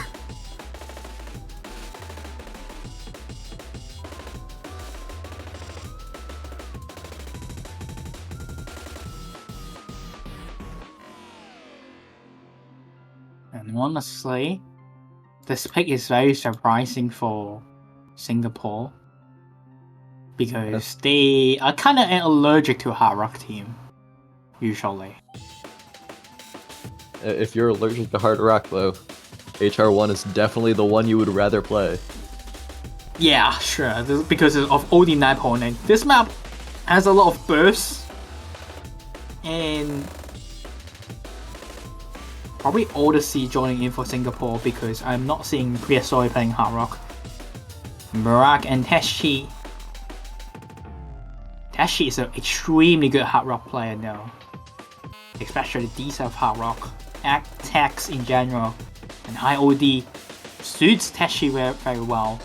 Russian Federation, they do have two really strong Hard Rock players, Dan Sheik and Taiko Shala. Crocodile Coben is more like your HD main, and doesn't play fast Hard Rock that often, but slower Hard Rock he can definitely handle. However, the OD 9.8 though definitely raises question for the Russian teams. So it could be an accuracy battle. Right. The longest map so far, I believe we've played, 246. So certainly a consistency. And the wonderful long intro.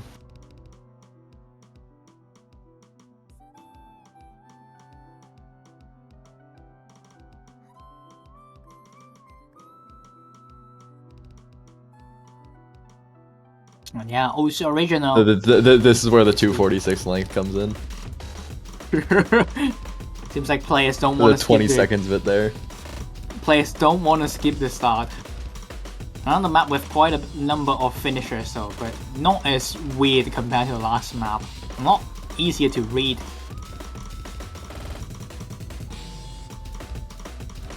And so far it's been an accuracy battle. Tashi is actually the lowest accuracy. Even I mentioned he will be a very good adjustment to the map. Miss from Barak. Yes. 30,000 points in the lead for Russia. And we have yet another break.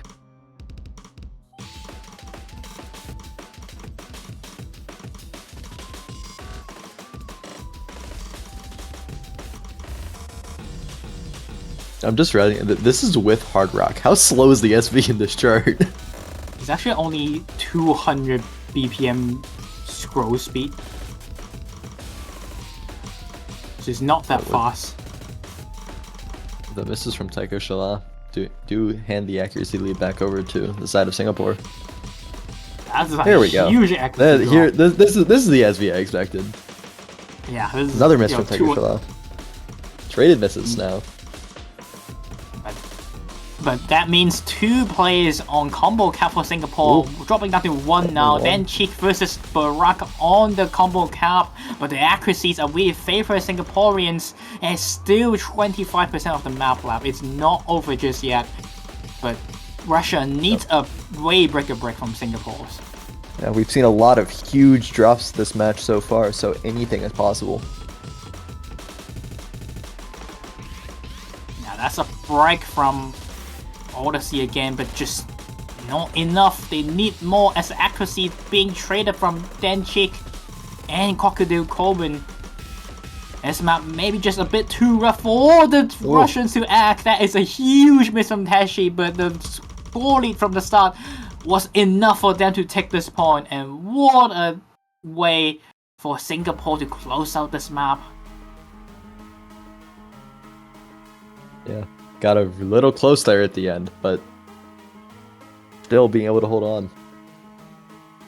Linchik with the FC, but the lowest accuracy in the lobby doing so.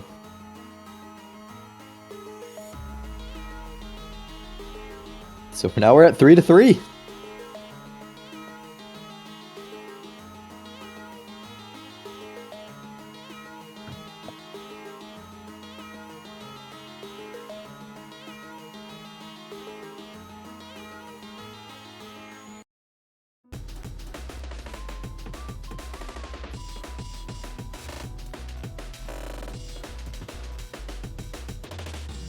Well, I wonder what we'll be seeing next. We got a free mod, 3 no mods, and the DTs left.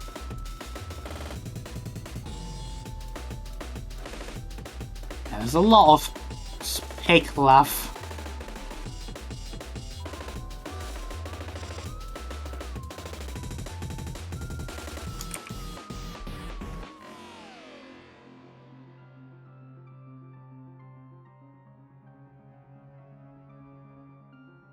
And Russian Federation using their timeout.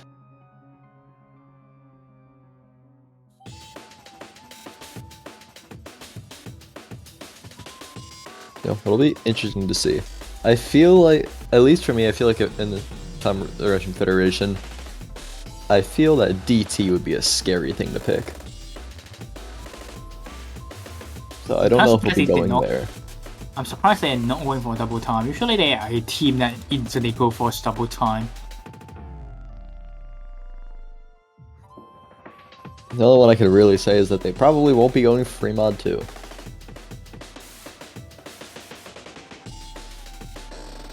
Yeah, probably not free mod 2.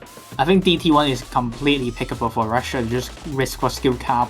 Russia will also not pick no mod 4 at all. So most likely no mod 3 and DT2 and DT1. I think DT1 should be the pick for Russia. Just going for the hard skill cap. Yeah. And hopefully Singapore should drop a lot, but again that map has a lot of finishers. Yeah, and once you start getting this late into a match, you kind of start to run out of picks, you know? There's only so many things that you can be good at. So eventually you start picking things that you're only okay at. We may see that starting to come into effect soon. I mean, both teams are at least 3 points away, so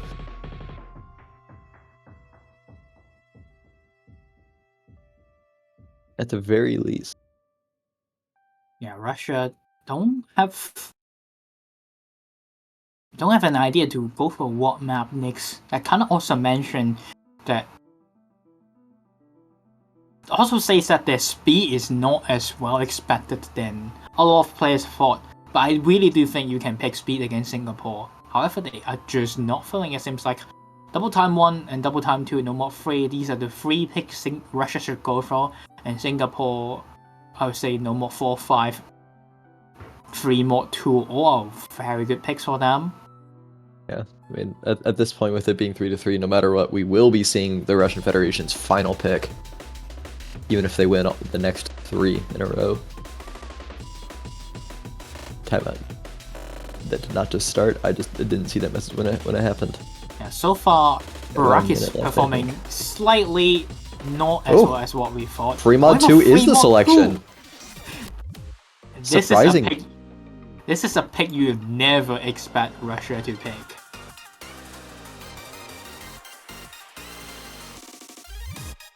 They used the timeout to go practice it, maybe.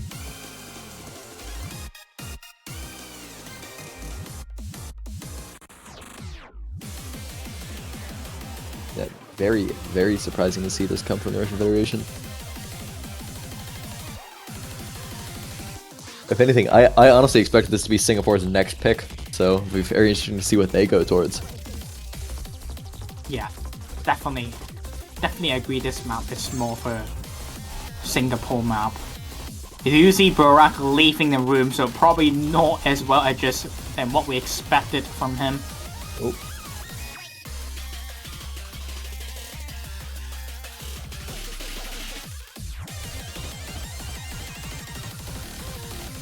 Neshi, probably on the Hard Rock Odyssey on your hidden.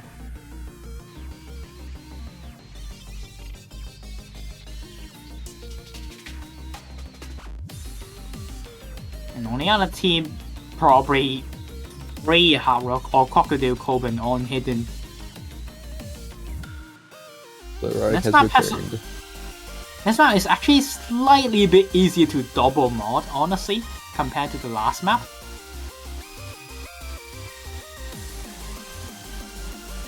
On free mod 1, not compared to the last map, compared to free mod 1.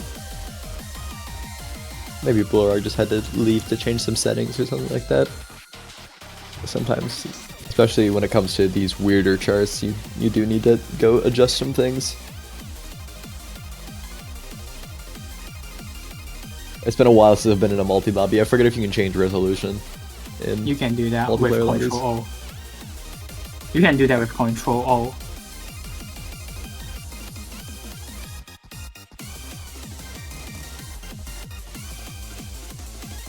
There we go, Prehistoria filling in for the Singaporeans.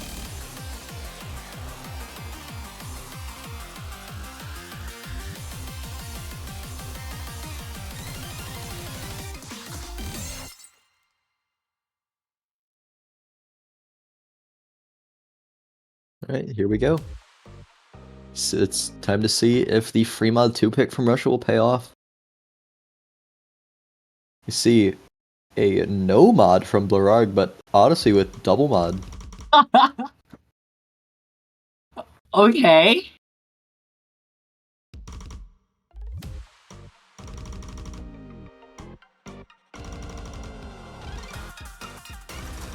So Surprising. no mod advantage. Yeah. You do want to be looking at Odyssey's score. As with the double mod, their score is definitely the most important for the side of Singapore. An HD for Prehistoria.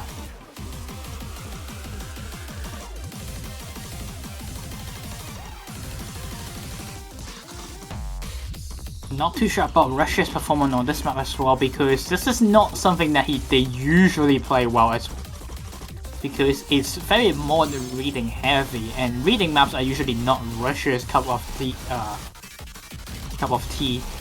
So you see, interesting to see how they perform. Odyssey really doing the carry job for the Singaporeans, overtaking Barak, and the slow sessions. Crocodile Coleman finds a break. Prehistoria trading in. The hidden players are really struggling on the slow SV sessions, but Crocodile Coleman struggle on accuracy more, and that is a 60,000 points in the lead for Singapore. And Odyssey, oh my god, still on 99% with the double mod, carrying hard for the team so far.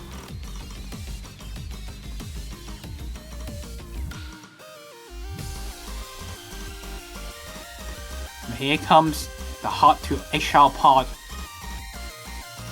All eyes on the three players, Danchik, Takoshala, and Odyssey, and the song starts building up. Barak with a 99.86 doing the consistency gameplay, and seems like it's working out well because he hasn't been performing in this match. A bit of a slow sessions, not making Crocodile or Prehistoria break.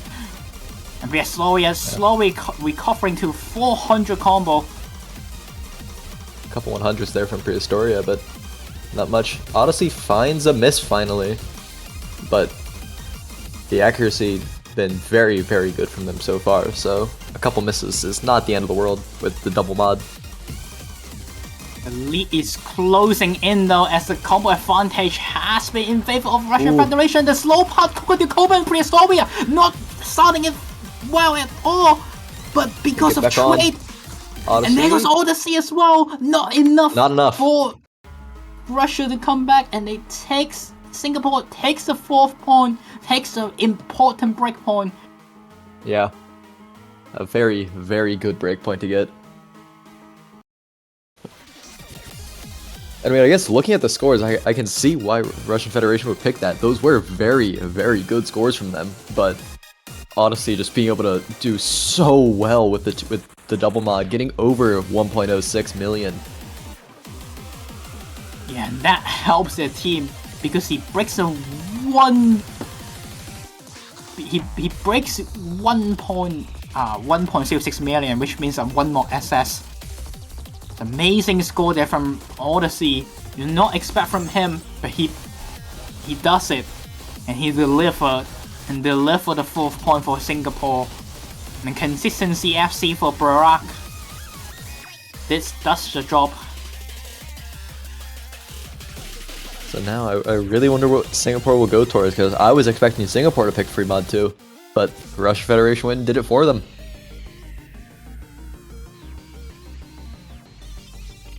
Got no mod 3, no mod 4, no mod 5, and the DTs.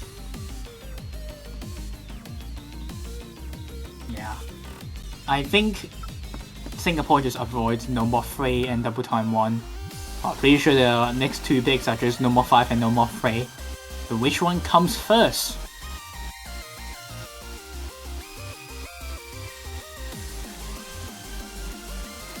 And they are also thinking quite a bit about their next pick. I really want to make sure that it counts here at the end. This is a loser's bracket after all. Whoever loses this match is out. And Nomad 4 being the selection. And they finally pick it. It's an SV map.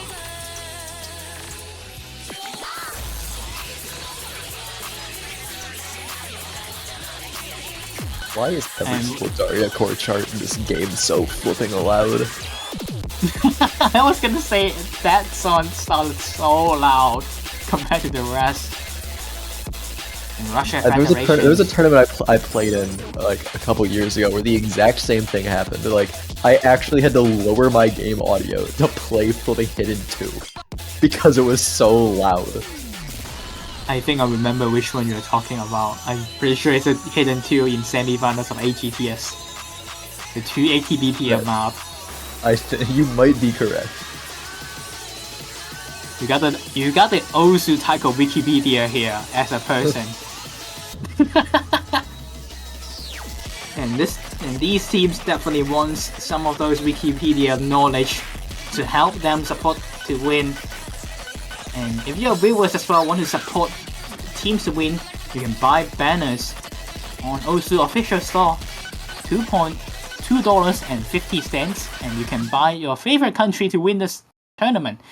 If that team managed to win the tournament, you can keep your banners for as long as till the next Osu Taiko World Cup starts. So next April possibly.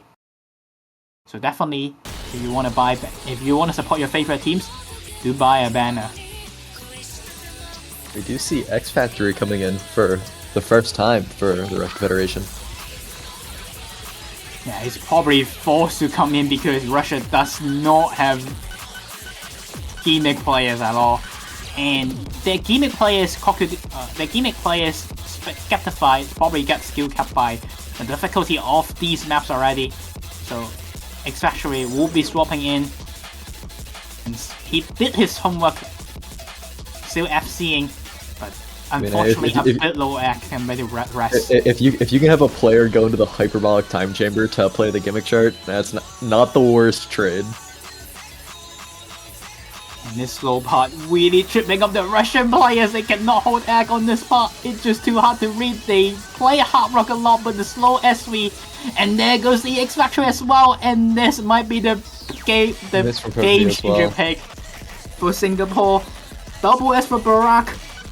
And 99.75 for Odyssey. 3 100s and 8 100s for Teschi. And they are destroying Russians on this map. And we are so surprised they kept this map for this long to pick it. Yeah.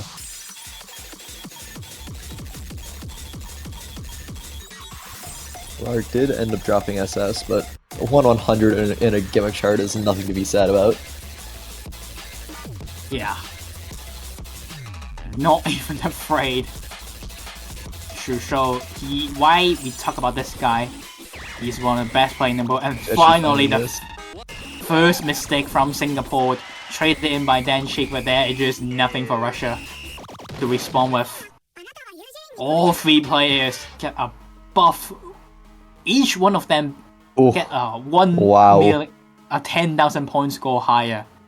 And you're so surprised Singapore waited this long to pick this map. Just the 1-100 from Blurarg. And that takes us to match point for Singapore.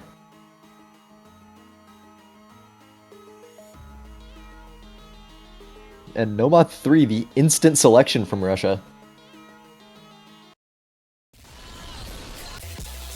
And there goes the speed map.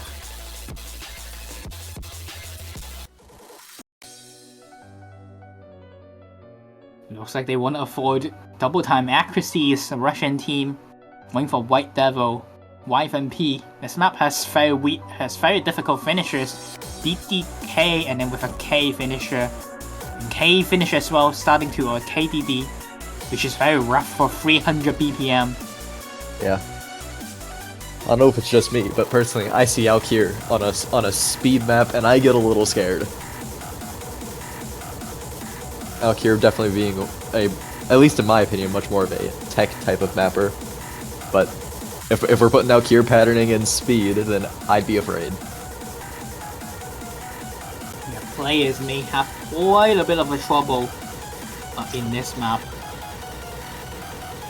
As we do see GT asking, can you move chairless? Chair is technically because the L is an I. Funny taiko player names. But we'll be seeing Chair is swapping in for the Singaporeans. Your speed player for the Singaporean team.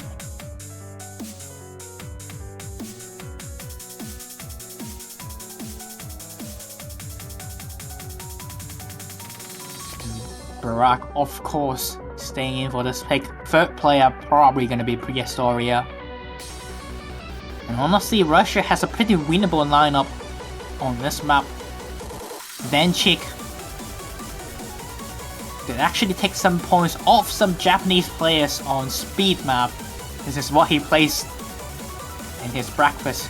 Crocodile Coben, not exactly a speed player, but he can play most of the skill sets, and the X Factory definitely a speed player as well.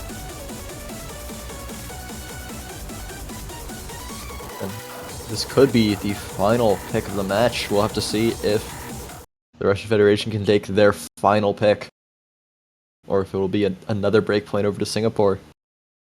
It's do or die for the Russian Federation now.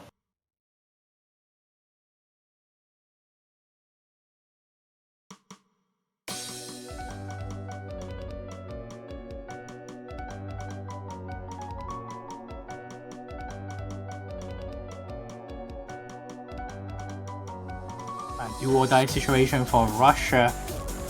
Chalice and X Factory is not really your accuracy player though. So they might drop a lot of accuracy compared to your usual team score, compared to the rest of the lobby. And it starts. Double S from Barack. 3-100 from Crocodile Coben, and then Prehistoria finds a miss. But X Factory trades it back. It's a little bit later.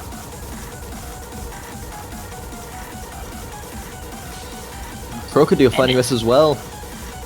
And that is a big important miss for Russia because there's only Denchik left standing up strong against Barack. Chalice does find a break right before the calm sessions. Gonna hurt their team score the most, as players should be building combo and accuracy on this part.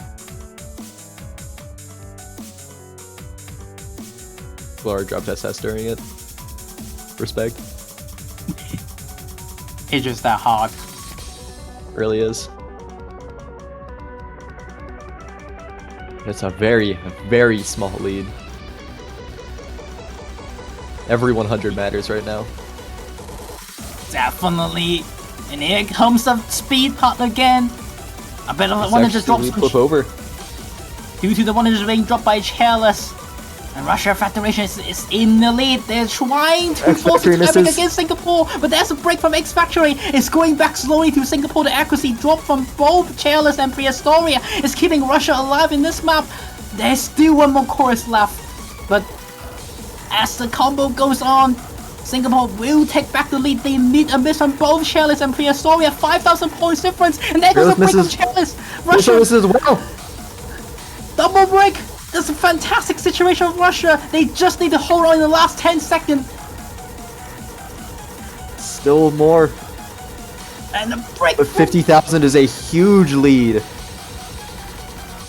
Finisher sessions.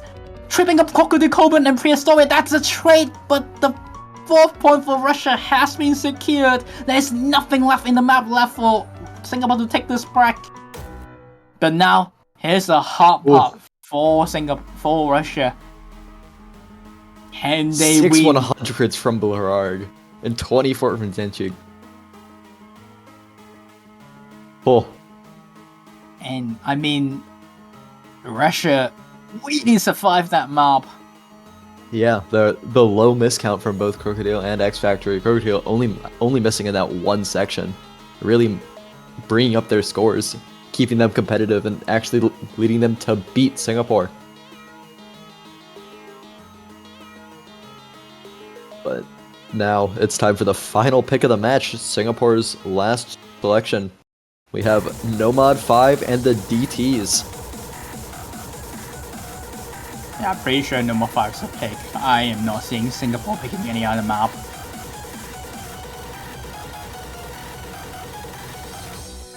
And Russia Federations touching the tiebreaker against Singapore. And again, TB is skill cap, and that means Russia is actually favored on that map.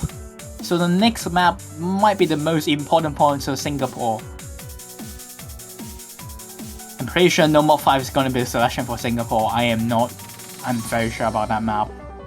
As we have already seen a weakness from the speed from Singapore, mod 5 and is the selection. Yes, they are not going for DT2, they are going for no mod 5.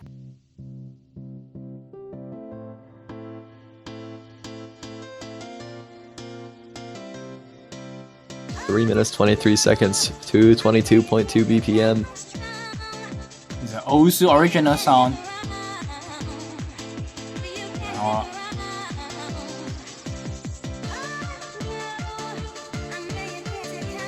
And map by Satara is a stream map with 1-6.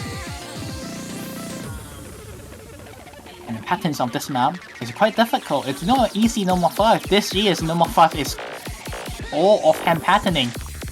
Especially you see the mapper, Satara. You know this map is a lot more difficult than your usual PP farm map, 7.23 star. But it's not your Alright. PP farm 7 star. No delay. Here we go. The final pick of the match. Will Singapore be able to take their final pick, or will the Russian Federation force them to a tiebreaker? If they force them into tiebreaker, it would be a very good situation for Russia. You see X Factory playing this map as well. Actually, despite not playing that much in the entire match, finally showing up for the last 3 maps. The late game carry. So true. 50-50 maps carry. But they need to watch out because they are against, in my opinion, the strongest lineup for Singapore. Barak, Odyssey, and Tashi on a stream map with Tac. It's gonna be a rough battle. They definitely need Singapore to miss because in terms of accuracy, it's very hard to beat those players. And here's Start.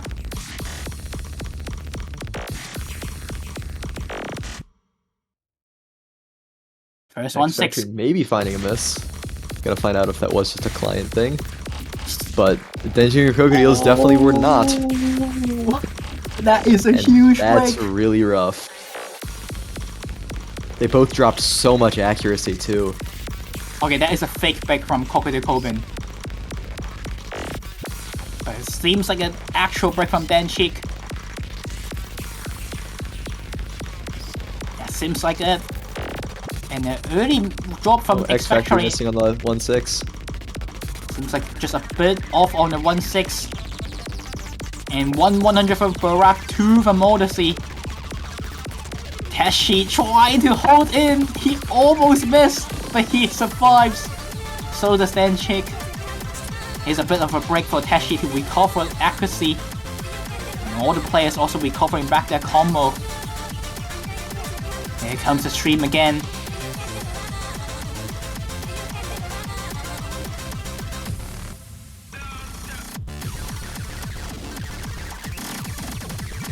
Already threw a lot of the chart. Here comes a hot pot with the attack. Players are dropping accuracy left and right, but Odyssey still having only 2 100s. Overtaking Barak as the key player Odyssey of misses. this match. Oh, as I mentioned, he finally misses. The key player of the match finally loses on no mod 5. And Crocodile Coben up, basically matching Barak. There's still a chance for Russia to come back, and here comes a mono! X Factory hits it with 100s, but they hit it.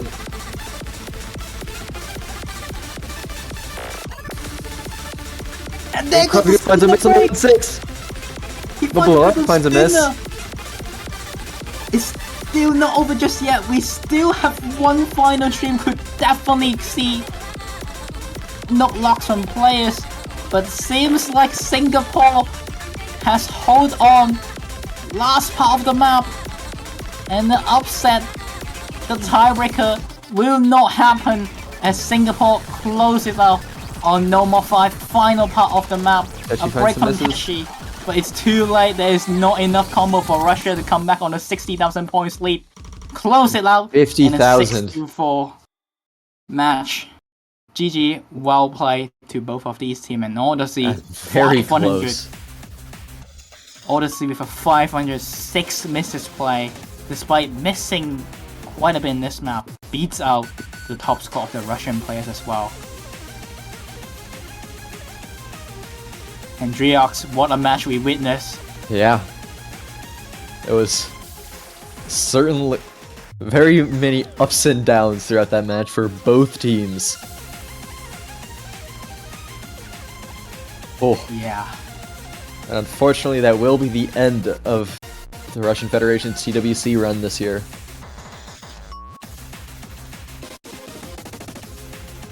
Yeah, definitely. Russia, despite many doubts of their team lineup, that people expect Russia to qualify low, to get lower scores, but they still make it to the top 12 finally.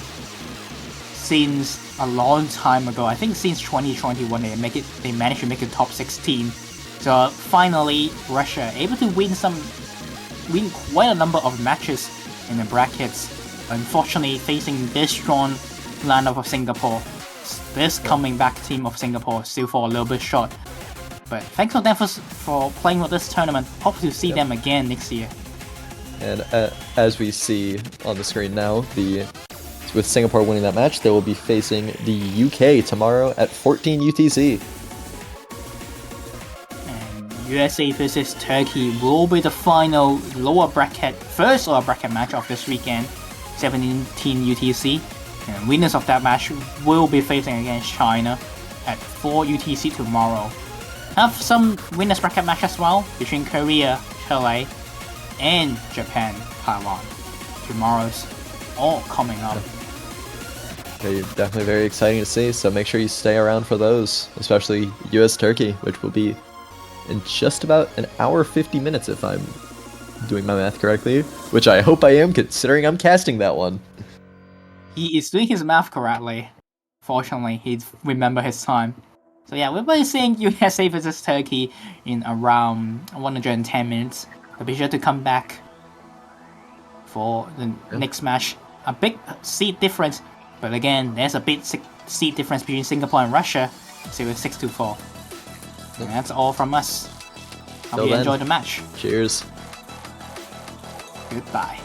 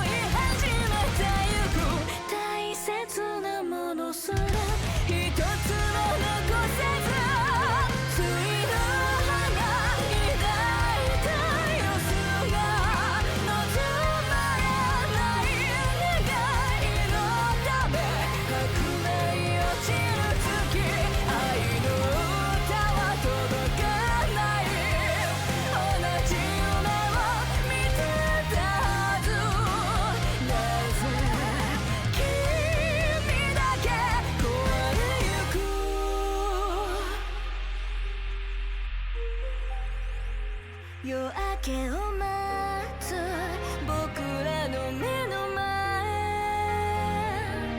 正しさ分かられた世に浮かぶ君を苦しめるものなら僕が閉じ込めておくから同じ夢を見られたいから焼き付くのはせない景色と思いを舞うかけら君の声君の歌が今も僕のそばで鳴る目に映る世界は白くまだ夜に夜ないで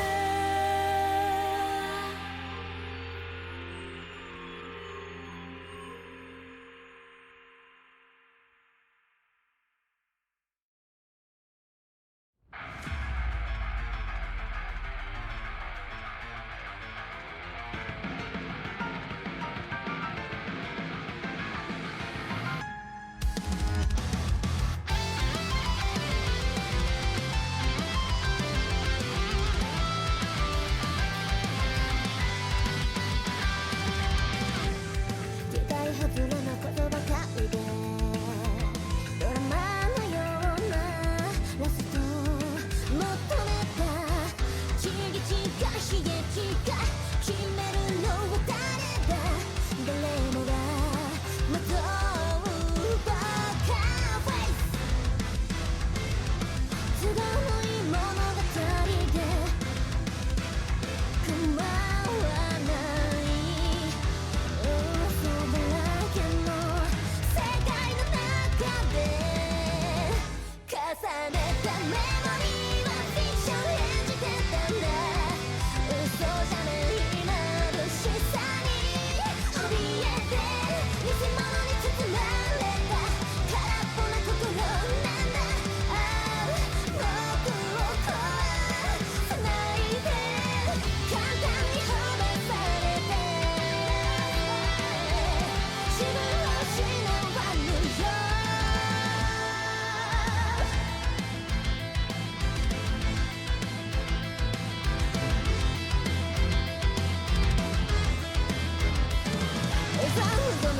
Hello everyone, we're here once again for the Osu Taiko World Cup semi-finals. We have a winner's bracket match for you this time between Japan and Taiwan. Of course, Japan being the big name, the first seed, and Taiwan historically being one of the most important other teams in the World Cup, getting second place over and over and over again, only kind of getting taken down in recent years. So it's quite interesting seeing these two countries match up in the semi-finals winners. Of course, I think everyone will probably predict that we'll be fairly one-sided. It's a fair assumption, but I don't think you can completely count Taiwan out of this one. I imagine, you know, especially as they're really kind of coming back into their prime once again, after taking a bit of a break, they're really wanting to prove that they are still one of those teams that can kind of be making that podium position. And even if Japan are a hard opponent to beat, there is no reason why they can't give it their all, and you never know what will happen. Japan can't be beat if people don't put all of their effort into it. So I think we're just getting straight into this one. Very quick, all planned out already. Taiwan are going to be banning free mod 2. And Japan are going to go for no mod 5. So getting rid of the original stream map. And of course for the free mod, Japan generally do very, very well at triple modding, even into the later stages of the tournament where other teams begin to struggle.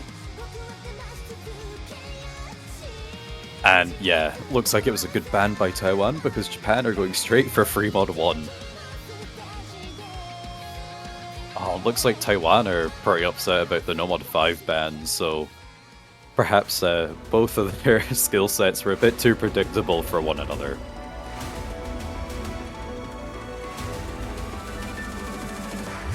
Here we go. The start of this winners bracket match. I imagine we're probably going to see a triple hidden hard rock from Japan. They have the players, they have the skills, so there's no reason not to just gain that advantage, especially on the easier of the free mods, the one that is more accessible. Taiwan, I think they're going to struggle to put out quite as many mods, but they're going to be very consistent on what they do choose to take. Unless they decide to take the risk and try and match Japan, and you know, sometimes when you are going against such a different, like, a strong opponent, you do just have to make those risks.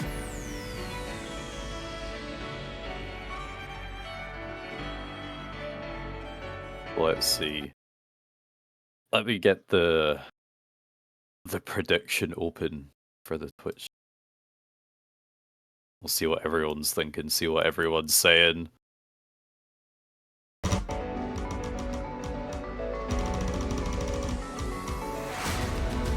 Alright, here we go. As expected, Japan with the triple hidden hard rock. Taiwan playing it safe with only 2 mods. A hidden from High Greeks and a hard rock from Monkey D. Luffy. Clock on the no mod. Not succumbing to the pressure of needing to match Japan's mod prowess here, but... Oh, Bancho, what are you doing? There we go, those misses from my mind weren't real. So they're going to be taking a very early lead with the 4 mod advantage. My Angel Arrow being the first player to miss. It does reset the combo and the accuracy is down at around 99. But just thanks to the mod advantage, and they're still holding on to the double S's. Great T in my mind. Taking Japan over 100,000 score lead. Clock finding a big chunk of misses towards the end of the Kiai. High Greeks dropping the full combo as well on the slower down section. It's 1 full combo to 2, and 2 of those full combos are hidden hard rock double S's. Skull is going to continue to rise up. With extra misses from Clock, it accelerates over 200,000 with a third of the map left to go.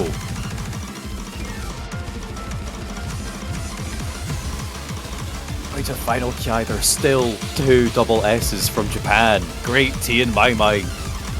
It's only the first map, but they're really warmed up. Great T does drop it. And my mind misses. Great T as well. This ending has a bit of a diff spike with the 1-6 and the SV increase, making it a bit more difficult for Hard Rock. Clock struggling with these streams on the outro. Like Monkey D. Luffy still in the full combo run with Hard Rock.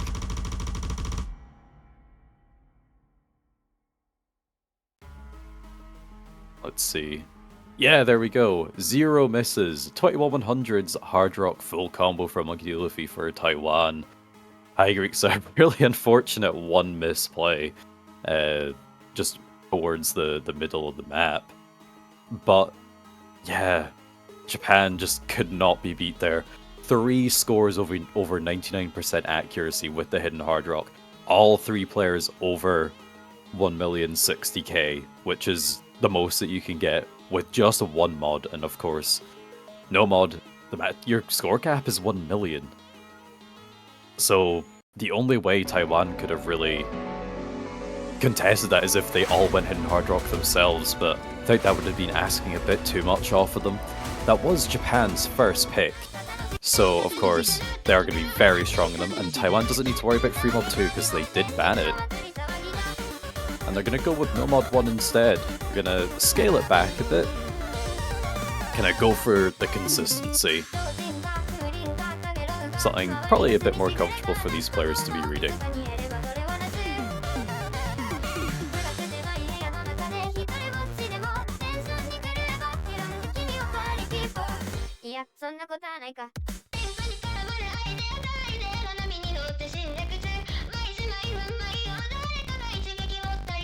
Alright, here we go.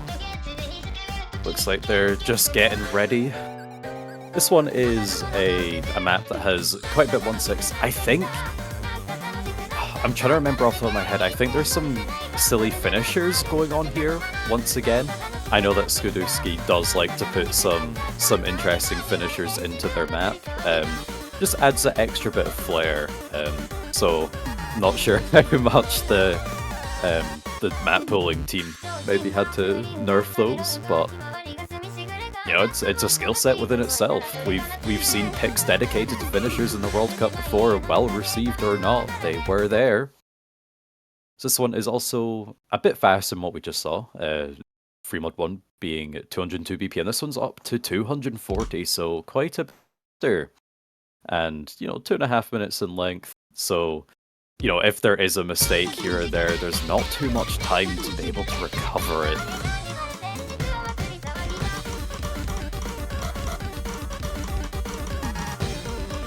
Starting this one, Taiwan actually takes the lead, although it does flicker back and forth. Staying in the triple digits, it is all about the accuracy after all.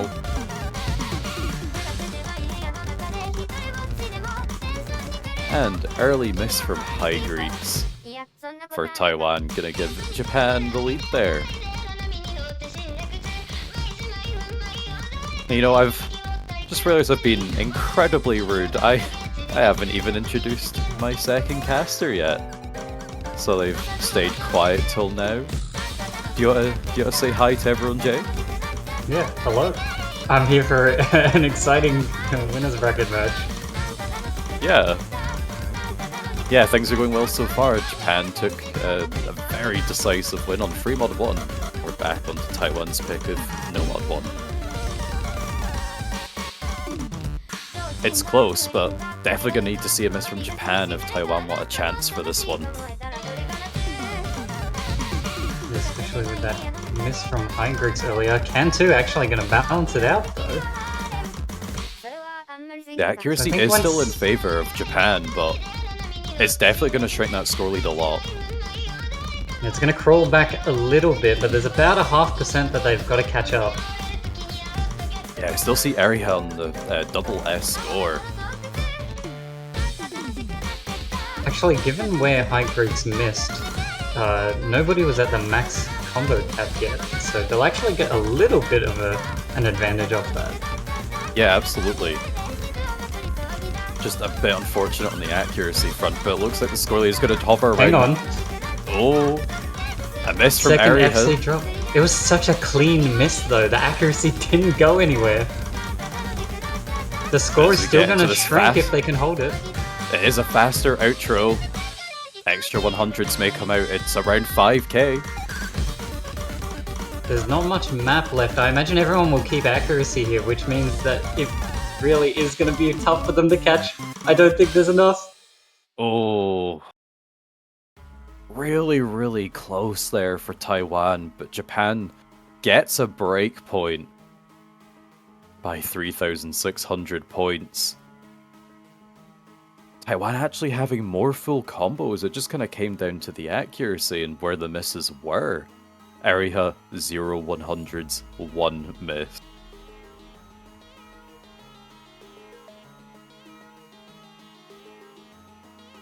But very good FCs from Nekomusia, Monkey D. Luffy, and Polimo. Yeah, these accuracies are actually insane. Yeah, well, it's kind of, in a way, somewhat to be expected. These are the two of the teams still in the winners bracket of the semi-finals, and of course, some very, very well-known teams across history. Hit him one! Yes! No way. Hit him one, enjoys Rise Up. That's the interesting thing. We still have Nomad 4 open, we still have Hidden 1 open, Hard Rock 2 is still open even. I feel like Hard Rock 2 is not as much of a surprise as still staying open, but, you know, it's still often a targeted ban. So here we go, we'll actually get to see this map in action. Not something you get to see too often, especially in the earlier stages.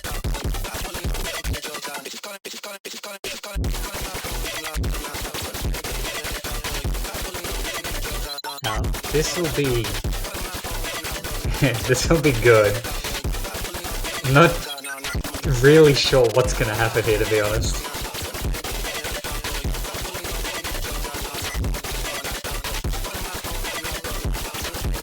Let's see a couple of roster changes.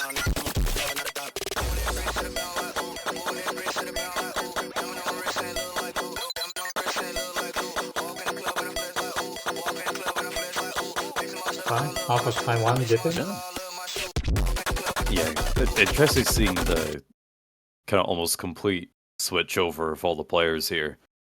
Got my Angel Eru and Grape Tea for Japan, and Polimo, High Greeks, and Yue Miao for Taiwan.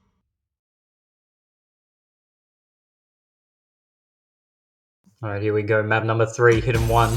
Japan's second pick. Yue Miao, you did not miss the first finisher, I don't believe. Oh no! the Pippi Don is my not mind looking my mind very didn't get happy. full score on it either. No, that's a real miss. I'm so upset. You know what? It happens to the best of us. If you're gonna miss anywhere in the map, the first no is kind of ideal. Yeah, there's Although no no's it was a now. finisher this time. I've double missed Yue Miao and my Mai. But Yue Miao struggling a lot more with the accuracy, just Team Taiwan as a whole. The SV is going to crank up a little bit here. It's probably going to help most players out. This is the time to get the accuracy.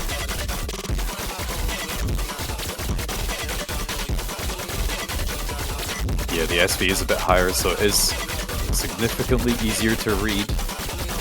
Have the 1-8 bursts in the middle though, which does make it a bit more difficult. We're going to slow it down a bit now. Everyone has built up a good combo, but will they hold it? We're making it through that. A little bit of an overlap, not going to trip anyone up. Oh. Oh no, Yue Miao. And it's so difficult when you miss in here because when you miss, there's already another like 6-7 notes that are hidden and you're going to tank all of those too. Yeah, that's the problem. 150k in favor of Japan now. Grape Tea still on the double S.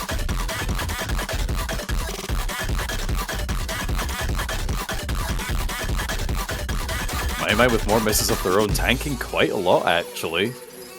Is going to help make a bit of a dent for Taiwan, but they're going to need a whole lot more if they want to win back that breakpoint. Even with 2 FCs on their side.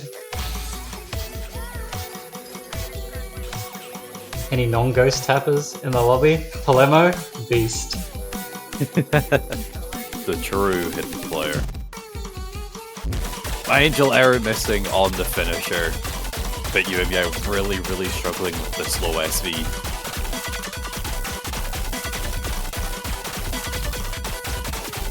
Gee, now I want to run a taiko tournament that's all hidden ones. I don't think any of them would play.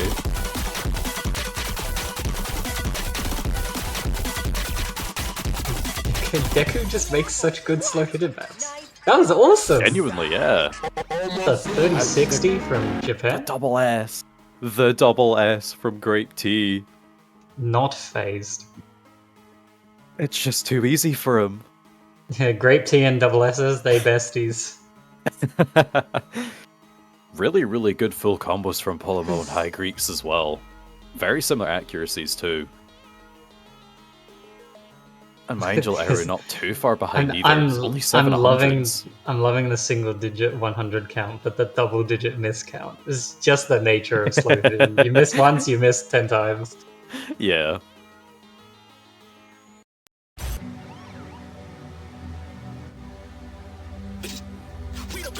Oh my goodness, I just realized that this song also has that siren sample that's used in a bunch of the other songs in previous pools. I think that's like the fourth song. It's That's so crazy. common. It's so common in It's so this, like, style of Dario. music. Yeah. Like the car crash sound as well. It was in Hidden One last week as well. Pretty sure, yeah. The Glorp one has it at the end of the song though. Alright. Japan are 3 points up. Taiwan are still yet to get one on the board. Hard Rock 2! They're gonna try it with Hard Rock 2. Oh, this is an awesome match. Hidden One, Hard Rock 2. I've seen both of those banned in the same match. And now we're getting them played in the same match.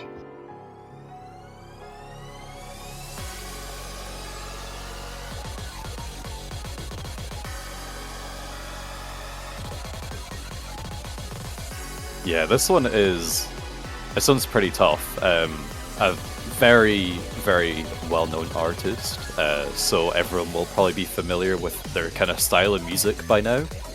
And of course, Annihilation in F sharp minor is no different. Mapped by one of the hard rock greats themselves. This one's going to be quite interesting to see. I generally feel that like Hard Rock 2s are more accessible than Hidden 1s, but if you're not a seasoned Hard Rock player, you're still gonna really, really struggle. Monkey there. Monkey saying they're scared for the 40th time this tournament. Making it to semis winners and still frightened. You got this. I guess it's easy to, especially when you're playing the match against Japan, it's easy to try and compare yourself to them, but I think for anyone's mental, that's probably not a good idea. Yeah, it doesn't matter if your opponent is stronger or weaker than you. You should just win. Simply win by any means necessary.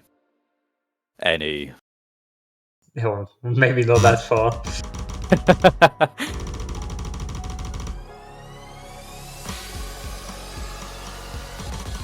Alright, here we so go. this map characterized by the high SV, often quite streamy as well. Let's see how everyone handles it. So I must be feeling some level of confidence if this is what they decide to pick second. Everyone is off to a strong start. Japan is in the lead by only a couple of thousand. Is it still an accuracy game?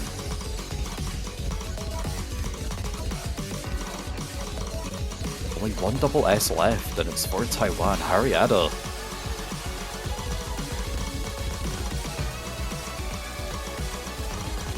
You're already 400 combo out the gate. Everyone is doing pretty strongly on this. Yeah, Taiwan just dropping a couple of 100s more here and there compared to Japan. That's where all of the score difference is.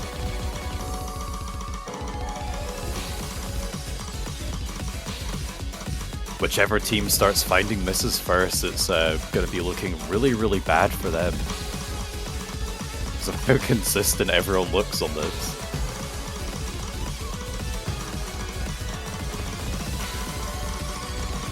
Alright, here we go. Long Higher streams. SV, big streams. one's getting tripped up by the 1-6. No one's getting tripped up by the SV. The offhand, Angel error! Yo, Yu-Gi-Oh! you Meow to trade. Wait, 30k straight to Taiwan. It's hovering around They- 22k now. It's not to hold it. confirmed. But there is a third of the map left to go. Oh, the map just picked up so quickly. The 1/3 UML. Right at the end of the stream. There is enough for Japan to come back from this. And does have Taiwan the combo is not advantage now. safe. But I think at They this... need- Oh, it's so They need close. to hold that act. They need to hold that act. They're not safe, Monkey, Monkey. no! No, but Japan is not There- safe. There's still more streams. They're pushing 5-6k when the dust is settled. I think it's just outro now. Oh, never mind. No, hang on the act. Eriha, my mind. Oh, Japan winning yet another breakpoint, but it was not so free. close. Oh, it's just... Oh my goodness, look at this as well. Yes, all the misses from Taiwan were so clean, but just It's like unfortunately happened a Harry couple Ada- more times. Like Harry Ada with the lowest 100 FC count, but still losing out in score to Eriha and barely beating My Mind as well. Might have been a finish or a slider issue as well there. Quite 'Cause possibly. they definitely could have topped the lobby with that. Mm. Very Yeah. close. But it is Just back over to Japan's side. Yeah, they're wanting to take this to 5-0. To 5-0 already, looking to secure the match point. If they are after a suggestion, I will happily take any of the No Mods 2, 4, and 6. Oh, Hidden 2 is also pretty cool. Yeah. Of course, absolute classic song within this game. It's been around Yeah. for over a decade, I'm pretty sure. Do you remember when we found the tree on Google Maps? Yeah. I don't even remember where it is now, but It's isn't it? It's in a national park or something. It's on protected land. it's incredible.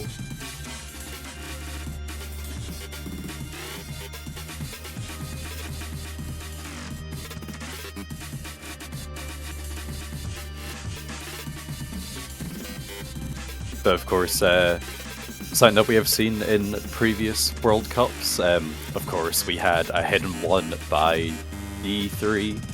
So, of course, the hidden 2 is going to be by Ender.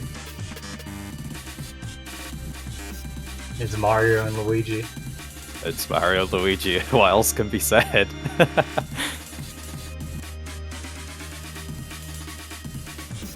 Oh, I Yeah. found it on Google Maps again. Nice. Yeah, the thing about, of course, Hidden 2 tends to be a bit faster, has some kind of technical aspects to it, and depending on what kind of stage it is, it can also have some reading aspects as well. In this case, not so much in the reading, but to balance that out, Ender is one of those mappers that tends to take a slightly more older style approach, and will can absolutely have different types of awkward patterning in there, and just kind of awkward transitions between patterns that add to the technical aspect of the playing. So it might look simple, but if you kind of let your concentration falter a bit too much, you can find yourself picking up a lot of easy misses, and you can kind of be a bit confused as to why.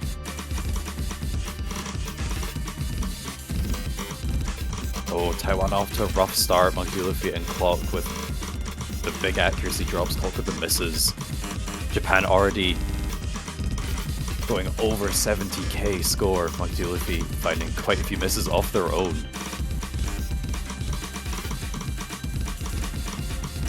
Yeah, just the way this song is structured, it really feels like it never ends. Yeah, like It's you get true your mental stamina game. you get like your wee break here, which is just single taps, but after that the song doesn't really stop. Neither does the map. My mind treating us to some ghost tapping. very fitting. High Greeks drop in the last full combo for Taiwan. More misses from Lucky Luffy.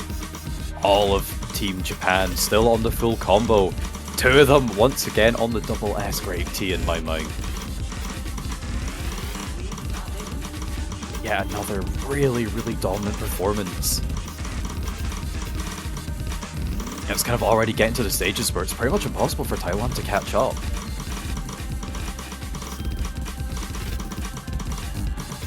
We need to see all of Team Japan pretty much fall apart.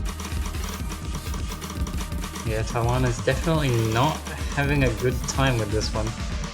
Yeah, these patterns and bursts just catching them out kind of every couple hundred combo.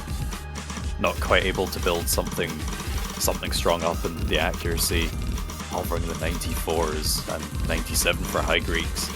But Japan, on the other hand, still my and Grape T on the double S, my Angel Eru 99.82, just behind them. My mind does Cannot find be a miss.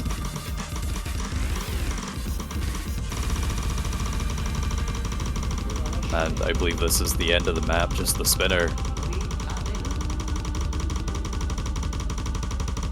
My, you stop now. The spinner's gone.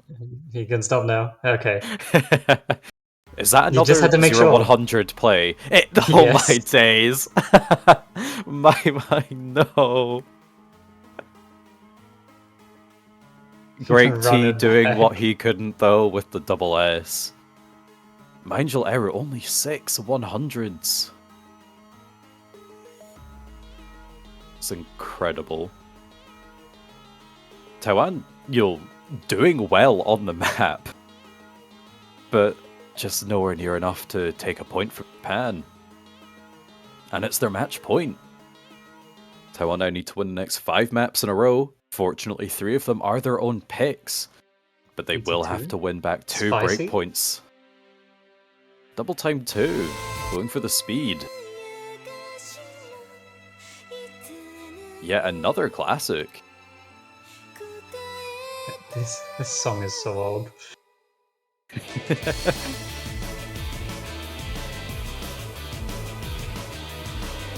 A nice spicy 270 BPM. Definitely easy like, to trip I- up on the you know- SS. I don't know about that one. I think that, I'm kind of old, kind of relatively in this game and everything, but then, like, tourneys will just pull these kind of songs. It's like, these were out for years before I even signed up to the game.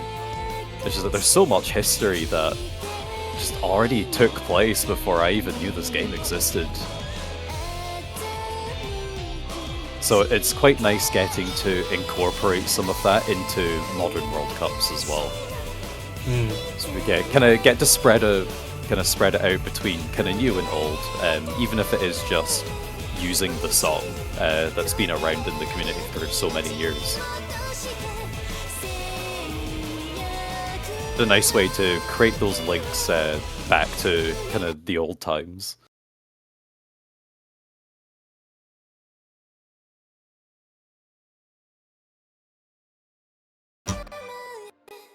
Alright, Put on Diff in TBC 2030. You never know. You never know. Lepidopithus, what? Need some Charles 445? Get some climb Onis. Or Kana and Climb collabs? Oh, we go way back. Don't even get me started on Korra quits. Oh no. Or Mechadon.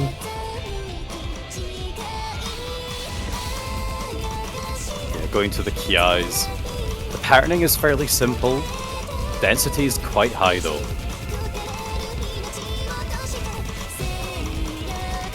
With all these players being very high ranked, this is the kind of stuff that, they're going to be playing for, not too long after their warm-ups have taken place in game. But they have to do it consistently, they have to get the full combos, Polomo being the first player to miss. There's plenty of map, plenty of spicy stuff still to come.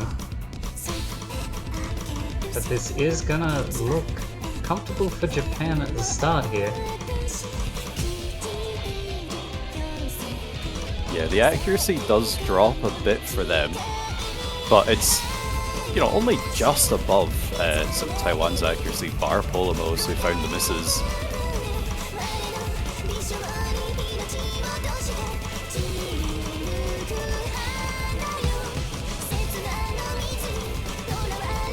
Just everyone holding on so well through this this Ki. Map is basically nothing for them. But here's the spicy part. Yeah, it's always the solo after the second chorus. The long streams. Palermo, that's very early. But they didn't miss. The combo is held. The accuracy is shot.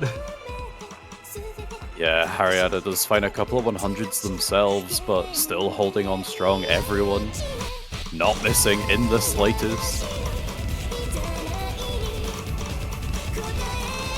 We have this last Ki. And this from Nekomuxia is good for Taiwan here. They're probably going to need to see more though. Yeah, there is not a lot left. Japan trying to secure it. The 6-0. Yeah, we need like all 3 players for Japan to miss. And it's not going to happen. The 3.3 million team score. Despite the just one set of misses from Taiwan, even the accuracy just couldn't really compare to Japan's, and they completely sweep the match. 6-0, advancing on to the winners finals and guaranteeing top 3, where they will face South Korea next weekend. But it's not over for Taiwan though. They are seed 5 for a reason. They are an incredibly strong team, and they'll be facing some kind of more realistic opponents in the losers bracket. Ones where these scores that they have been setting will just absolutely destroy other teams. Because they do have a lot of potential to kind of get podium this year, once again. But so do quite a few other teams down there as well, so it's not going to be easy. But we'll be looking forward to seeing them next week. Of course, congratulations to Japan, showing why they deserve to be Seed 1 and why they are the champions of Taiko for so many years running. They put so much time and dedication into this, and it pays off every time. They're too powerful. Yeah, who will stop them? Who will stop them? Will it be South Korea next weekend? I think if any team in history has the potential, honestly, this year's South Korean team is one of the highest up there, in my opinion. At least in the past kind of 5-6 years, definitely. But I think that's all we have for now. With that match done, yeah, Taiwan lower bracket. I think they face China next week, which is going to be exciting. But we only have one match left for the weekend, which is also, I'm really looking forward to this one. 100%, yeah. I mean, I'm biased, but a little bit of bias is okay. We have Singapore versus the UK, the winner of which will advance on to top 6 and the finals, and the loser will be knocked out of the tournament as it is a losers bracket match. And of course, right afterwards at 15 UTC, we will be having the finals showcase. So we'll see you in about 3 hours. Now stay tuned.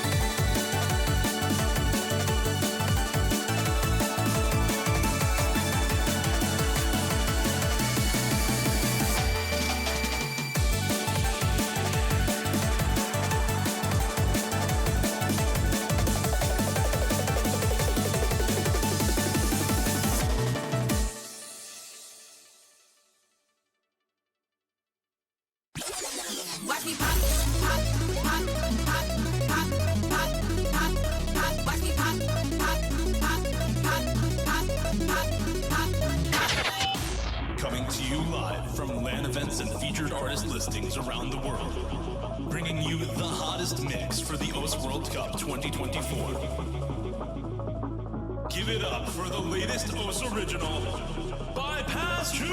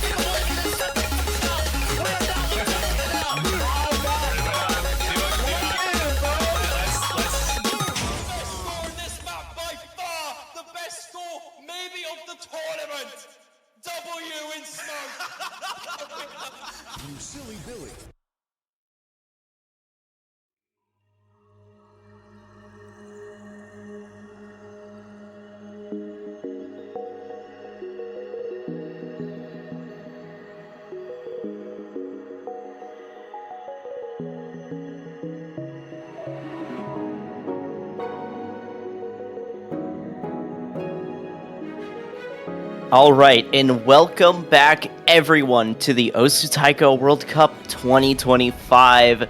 We are in the semi-finals with, I believe it's the last match of the weekend, and it's going to be Singapore versus the United Kingdom here in the lower bracket. A very exciting matchup here today, and I'm Ethan, joined by Teasel. I'm horribly biased. But I'll try not let it affect my commentary too much. But you know, it is always really exciting to see like your previous team, all the people that you've been hanging out with, just get this far, and you know, really rooting for them to get into the finals, because you know there's going to be even more exciting matches there. It's looking really, really contentious this year for the podium, so I really want to see them make that push. But of course, Singapore have come out and surprised everyone this year. You know, seeding fourth, proving that they are a team that can do it as well. Narrowly getting here by defeating Russia. So, you know, they've had their warm up, and you know, of course, the UK got here by, was it Malaysia they took out? Yeah, they took out Malaysia 6-3, so again, another closer match. So it's kind of all to play for here. Who'll be getting top 6 and who'll be going home with 7th to 8th. Yeah, a lot on the line. It was Hard Rock 2 and Hidden 2, I believe. Interesting. You don't usually see Hard Rock 2 and Hidden 2. Usually it's always like Hard Rock 2 then Hidden 1. Yeah. So some slightly interesting bands. Yeah, we might get to see Hidden 1, which is very nice. And the UK are going to pick Nomod 3. This is something that makes sense. You know, we have Mazionga and Nathaniel immediately coming in for the UK. Two very good speed players. Maybe, Yeah, you know, one of the things as well is because both these players have already played quite a big match on this pool, they each have quite a lot of information on one another, so a lot of their picks will probably be quite informed based on kind of their opponent's scores.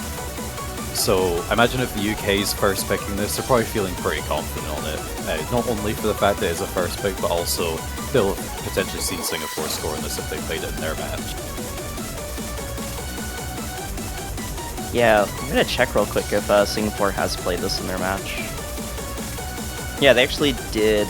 They had two pretty decent scores. Actually, no. Looks like they had Polararg with a pretty good score, but then the other two players were slightly struggling to keep up. So, okay, if it's the same as yesterday's match, then maybe this could be a strong pick for the UK. Although, I'm seeing a slightly different roster, actually. They're having Tazechi play this instead of Prehistoria. So, potentially could bring out a bit of a better score here. Quite possibly. I guess before this one very quickly starts, so I might as well shout out the pick'ems as well.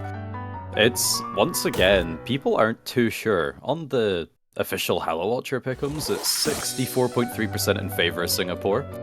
But in the Twitch predictions right now, it's 61% in favour of the UK.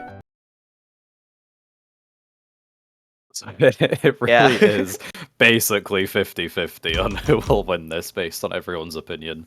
Everyone just feels like it'll be a 50-50, so I'm quite excited to see how this starts, and it looks like we'll be starting off with the first pick of this match, picked by the UK. Do you think our hearts can handle another tiebreaker this tournament? With how many we've had, maybe. We'll have to find out.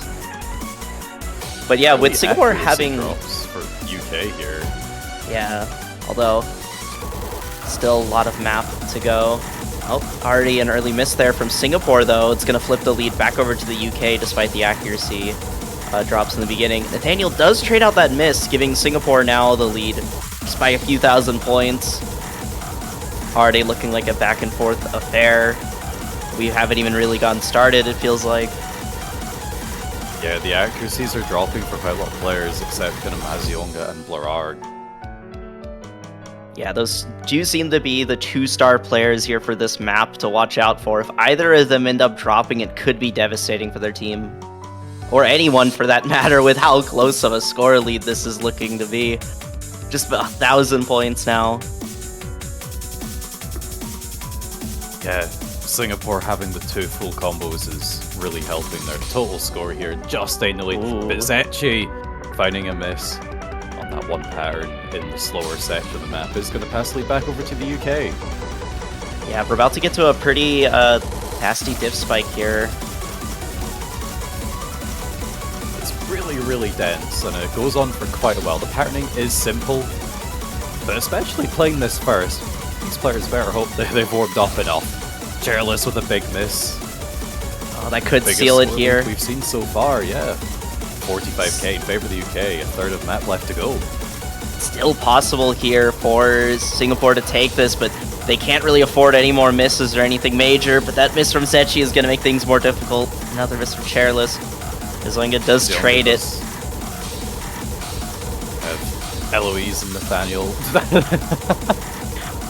Eloise not holding on to the combo. Nathaniel does, though. Blarg selling that full combo. Really, really high accuracy for Singapore. But the other 2 players just not quite able to keep up. And that's pretty much got the pick sealed here for the UK. Very impressive team score from the UK, but oh my goodness, that score from Blararg is terrifying. That is a Blarg score of all time right there. 8-100 full combo. Oh my. Blurarg, the only FC in the lobby and the highest accuracy to boot. Very, very impressive play from them. But the pick will still be going to the UK. A very solid first pick there from the UK. Yeah, the next lowest miss count being 2 miss from Eloise, a player that you wouldn't really imagine being one of the top scorers of this lobby, but a player that has been up and rising very quickly in the past sort of 2 years. I mean, did have worse accuracy, but being able to hold on to the combo for that, accuracy will come naturally after a bit of time as well. Yep. And now we're going to see Singapore's first pick of the match here. Do you have any map predictions here for their first pick? It's difficult to tell. I didn't manage to watch their previous match, so I'm a bit in the dark on what they're going to go with, honestly. They're going to go with 3-mod-1. Interesting first pick. But I think it kind of makes sense, as Singapore does have quite a few players who are very capable with mods. And with a star player like Blurarg, you can there is definitely a chance for a hidden hard rock player, especially because it is free mod 1. Quite possibly. Yeah, because we saw Taiwan Seed 5 only take 2 mods on this. 1 hidden and 1 hard rock, I believe, and a no mod. Compared to Japan's triple hidden hard rock. So even though this is the more accessible mod map, you know, we're still in the semi-finals, and people may be afraid to take kind of those bigger risks. But when it's such a high-stakes situation, they may feel the pressure and go for it. It's just whether they can kind of maintain their composure throughout the 2 minutes and 19 seconds. Yeah. Don't need to keep it before or after, just during those 2 minutes. Don't miss. And also ideally have highish accuracy. No biggie. Ideally, yeah.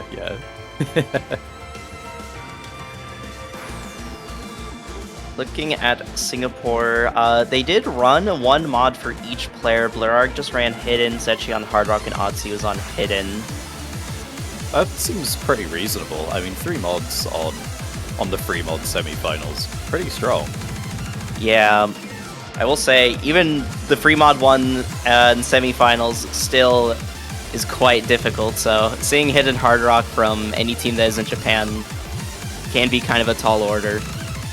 Yeah, looking at who's going to come in here for the UK, my Angel Seiya will most likely be taking on Hidden. That does enjoy that mod a lot. Over the Hedge 2015, at least a Hard Rock, potentially even Hidden Hard Rock from them. Mazionga, probably leaning more towards a Hard Rock if they do take a mod at all. But they're the kind of player that even if they take no mod, they will get a very, very strong score with it. And if Singapore kind of stick with what they've got, just their 1 mod each player, then the UK are going to have to try and match that somehow, or hope that Singapore make mistakes. Yeah, we might be seeing a tied mod situation here. Oh, yeah, it looks like there's going to be okay. 1 mod for each player here. So there's not going to be any mod advantage for either team to play with. I just got to play the map. Yep. I have 1 Hard Rock and 2 Hidden for Singapore, and 2 Hard Rock, 1 Hidden for the UK. Yeah, both teams with a slight mod, I guess, preference for this free mod. It's always interesting to see. Ooh, Arg with the first miss though, and the 1-3. Yeah. Perhaps the nerves getting to them a wee bit. Yeah, potentially. It is their first pick here, so a little bit of pressure on them to perform well. It is an early enough miss, though, that hopefully it shouldn't matter too much, but with how consistent everyone's playing this map so far here, that miss could mean a lot here. Yeah, some of the bursts in this map are quite rough, though. Ooh, there's a miss from Azionga. Looks like the overall accuracy on the side of the UK is slightly better, but that miss from Azionga right before the slowdown is going to give the lead over to Singapore. Yeah, that's great news for Singapore. They do have the lead back in their advantage. There's still half a map left to go though, and the ending is very tricky.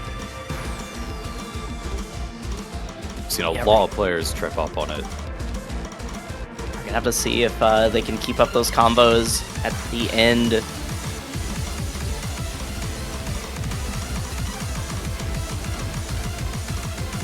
Lead slowly crawling, but oh my. Little bit of accuracy drops there from Azionga just as we get into the Ki. It was a little bit scary, but they kept up their combo, which is important. Everyone holding on. In favor of Singapore. More misses from Azionga though. That could seal it, but there's still definitely a chance for the UK to come back into this last second if Singapore make a very devastating mistake with so little map Everyone in the left. UK would have to hold, and I think pretty much at this, but everyone in Singapore would need to drop on the outro. Yeah.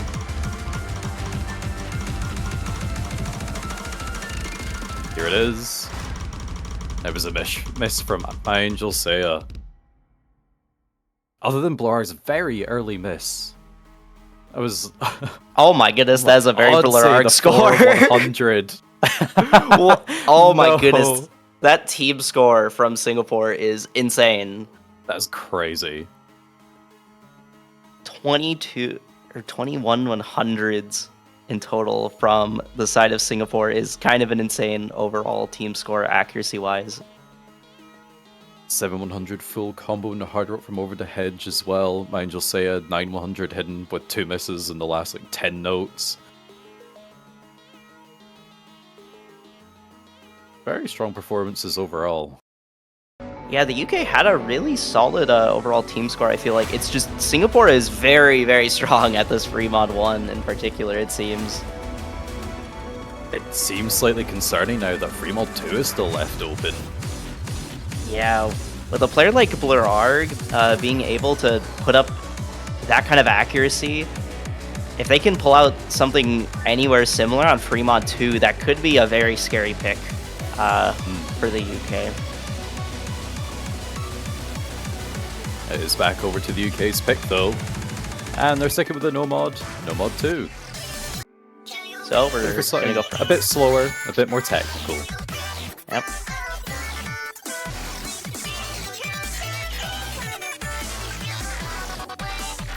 Pretty interesting map. It's a lot slower than some of the other Nomad tech maps we've had, but oh my goodness, the patterns in this are terrifying.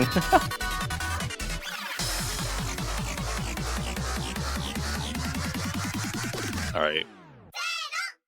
What roster changes are we going to see here?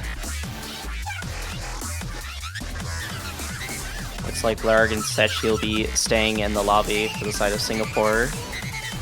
And Eloise coming in for the UK.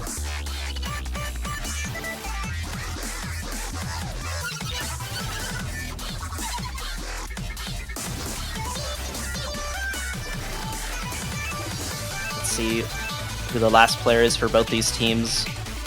Maybe they're just doing a quick run of one part of the map just to make sure they got it. This is going to be Nathaniel.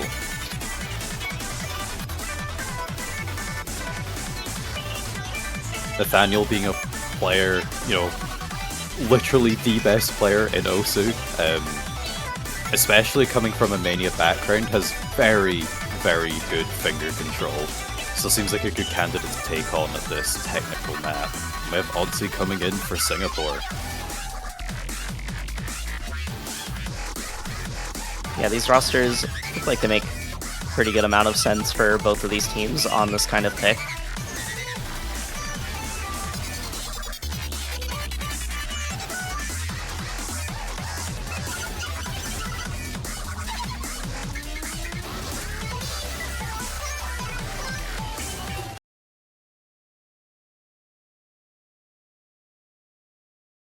Here we Alright, go, loading in. Now onto Nomad 2. one of the shorter maps in the pool, so every single 100 and miss will matter just that little bit more.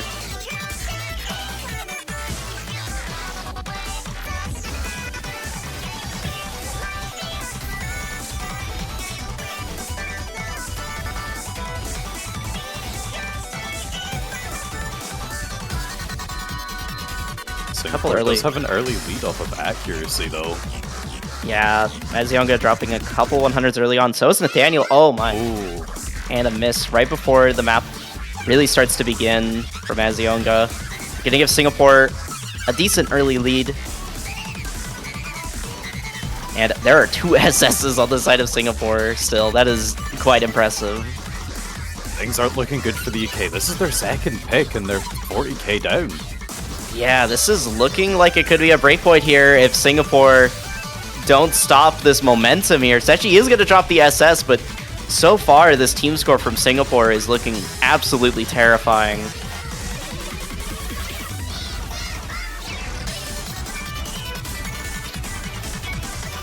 Still in a 3-way full combo. Nathaniel drops theirs. Yeah, only 1 FC left for the side of the United Kingdom. Alois, last FC for the UK. They have to hold on here to give the UK any chance of coming back into this map. Oh, but they're gonna drop it, unfortunately. Combo. Ozzy does as well. But it's still 70k plus in favor of Singapore going into the outro. Blur still on a double S. Oh my goodness, I don't want to say anything, but the score from Blurarg is absolutely insane. Oh, it looks like it looks like they do drop it, but still that score from Blurarg is out of this world. And without too much map left here, it looks like it's gonna be a break point in favor of Singapore. Akari on the 1-100 full combo. On this map, that is insane. Oh my goodness. Managing to get over 1 million thanks to the drum roll. Yeah, like strong scores overall from every player. But yeah, just the double full combo from Singapore and their third player dropping it towards the very end just gave them such a strong advantage throughout the map. And a very well-earned breakpoint. Singapore looking to extend that lead further on their next pick. Looking to get their 3rd point, but the UK are going to be trying to steal it back. So Singapore do need to be careful about what they go for here. Yeah, they don't want to just throw something out there and give the UK a free breakpoint here. Just resetting the momentum and starting back from 0, basically.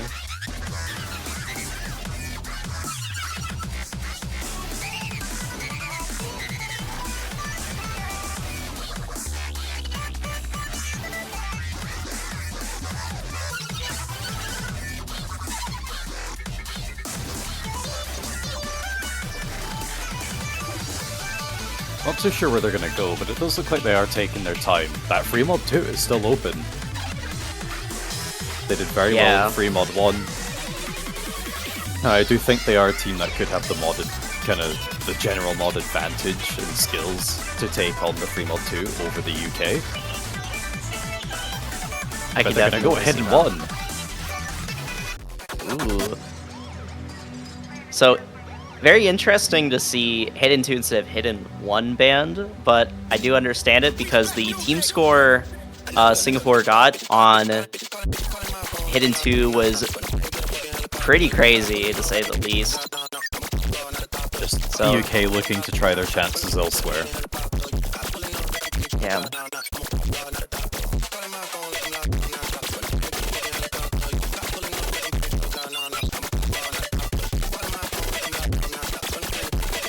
And Singapore did not play Hidden 1 in their previous match, so we'll be seeing their scores here for the first time. So we're a bit blind here on what the outcome could be.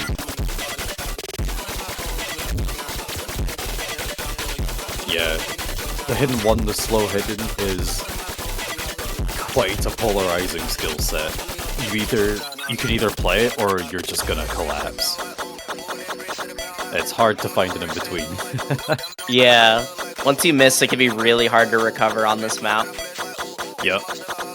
So it's often the target of fans, especially towards the earlier stages of tournaments. But now we're in the later stages.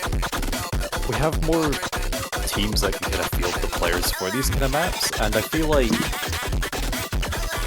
the difficulty increase for hidden ones, like especially in the reading aspect, doesn't kind of increase as sharply as other skill sets. So everyone kind of catches up eventually compared to all of the other maps in the pool.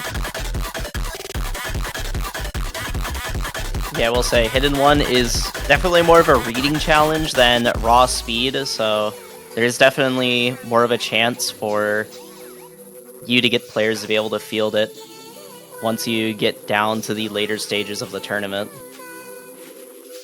Singapore will be feeling pretty good about this one though, if they are willing to pick it so early into the map. Especially when they already have that advantage of the breakpoint, they really can't afford to give that up and lose that advantage. So the fact that they're willing to risk that on Hidden 1 means that I'm probably expecting quite a strong score from them. Yeah, with how well they played Hidden 2, if they can replicate that on the slow Hidden, this could be a pretty good pick for them. Two players getting a 100 on the finisher. We saw someone on Team Taiwan miss it earlier today. Oh wow. Oh, 2 early misses there from the side of the UK. They did recover quite quickly, but the accuracy is looking a little bit shaky for them.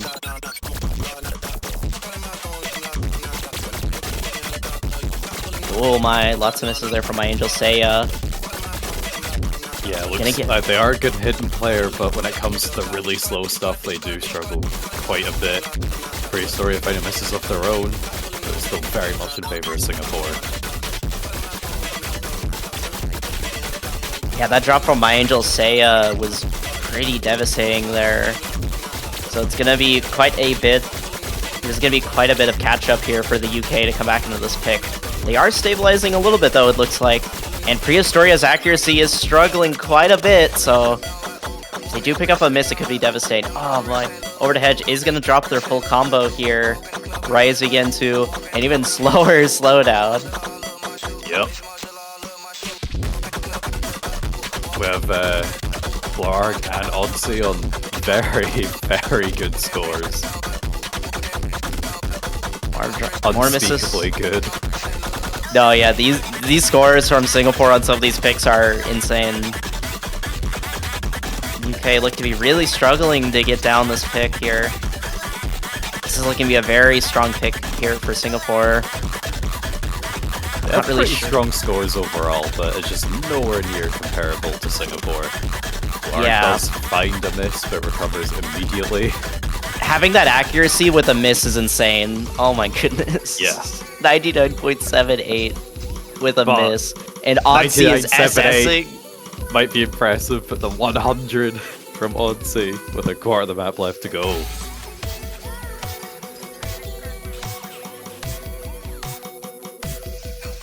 I'm kind of just trying to watch Odyssey right here. I really want to see this, but we'll have to see. There's still a bit more map left. Can they nail this last section here?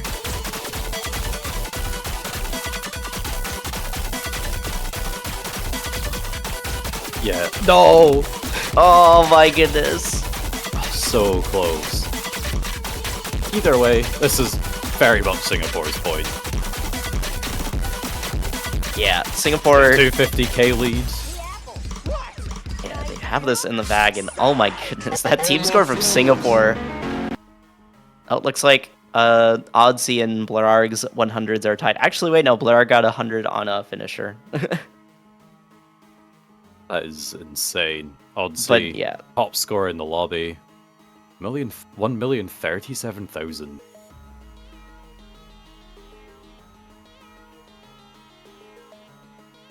Just a crazy team score there from Singapore. They're looking very, very solid in this match so far in the first half, but as we get down through the pool and we see the more comfort picks kind of go, it's going to be interesting seeing if Singapore can keep up this hot streak here, or if maybe the UK can sort of start coming back into this match. Yeah, for sure. Like, I think, of course, you know, the UK has had quite the big roster change compared to last year.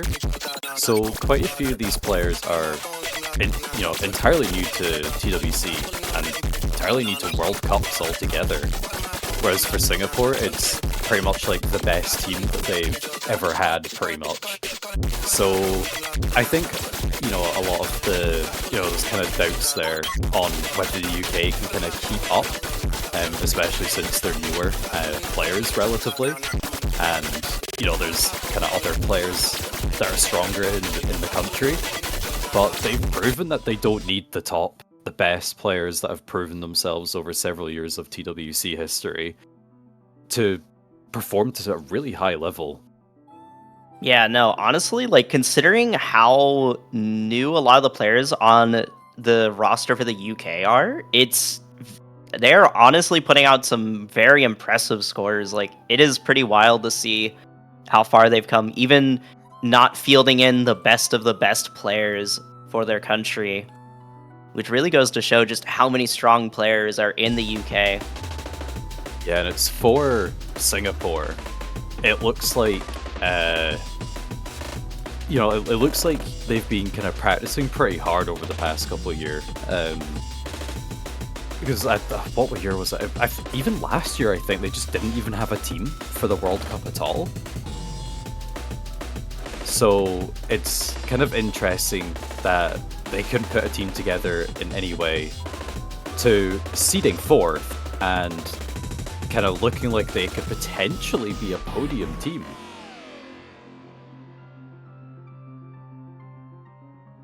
Yeah, it's very interesting to see. Singapore doesn't have too many players, but the players they do have seem to be very capable of playing to a very high level. Absolutely. And the UK are going to try their chances on Ether.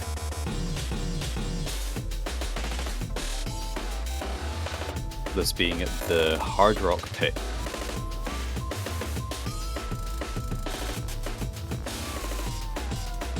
And the UK looking to trying to get some momentum here in this match. And it could definitely start here, and then maybe a break point after to just reset things and tie it up, but we'll have to see. Yeah, like losing another break point at this stage would be pretty devastating. And it'd be so difficult to come back from it. But if they can at least keep winning their picks, and hopefully just win one of Singapore's next two, 3 picks, they should be okay. But it's a lot to ask. Yeah, they definitely have quite a bit to go through here. And a lot of pressures on the UK to get a break point soon, and also just avoid getting another break point in favor of Singapore. Quite a few players are off to a bit of a shaky start in terms of accuracy, and Odsy finding misses is going to help the UK get an early lead, which is exactly what they need.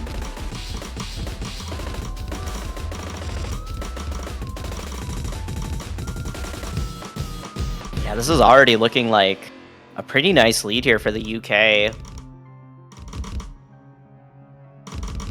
Yeah, this map does have a lot of patterns and snappings that you can easily trip up on if you just kind of falter in your concentration a bit.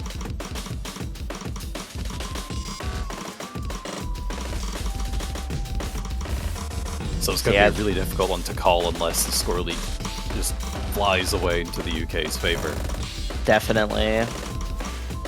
This map is definitely not over till it's over, with how awkward it can be. And we're already seeing the score lead's actually dropping just a little bit due to accuracy. Yeah, Blarar's accuracy for Singapore really helping them out. That miss from Zetchi, though, is going to be great news for the UK. It's going to help recover some of the score that they just lost through accuracy. Sechi's accuracy is still looking fairly solid though, so it's not gonna be too bad for Singapore, but still it's gonna hurt a little bit.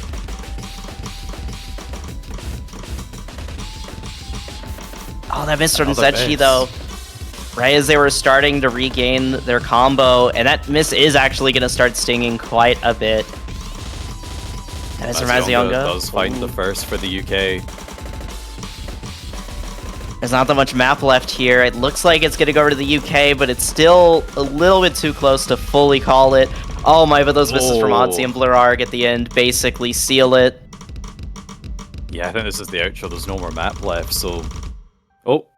Okay, there you go. You just got it. Another point for the UK. Almost a three-way full combo. Just that one single miss from Mazionga. Yeah, it looked like it just came down to the misses mostly. Both of the teams had somewhat similar accuracies overall. I want to say, actually, the accuracy slightly... Like, there's slightly less 100s on the side of Singapore. Yeah, I think so. But the combo does matter. But yeah, it just came down to the misses, and Singapore were not able to really get any consistent combos going, unfortunately. We're gonna go back over to Singapore for their next pick. Once again, they need to keep winning their own picks and they win the match. They already have that breakpoint advantage from earlier. They just need to do everything they can to not lose it. It seems like they've been doing well on the mod so far, so I imagine they try to stick with it as best as they can. That free mod 2 is still open. Double time hasn't been touched yet. There's still 4 no mods. Kind of general consistency with some finisher stuff. We've got the streams, we have the gimmick map, and kind of the speed tech. Yeah, lots of options here, but the pool is starting to get whittled down as there's no more hard rocks, no more hidden.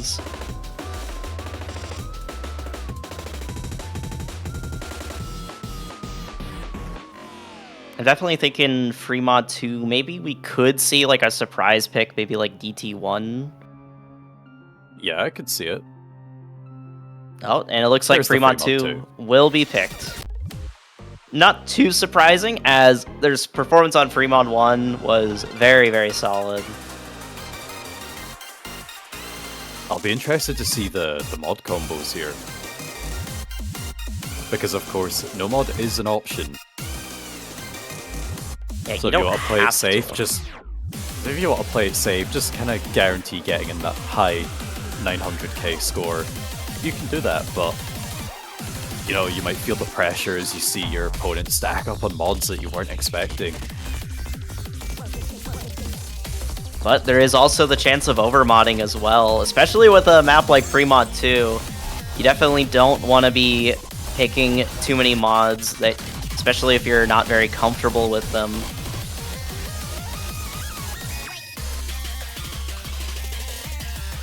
Doesn't look like the UK are going to be swapping out any players. Singapore looks to actually be swapping out 2 players potentially here. Even their star player, Blurarg, leaving the lobby temporarily. Oh, so wow. maybe they won't even be playing. Yeah, we could be seeing a full, like, team swap here.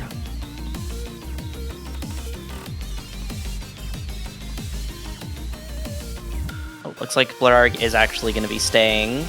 And we're going to be seeing Oddsy coming back in. So it's actually going to be the same roster for Singapore from last map.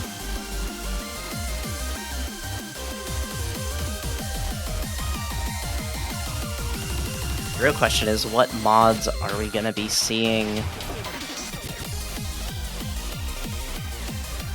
I could definitely see both teams trying to play it a bit more safe.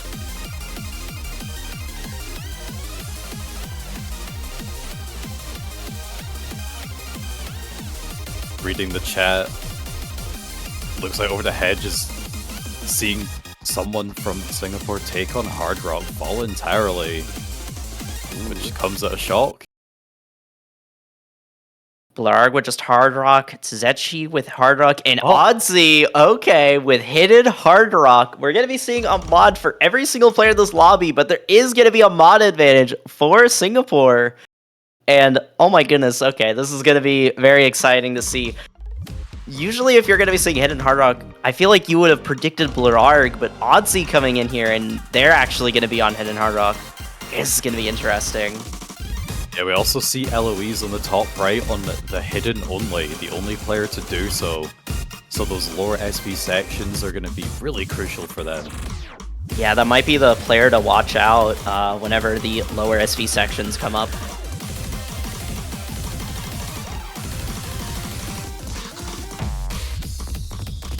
But Singapore does take an early lead thanks to the accuracy and mod advantage. Main question though is, will they be able to hold it through some of these higher SV sections?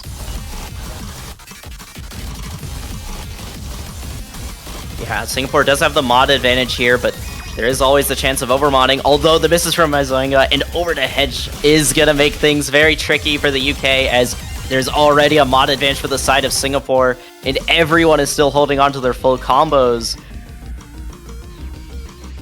90k already, not even halfway into the map. Things are looking pretty rough. Now it's climbing up to over 100k. There's gonna need to be a lot of misses here from the side of Singapore for things to turn around. Over to Hedge picking up a miss on the slowdown, unfortunately.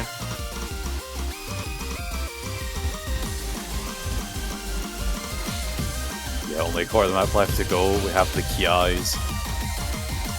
It's going to be very, very difficult for the UK to make up 150,000 score. Still 3 full combos from Singapore going into the Kiai. All eyes on them, particularly Oddsy with the hidden slapped on as well. Yeah, the score from Oddsy is insane. And the fact that everyone on the side of Singapore is still holding on to a full combo.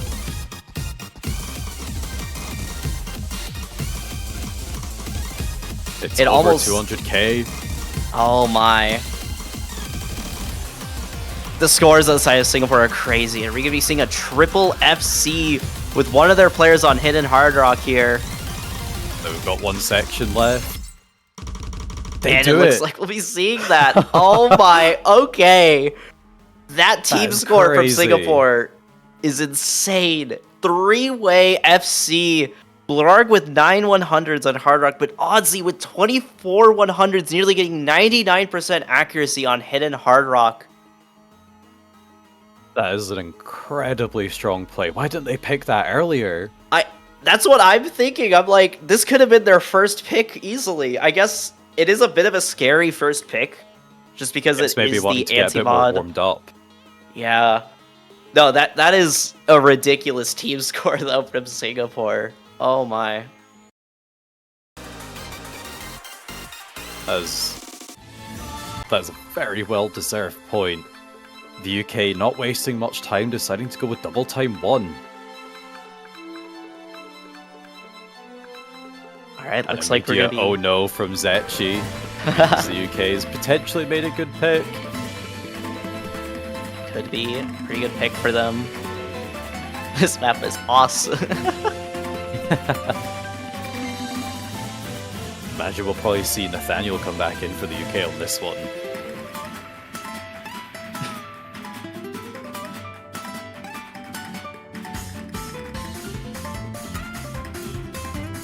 Yeah, Yeah, I'm this kind of map interested. What are you interested in? I am kind of interested in what Singapore is going to pick after this map is done with, because after Yeah. the free mod pool, I kind of don't really know where they're going to go. Like, the hidden pool's out, so they can't really pick that. Free mods are out now. It's just kind of one DT map and no mods. Yeah, I feel like the double time 2 is a wee bit risky as well, especially since the UK won on No Mod 3, the other speed map.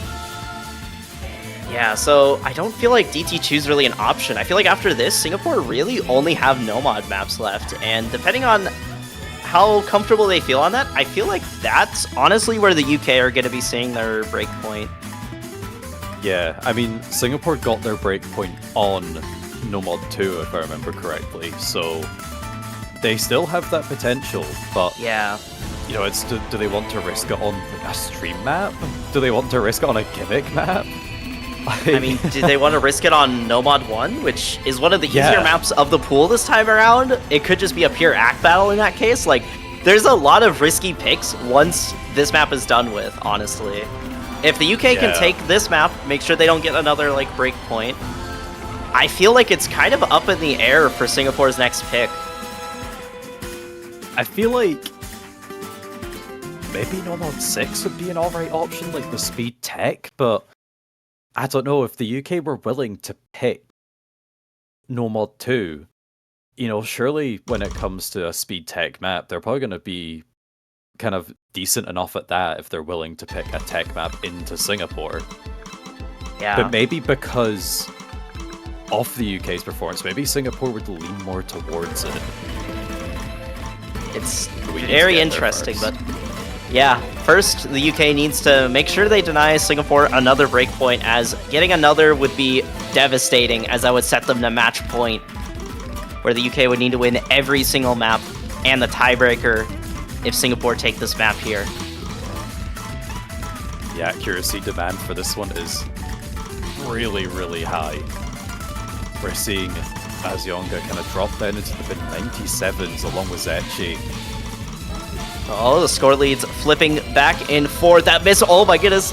Pretty heavy drop there from Zetchi, dropping below 96 there for a moment, is going to give the UK a pretty decent lead now. 25,000 points and climbing. Yeah, we And also all have the- these funky finishers and doublets. Not quite Mazionga- catching Mazionga, just dropping on something else around it, but Zetchi does Zetchi trade it. match it. Over to Hedge's accuracy is crazy though. High 99%. This is looking like it could be pretty solid for the UK, but there is still another half of the map to go. It's definitely not sealed just yet. Can the UK Let's see, hold on? Also over 99% accuracy, Nathaniel dropping down below 98. Biblarifying misses and drops below 99. The only 99 left in the lobby is over the hedge.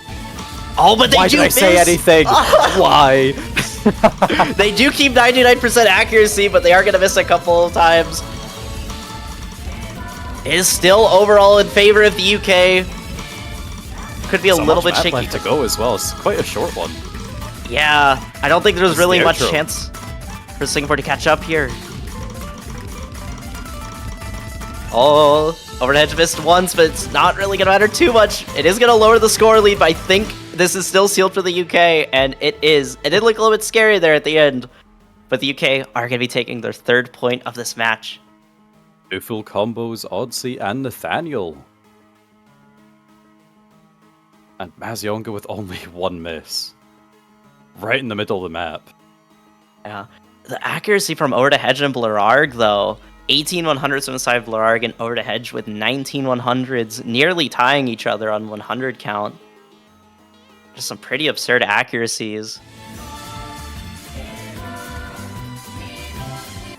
That is good for the UK, though. They are still only down one break point.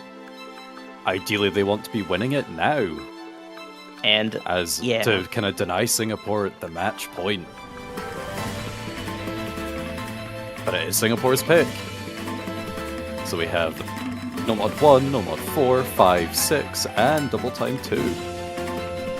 Not a lot of choices, but there is still quite a few no-mod maps, and kind of as I was alluding to earlier, I'm not really sure where Singapore is going to go, honestly, with their next pick. And if the UK are going to get a breakpoint, I feel like this is kind of the time they have to. They sort of have to now. Yeah, absolutely. I mean, just kind of based on things I was saying earlier, I feel like, you know, based on everything we've seen in this match so far, maybe a No Mod 6 wouldn't be such a bad idea from Singapore. But, you know, especially when things like No Mod 4 is open, it's a gimmick, it's all about practice. Is, you know, do we think Singapore has managed to practice more than the UK? Like, who wants this win more?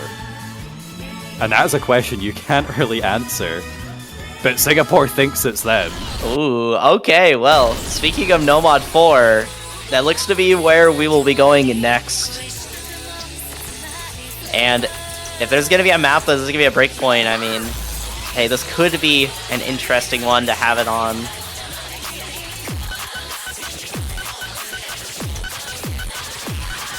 Yeah, I feel like, especially when we look at Hidden 1, the scores that we saw from Singapore were pretty crazy. And while they are amazing players, I kind of doubt that was, you know, like their second or third try on the map. They probably put quite a few into that. So I could very much see them also putting that time into No Mod 4.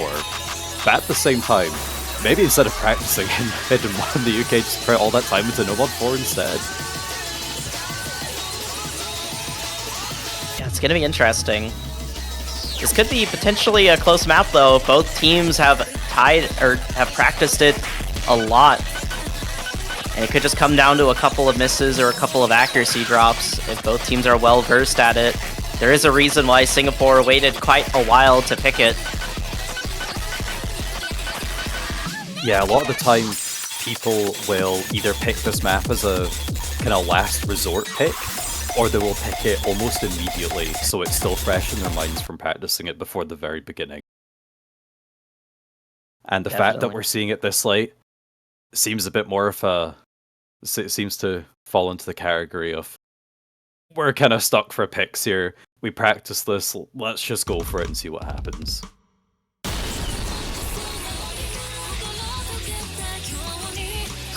Love to see, though. Maybe they kept this as a pocket pick to just kind of throw in there last second.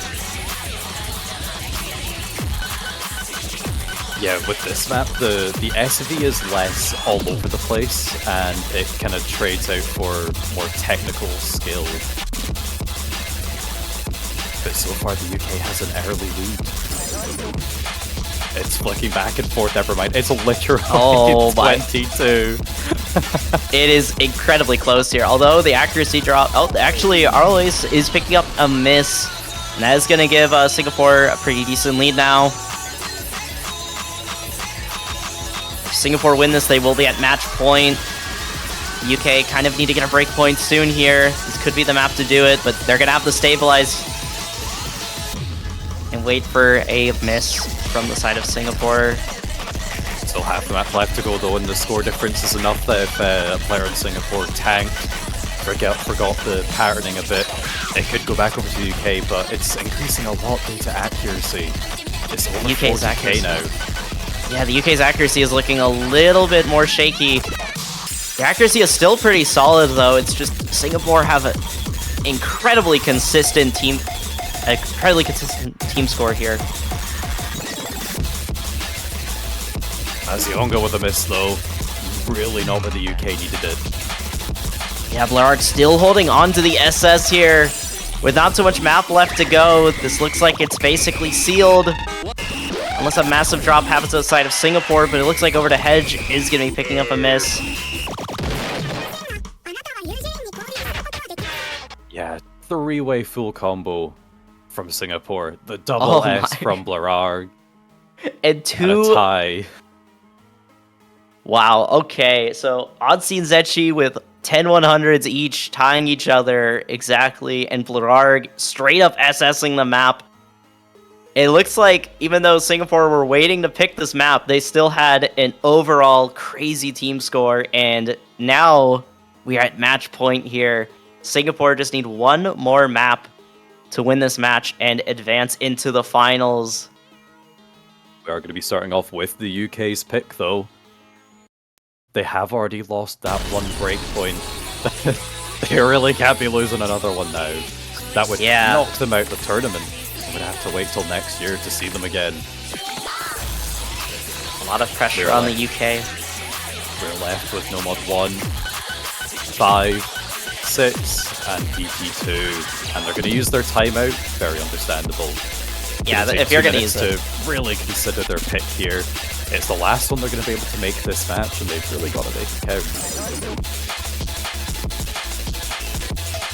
there is not really that many choices left here. I'm kind of immediately thinking maybe DT2, just because the UK looked pretty solid on No Mod 3 when it was played. Yeah, I guess that fear is the stream. The guitar solo after the second Ki. It's the case with all of these types of songs, and it feels so risky. It definitely But at does. the same time, it'd be risky for Singapore, you know? There's, of course, No Mod 5, the stream map. The stream map has been catching out so many players throughout this entire tournament. Has led to some very intriguing results this week. It's a lot faster, and kind of has 1/6 in that thrown in as well. No Mod 1 is kind of the most basic map out of the ones left. Just more like your consistency kind of map, all the kind of stuff that you'd be seeing in the ranked section. It's difficult to tell who'd win on that one, of course. We have No Mod 6, the speed tech map. You think the UK would be favoured towards that one, especially as they did first pick No Mod 2, but Singapore did win it, so who knows? Do they want to risk that again?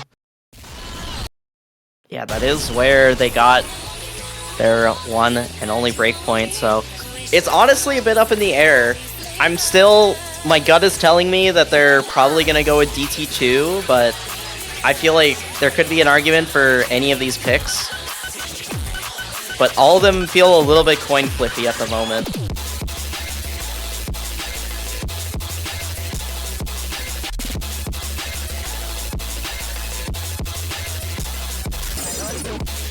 Yeah, if I was in their position, I'm honestly not sure what I would do. I think it would just have to be kind of risking double time too, but I don't know their scores at all. Yeah, that's purely just going off either. that they managed to win. They managed to win the speed map. It is going to be No Mod 6. No Mod 6, yeah, the speed tech map. Perhaps the scores on No Mod 2 were a bit of a fluke. Much lower than usual. They're just having to take the risk and go on with this. Yeah. It is a little bit scary since Singapore's only breakpoint is on the tech no mod. And now we're playing more of a tech speed kind of no mod.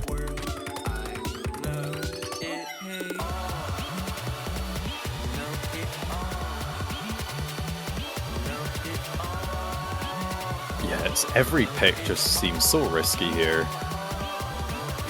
It really does. So this is going to be the UK's last pick of this match here, as assuming they win this, then we'll go to Singapore's final pick, where the UK will have to get a breakpoint if we're going to be seeing a tiebreaker here, and if the UK want to continue their run. Meanwhile, Singapore only need to just get one more breakpoint, one more pick on their own map pick, or just taking on the tiebreaker, and they have it. They have 3 different maps to have a chance on at closing it out. Meanwhile, the UK kind of need to stay locked in here, as they cannot afford any other mistakes. I understand.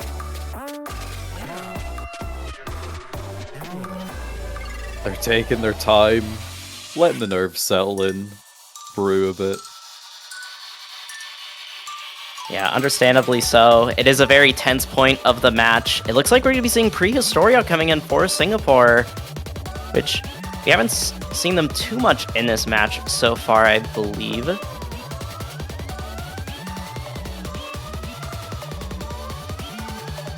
They came in on Hidden 1, and I believe that was the only pick, actually, they came on. Yeah, seems like Yeah. it. Yeah, I just checked the match link. They only came in for Hidden 1, so could be a little bit scary here, as there's going to be a lot of pressure on them to perform, and maybe their nerves are still pretty sky high. We'll have to see. Here we go. The United Kingdom's final pick of this match. Could be their final pick of the tournament here if they don't win this match. It is a loser's bracket match, everything on the line.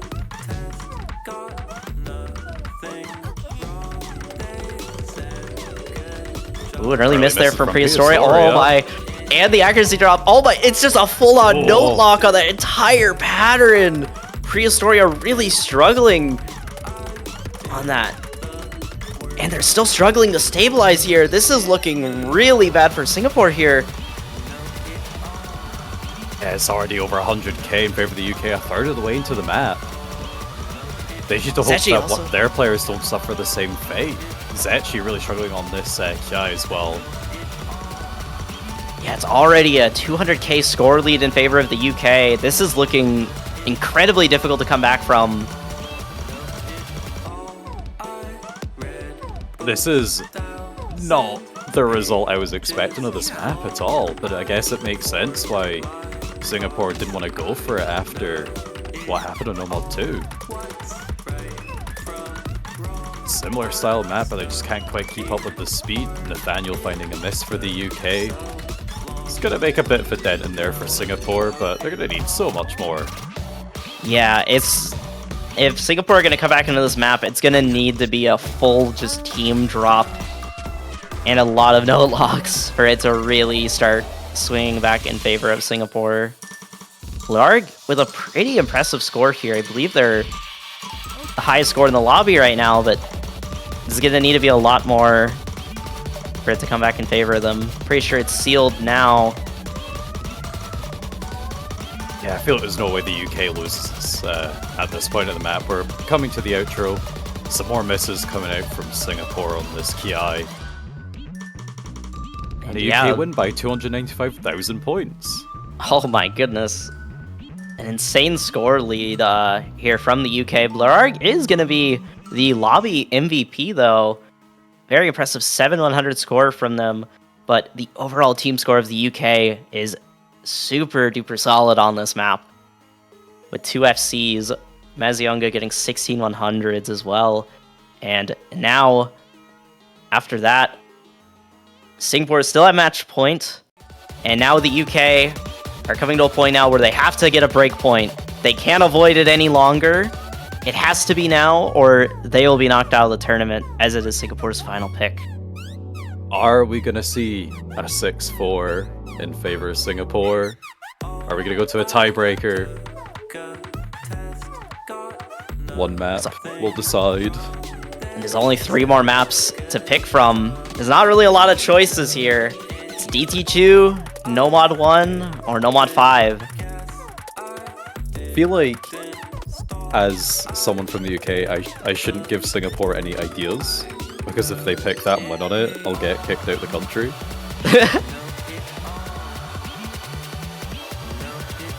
So I'll let them figure it out on their own.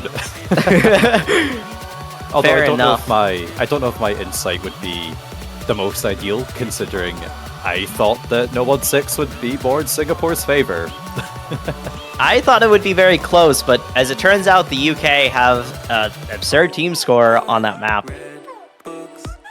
I'm thinking maybe No Mod 5 for their final pick, but still, that's such a gamble, because if you note lock once on that map, that could just be it for your run. And okay, it will be No Mod 5. It's No Mod 5. Ugh. Uh-oh. Well, final pick of the match here. If the UK win this and get a break point, we'll be seeing tiebreaker. No matter what, we will be ending this match with an Osu original. Either Singapore will win this No Mod 5, kind of put together by Quarky, industry map of the pool map by Zatera, or we'll go to the tiebreaker, and we'll play Partition by Cytosis.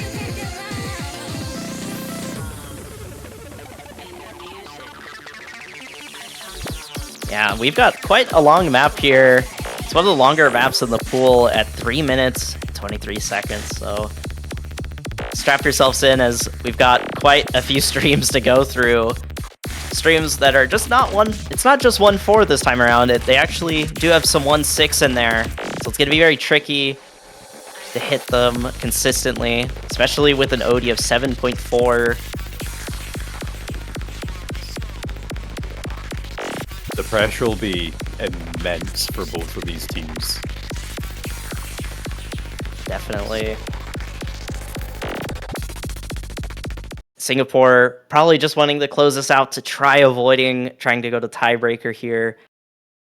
And the UK looking to try securing themselves into the tiebreaker. But they're going to have to get a breakpoint here on Singapore's final pick. They are swapping out of the top slot for Singapore, giving to Odyssey instead. So perhaps Odyssey might be the player predicted to get the highest score for them. Maybe there's like a mystical power with the first player slot in the multiplayer lobby.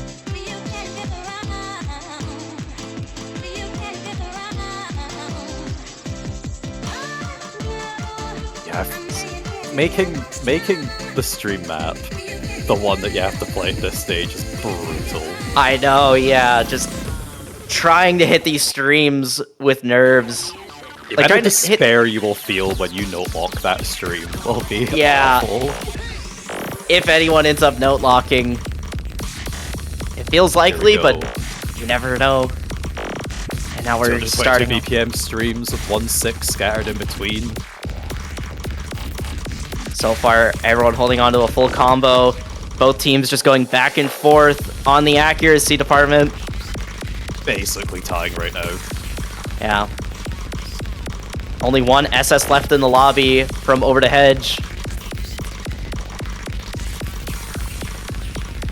It's just going back and forth ever so slowly due to the accuracy. Both teams just trading 100s. It is so incredibly close here. It's a good thing the players don't know this. I know. Oh my, Zetchi we're seeing misses. Zetchi. Huge It is giving misses. no luck. An absolutely massive no luck there from Zetchi, dropping below 97% accuracy. It's gonna give the UK an over 50,000 score lead now, going into the second half of the map. Into it a bit, but it's not over. This is a stream map. We all know what can happen. Mazionga finds a drop of their own. It's very clean, but it's a drop nonetheless. Over to Hedge also dropping, going from an SS down as well. Yeah, that could give the score lead over to Singapore if they can hold on to their combos and don't drop too much accuracy. And We've lost the player. Where are they? Come back. You can't do this. Not now. Oh no. Not here. No. No, they've officially left, and it's well after the start. On the MP link, they're gone. Oh no. Did we just see an... Oh, did their internet go out? Oh no. Must have. Yeah, it says left the match 1604. Map started at 1601. There's no chance for a replay. The That rules is ask you within devastating. the first 30 seconds. UK literally just need to not disconnect. Yeah. That basically seals the map, unfortunately. I mean, it was looking like it would be a UK advantage, but with misses like that from Eloise, that could have passed the lead back over to Singapore. Because it was going to be close due to the combo advantage from the early misses from over the Hedge and Mazionga. Yeah.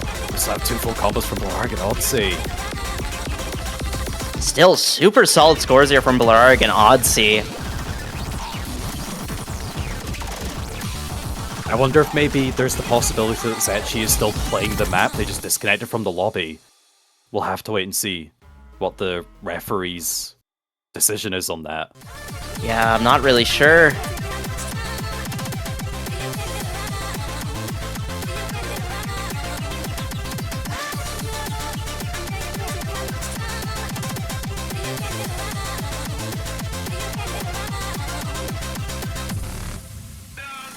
But assuming the score is accurate on the MP link, it will be going in favor of the UK, and we will be seeing a tiebreaker.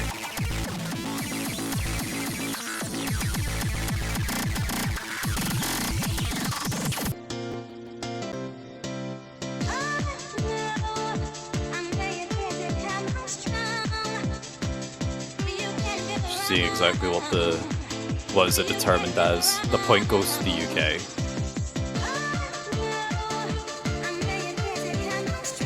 Looks like we will be seeing a timeout though, from Singapore. Because apparently Blarg got kicked out the lobby into the main menu of the game as well. Very interesting. I guess Over the maybe Hedge just getting internet. insta-booted from results as well themselves.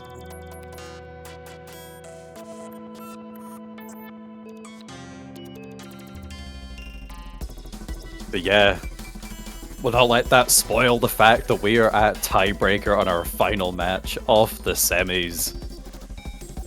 Yeah, The it winning looks team like will advance on and be top 6 into the finals. The loser will go home. a lot of pressure on both these teams here. The winner of this match will be playing against Chile in the finals. And then after that, they'll have to play against the winner of Taiwan and China. So a lot of tough competitors along the road for whichever team ends up winning this.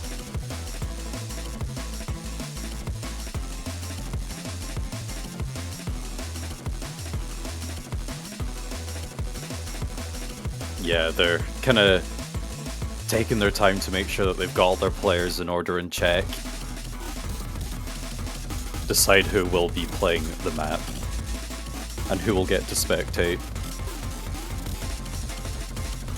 Yeah, and they're going to use that They'll be able to relieve the timeout. pressure. Yeah, as much as they can, but the timeout will allow them to at least be able to maybe practice the map a little bit outside of the match. Just make sure they can get down some of the more tricky sections.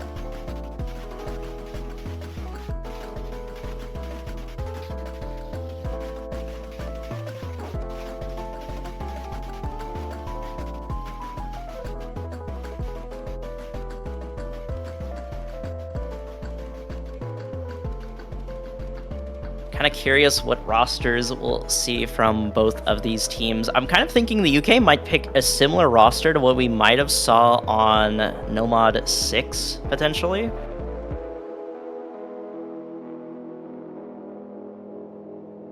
Yeah, it's difficult to tell. I think for the UK it'll probably be Mazionga, Eloise, Over the Hedge, is my guess.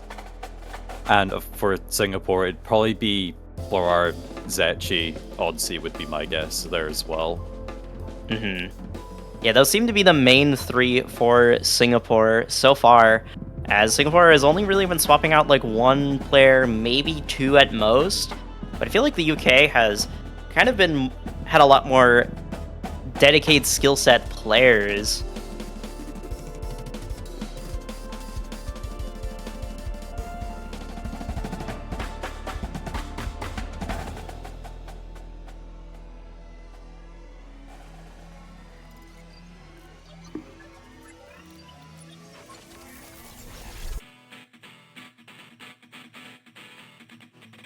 Looks like we'll be seeing Blur coming in for Singapore. So not too surprising, as they seem to be kind of the star player for Singapore. And throughout history, or Taiko World Cup history, that does seem to be kind of the case, as Blur has always kind of been their star player. But we'll see if they can keep up. Singapore has pulled out some absolutely crazy feats and tiebreakers in the past. I think everyone knows the year of when they were beating teams like kind of the best team that Italy had ever seen on like a tiebreaker, like quarters or something. Or no, I think it was semis. They knocked out Italy on I can't remember the name of the tiebreaker, but it was the one. It was a Tasque tiebreaker. It was really popular. And just no one saw it coming. Absolutely no one knew that that's what would happen. Yeah, so that's definitely. why it's so crazy seeing Singapore back so strong as before. Like, no one would have expected it, especially Seed 4. And they're kind of proving that they were quite deserving of that. I think a lot of people were thinking, oh, they'll probably kind of fall off in the later stages. They maybe don't have the best skill cap, but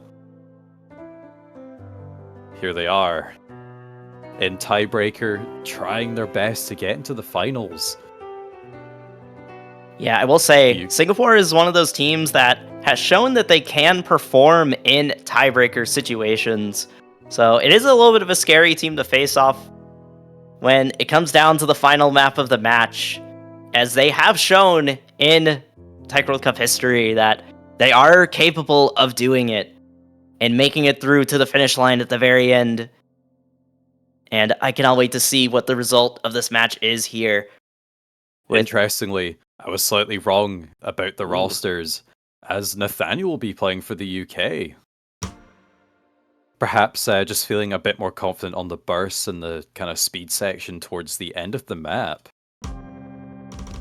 As well as kind of playing less maps overall in the match, may have been able to practice this as we go on.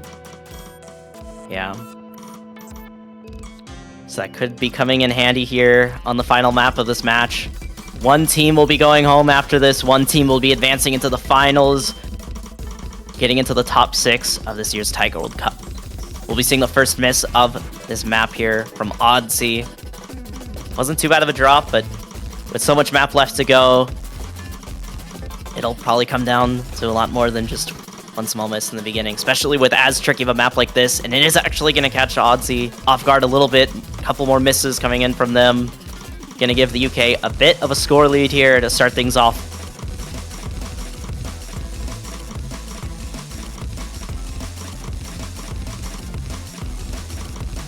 Yeah, still 5 full combos on the board.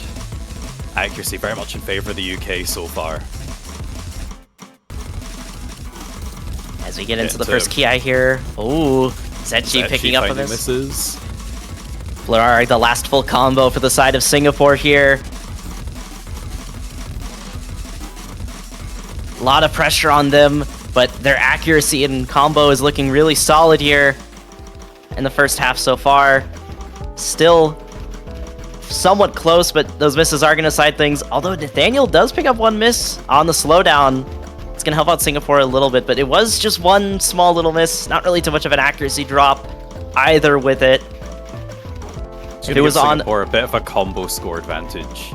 It's not huge, but it is something. Yeah, it could matter in the end. Score lead is slightly lowering down just a little bit towards the center.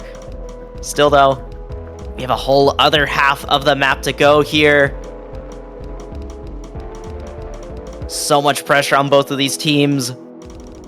This section is going to be quite telling, I think. Oh, lots of 100s from a lot of players here. It is overall favoring Singapore. Ooh. Odyssey picking up a miss here. That could be tragic. The only player to do so. Zetchi also picking up a miss. Singapore seem to be sort of crumbling. Let's see how long they can keep this lead for. Everyone on the side of the UK holding on in this section. Zetchi, another miss. There's still quite a lot left to go though. More crazy bursts and an entire speed section left to go. Obviously does reset the combo as well. The score lead slowly climbing more and more in favor of the UK as things go on. But can they hold on to their combos and their accuracy here in this last section of the map?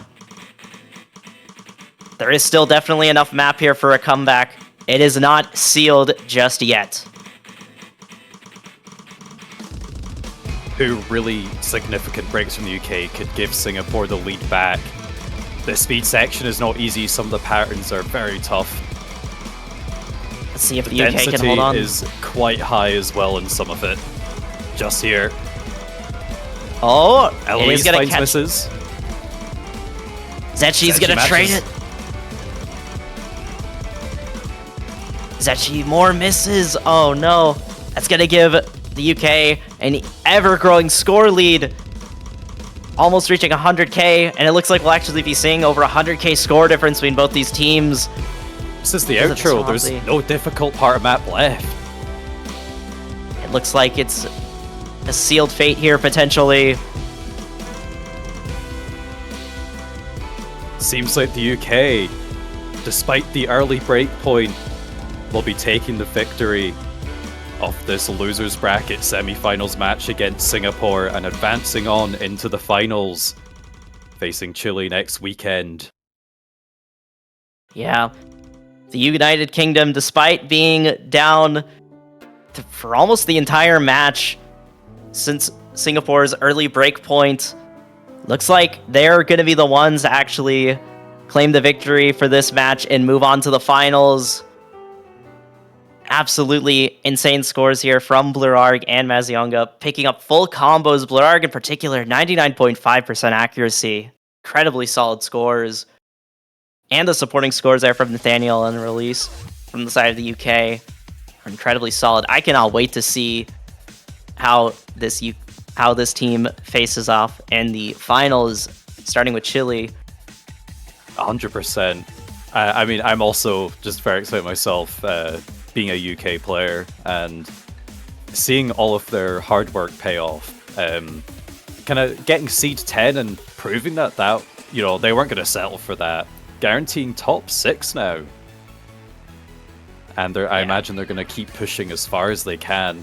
Their main goal was top 8, and they've already shattered that, so there's nothing to lose now, just keep pushing. Yep. And the UK have honestly been going through quite the gauntlet, starting in losers round 2, and have just slowly kept on pushing further into the losers bracket. They are showing that they can perform time and time again. But what will they be playing on next week? Well, how about we switch over to the map pool showcase and show you. But that'll be just 5 minutes away, and cannot wait to see the maps that all of these players will be facing against each other next week. Alright, we'll see you very shortly. And you better stick around because it's a good one. I've had a sneak peek and I've been excited all weekend for it. So yeah, stick around. 5 minutes. Finals showcase. Yep, see you then. See y'all.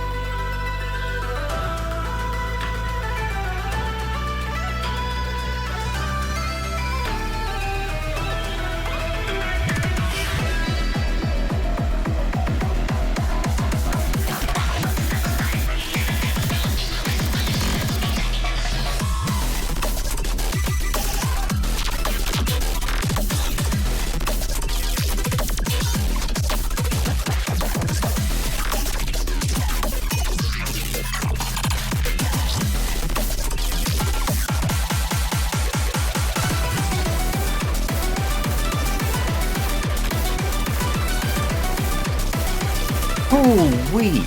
A 5-minute break might not have been enough time to wind down from that absolute roller coaster of a match, but it's that time of the week again. It's time for the map pool showcase for the following round. This time it's going to be the finals map pool. As usual, I am Rafound presenting with my best friend, Teasel. Hey everyone!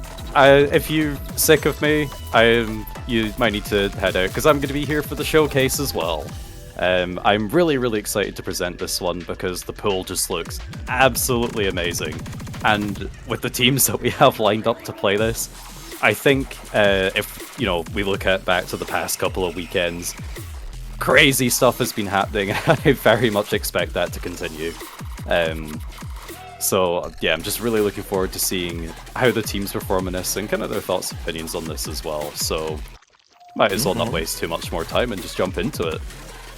Yep, crazy is the right word. I'm gonna go ahead and do a little bit of a spoiler and say that No Mod 1 is a very special song. Not for the reasons you might be thinking, but it is someone everyone in the taiko community, and hopefully the larger Osu community, knows and loves quite a lot, so let's look at it.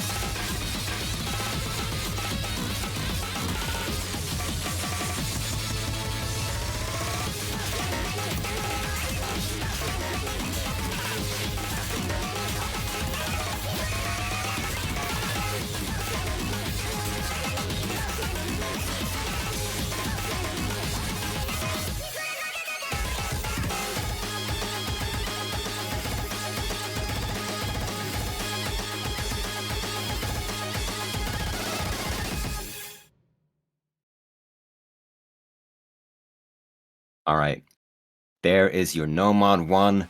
Rahat has blessed us. He is back, delivering Breakcore at its highest quality as usual. We got Gunoi Chop, map by Genjuro, 7.36 stars, going from 210 to 230 BPM at the end there.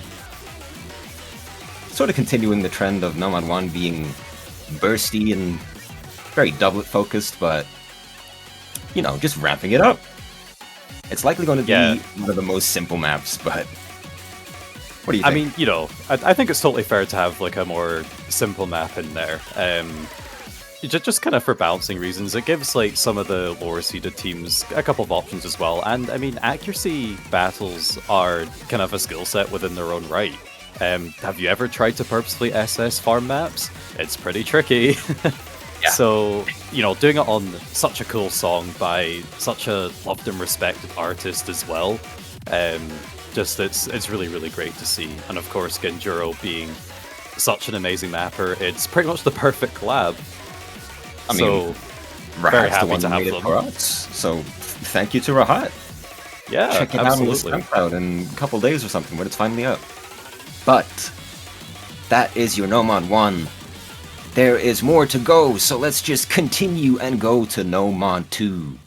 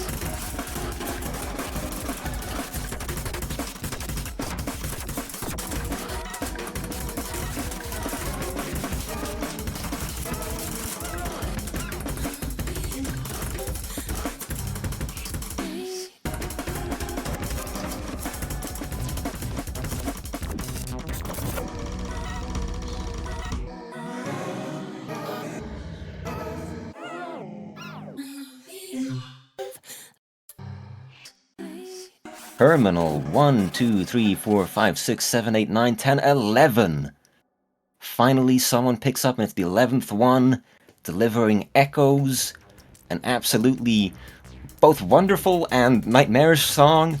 anyone having to play this in the match is likely going to feel the heat for the entire 3-minute duration. We got graphics designed by Mocha-san, quality assurance by Alex Dunk, and of course, Sakura on the job. Map by Zay, played by Nurend, and as you might have seen at the start of that video, a new featured artist. Very soon, probably during the showcase, perhaps after, you will see the proper announcement alongside all his licensed songs. But let's talk about the map. What do you think, Diesel? Yeah, the map itself looks pretty tough. I mean, definitely approachable to the players that are big fans of the skill set. But even then, there's a lot of those patterns that are not very friendly. Of course, being mapped by Zay, they really don't like to make things too easy, so they've very much stuck to their principles there. But if anything, that just makes it more of a tech map, and the weirder it is, the better it is, you know? Yeah, So it definitely matches. I think this matches very well, and of course, the song being so strange sounding, it kind of adds to the whole element of it as well, so I think it's very expertly crafted and put together. Yeah, it's a proper what the heck is happening pick and song, so... I can I'd see it say being quite it's- popular. Yeah, yeah. Well, we had Rahat in Nomad 1, Terminal in Nomad 2. Bit of a crazy start, so let's speed it down, but actually speed it up quite a lot with Nomad 3. It's going to be the classic SSH, but not the song that everybody knows and loves. It's going to be a different one. It's going to be Providence. At a whopping I don't think 7.88 stars. I don't think I've heard this song before myself, so nice to kind of, you know, of course you will get some artists that are very well known for like a couple or a handful of their songs, so nice to kind of bring out some of their other stuff as well, just to showcase that too, because I'm very much enjoying the almost like boss fight vibe of this one. Yeah, it's very hardcore. Not only the song, but also the BPM. We're going up 20 from the last week, which was already 300, so now we're at 320, and that could be a sort of make or break for people, but it remains to be seen. Yeah, I think for the majority of like fairly high-ranking players, I think 320 is really where you start getting to the point of the patterns have to be incredibly comfy and the flow needs to be exceptional to perform well on it. So I definitely think some teams may start having kind of like third player issues during this one, but if everyone is, then it's still balanced in a way. This Ki looks insane. It's the difficult. SV going up as well, that's going to add a whole new element to it as well. It's really funny, because I think what actually happens is that it just goes up to normal BPM. Not normal BPM, normal okay. SV. And the rest of the map is actually lower SV. Fair enough, fair enough. But of course, our player, replayer Nurend, is showing that this isn't that bad. You can do it. Yeah, we had one of our single tap players try to do this for a while, but single tapping 320 BPM for an extended period of time, it takes it out of you, so Nurend stepped in and finished the job. Even though he's single tapping the 1-3. I mean, that's just what happens when you're top 10 in the game. True. So, that one looks quite exciting. It is fairly short. Yeah, I definitely think that Ki is going to be the make or break section for most players. It's definitely a concentrated pick meant to separate the men from the boys. Nomad 4 might do the same in a different sense. Perhaps disregard the title, because we do want you to play this. Don't ban it. Play me. Map by ZTH. Nomad 4, crazy SV. If you do play it though, you are the difficulty name. Exactly! It all wraps around. One thing that I think is important to note with this one is the mapper. This is mapped by ZTH, a player and mapper that is exceptional at crazy technical stuff, and he's bringing it to Nomon 4. As you can very clearly see, this SV is pretty nuts. Crazy overlaps every 4 notes. And of course, the classic ZTH tech to match it.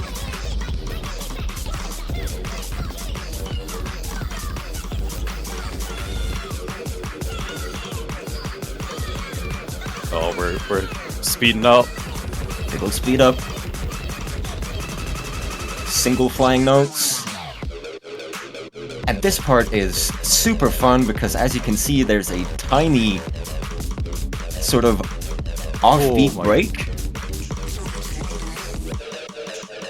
The reading on that itself is crazy. Yeah. You basically play this part as 255 BPM. He's kind of putting the SV together for this. Must have taken so long to make it look right. I mean, they did a great job, so I'd say it's worth absolutely. There's still a third of this map left to go. Someone needs to take that kettle off the heat, though. Yeah, tea is ready. I mean, one saving grace. One saving grace here is that it is only OD 6.2, so it makes it so that you can sort of play a lot of the weirder tech as just 1.4. Yeah, that helps. Should just focus up a bit. You can't unhear it now. No.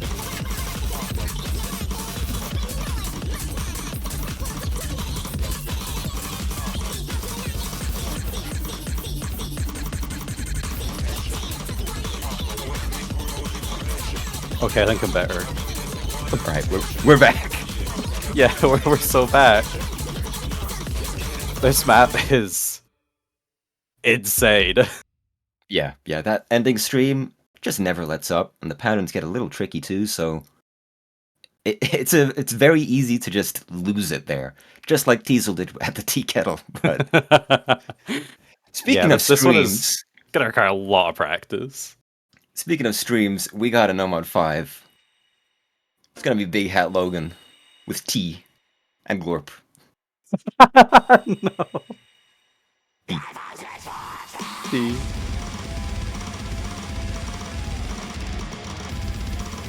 Oh, he's found a new music genre he likes. Yeah, he's exploring the world, he's found metal.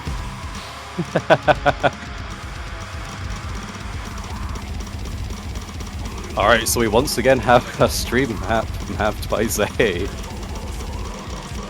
I mean, he does it well, so yeah, keep doing it.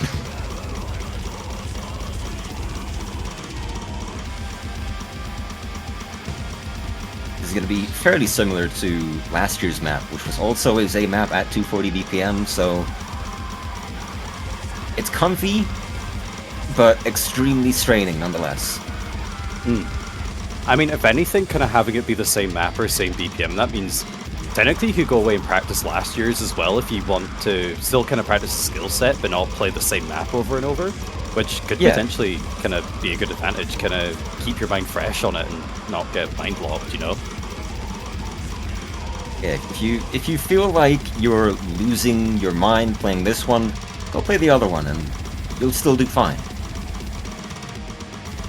The streams are quite long as well. The patterns look quite unfriendly. Just very classic Zay approach. It is a whole 4-minute song, so you're gonna feel it. Just over 3k combo.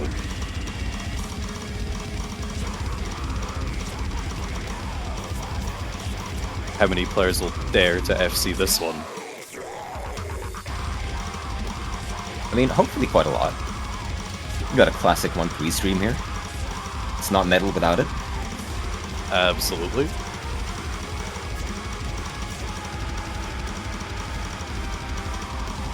Yeah, still definitely looks quite approachable. So much opportunity for no lock though. Yeah. That's what we like to see. We want to see the devastation. I want to jump ahead and talk about stuff later in the map, but that's spoilers, so we gotta let it play out. We'll get there, we'll get there. Have a bit more of a chill section, mapping-wise at least. Don't know about the song. Oh, I got someone asking for difficulty name lore. Well, the story goes, Zay mapped it. I'd assume he wanted to, you know, go with a placeholder name of just Taiko, but when he sent it, I said, okay, this is good to go, as long as you keep the diff name. So we did. Just a bit of silliness. It's gotta be T. What does the T stand for? Glort. T is the ending letter. Oh, there we go, there we go. Oh, 1314. It's not metal without some of that. Where the second 1-4 for the KDK players is played offhand, so watch out. Don't get fooled. There's the finals though, so you better It get is the good. final. It's time to level up. Like I said in Mod 3, it's here to separate the men from the boys, the girls from the women. Only pros are allowed here.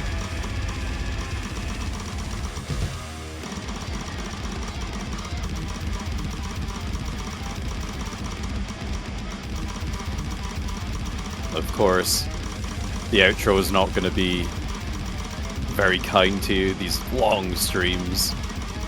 Yeah, you've been streaming for 3,000 notes? Doesn't matter, stream some more. And there it is. Bar Replayer can get 7 100s, so can you. Exactly, exactly. We But believe. you might not be able to get 7 100s on No Mod 6, because this map is very hard.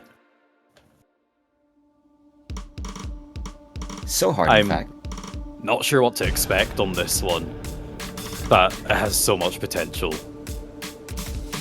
So hard that Skull Kid said, hey, this is my hardest map ever. Let me do the replay.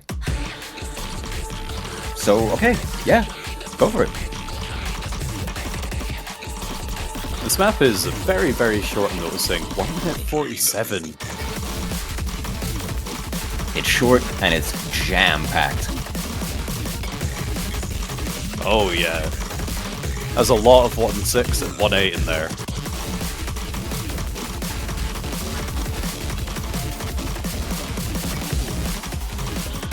One 6, 1 8, crazy patterns. This right here is about the only sort of break you're gonna get.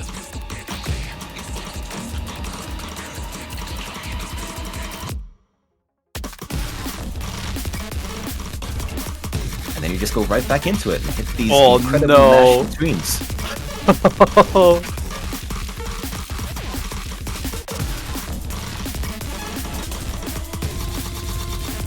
Oh, there's more of them. I hope you're not one of those people who decide to play DKD with one hand, because that's a death wish here.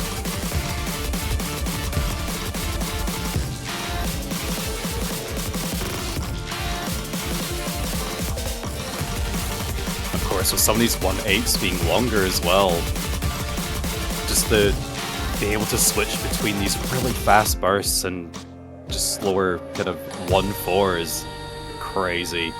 The accuracy is going to be so difficult on this one. Yeah. Easily. And you know what else is hard for accuracy? Our brand new slot for the finals and grand finals pool is going to be there too. It's going to be strange, very strange, odd rhythms. Oh, that's what we love to see.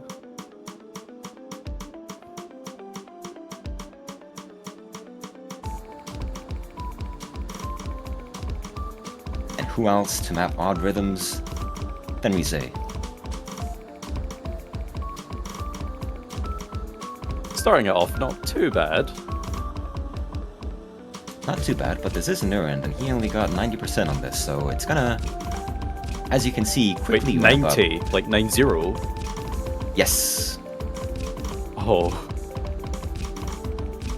That That sounds said, really though, hard. It does only have 800 notes, so every 100 means quite a lot. Ah, fair, fair. Some of those bursts look so tough. Because the patterning is not friendly as well. Like, having it all together like that is crazy. Yeah. So dense in the reading. OD7 as well, so you're gonna have to force yourself in every sense of the word.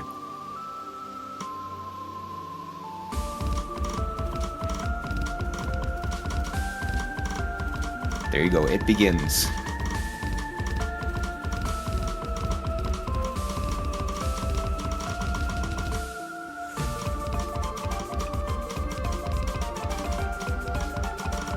Oh, the song itself sounds so wonky. It's so So it strange. kind of also makes it hard to follow in a sense.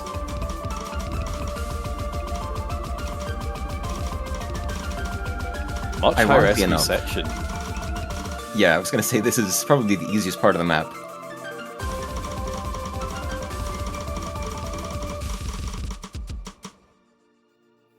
Boom. See, I thought you said 90, 90, not 99. Oh! So I was like, what happens at the end here? It's not quite that bad. It's not quite that bad. That's questionable, but, you know, it does look approachable.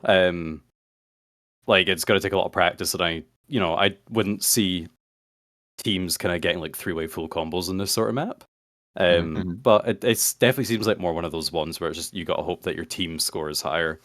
Who cares about what your actual scores are? Just do better than your opponent. That's one way to put it. Yeah, just don't be the worst player. Alright. Nomad pool done. Let's go into the absolute nightmare that is the hidden and then hard rock pool.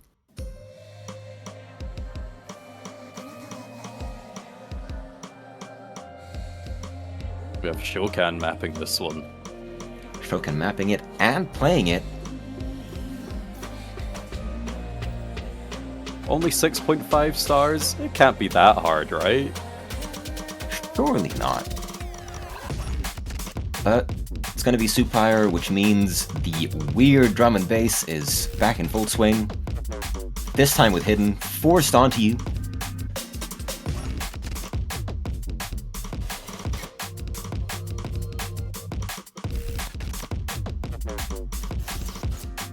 Yeah, it's like the tech aspect has gone more from like pumpy sort of patterns with just kind of the mix of 1-6, 1-8 into kind of more odd snappings and unconventional kind of rhythm choices in a sense. Yeah. And the SV here is designed in a way that sort of obfuscates where the snapping changes. You got a couple of simple looking bursts here, but then the SV just makes them look like one big 1-6 thing, even though some of them are 1-4. Like it doesn't look overly slow in the SV unless that's going to be coming up later on in the map. So as you say, it kind of adds a strong reading element without it being too over the top. Alright, second key eye. Things get nuts.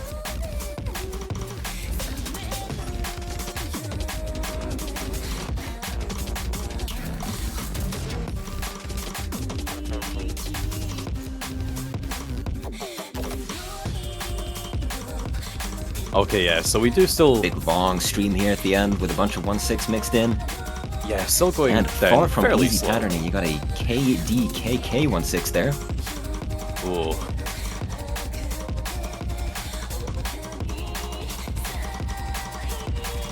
I mean, fortunately for players, there's not too much mixed into those lower SV streams, so it does make them a bit easier. And are we going to have a slow note at the very end? Oh no, it's You're gonna just a have a spinner. It's fine. Not as evil as it could have been. Fantastic map there from Shokan and Play. Team China had him as a member last year, so perhaps they can pull off similar scores even without him. But let's see what's in Hidden 2, because in my opinion, that is even more evil.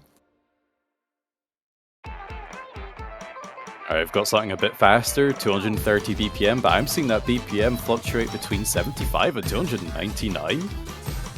Yeah, it goes all over the place. Uh-oh.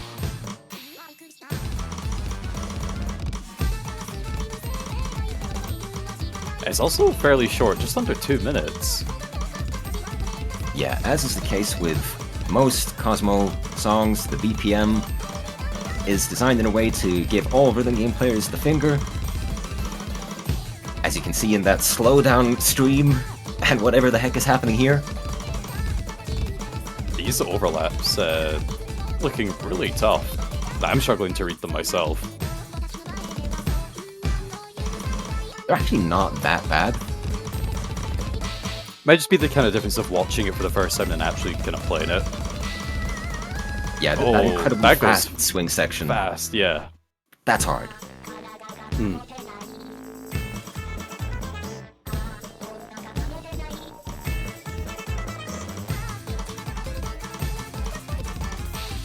Alright, speeding it back up again. Yeah, here's the 299. Oh,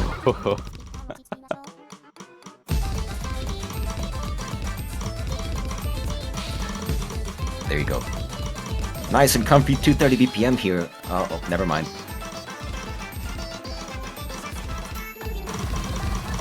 Oh, never mind. Big bursts. yeah, you just never get any chance to let your guard down on this one at all.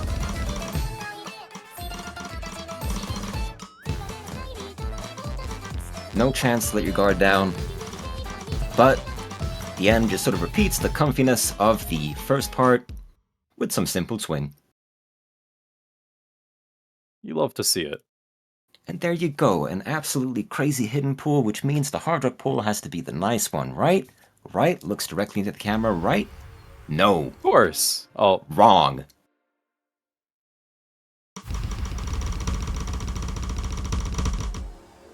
This one was picked by Nurend, as you can see, because he is the one who can play it. star rating only 6.1.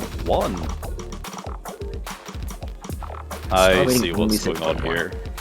You get it now. You get it now. I get it. It is fairly comfortable to play. 6.1 is a decent star rating for this, but that is only if you disregard the difficulty of achieving high accuracy altogether. And that's going to be really important. Only 9.8 for a map like this. But we need that kind of difficulty in the finals to really separate our top players. Yeah, I mean, this may be one of those maps where people focusing extremely hard on accuracy might miss on something easy, whereas those who just sort of chill out and play the map as it is might win despite lower AC just because they didn't miss as much. Yeah, kind of need to try find a balance in your approach, or just hope that you're really, really good at taking one of them.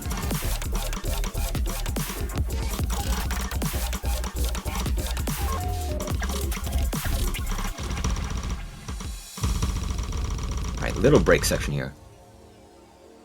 Perfect time. Your opponent scores. Yeah, you get to look over and see who's FCing. Who's FCing despite one team having a 20,000 point lead? Huh? How did that happen?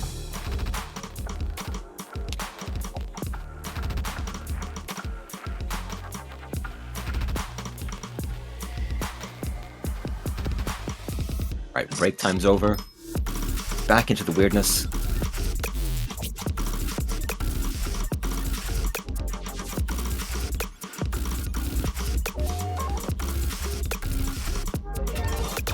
Yeah, it's one of those maps where, like, it looks really easy when just watching it. But you just know that when you're playing it, you're gonna be missing all over the place, dropping accuracy like no tomorrow. Yeah. I can tell you that I also got an FC on this, but my accuracy was 96%, which is quite a bit lower.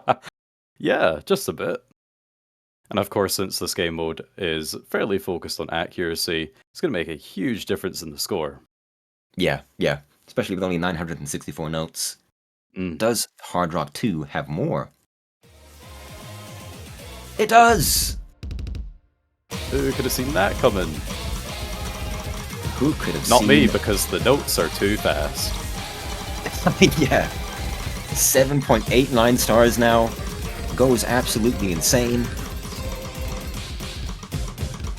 We were very kind to give you only OD 9.1. Yeah, I mean, if Hard Rock 1 is going to be that, Hard Rock 2 can lower the accuracy demand a little bit. Yeah, it's all about the reading here. Yeah, it's easier to act, but in terms of physical strain and demand, it is very hard.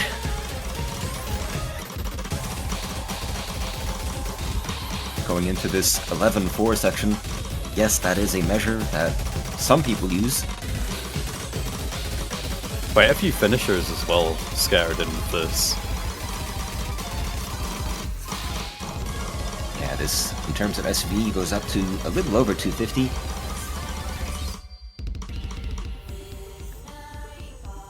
With, of course, some parts like this going quite a bit below.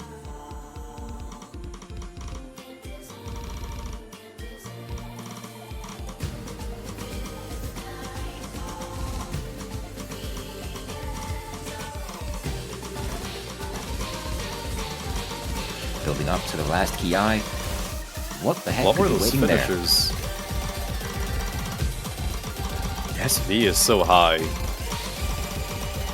What's the BPM equivalent? If you know. A little over 250, but then the non-key eyes go slower, of course. Yeah, yeah.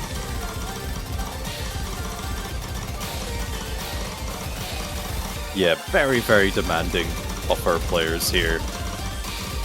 But Hard Rock is generally the more accessible mod, so I think there should be enough players on all the teams remaining to kind of take on the challenge of this one.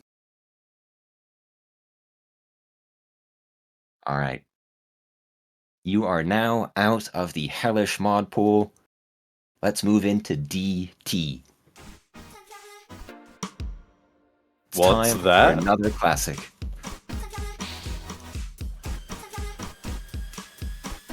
All the glorps are here All the from glorps all that of travel time. back. You got Glorp, and then in the bottom right, you got his cousin Glort. Pepe looking off in the distance.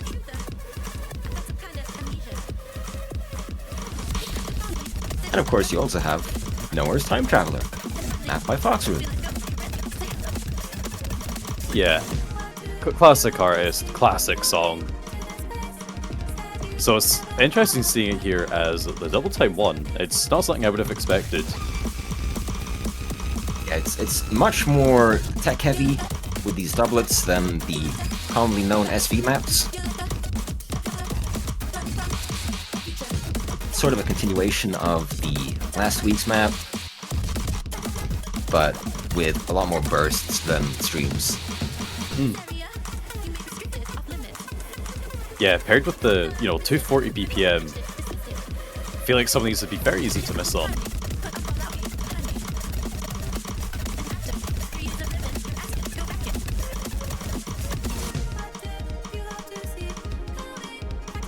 I mean, I think the hardest part is going to be the transitions and I think part right after this. Yeah. The scatter doublets, that right there. I think the kind of rest of the style of partners in it is like something that like players would have encountered plenty of times before. Yeah. So they'll kind of be okay with it, but just kind of the higher density of the kind of build up into the KIs paired with the doublets right afterwards, I can definitely see that catching at quite a few players. A couple of 1-8s here, 1-8 triplets. Might catch someone right at the very end. So you better hope it's not you. Gotta harness the power of Glorp. Believe in the Glorp that believes in greatness. you. Achieve greatness on DT1 and perhaps DT2 as well. Our replayer sure did. Yeah, that is some insane accuracy.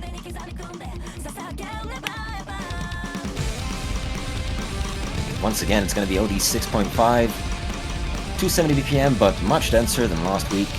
It's going to be Gaston again, though. So the comfort is still there.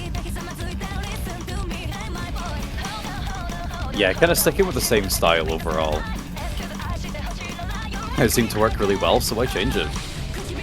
Yeah, I mean, with this pool, a lot of the maps are absolutely hellish, so we gotta have some that are quote-unquote accessible.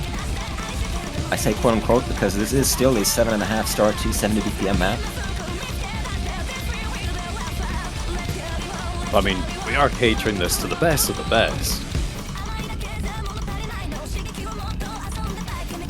The best of the best, just like our replayer, 99.92. I can't wait for someone to beat this in a match. Something in me just feels like it's going to happen. We'll definitely need to be seeing it picked, though. I feel like Double Time 2 was played quite a few times this weekend, so I think kind of, especially since it's such a similar style of map, I can definitely see it being popular once again. Isn't it funny? In number 4 we have Never Play Me, and then here we have Choose Me. Which one will you choose? One always tells the truth, one always lies.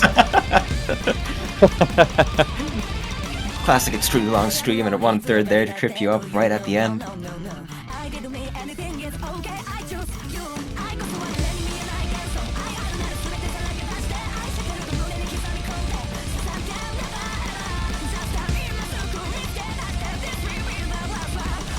Yeah, just kind of sticking with a similar style of density as the other KIs. Just a classic map. It's a normal DT2.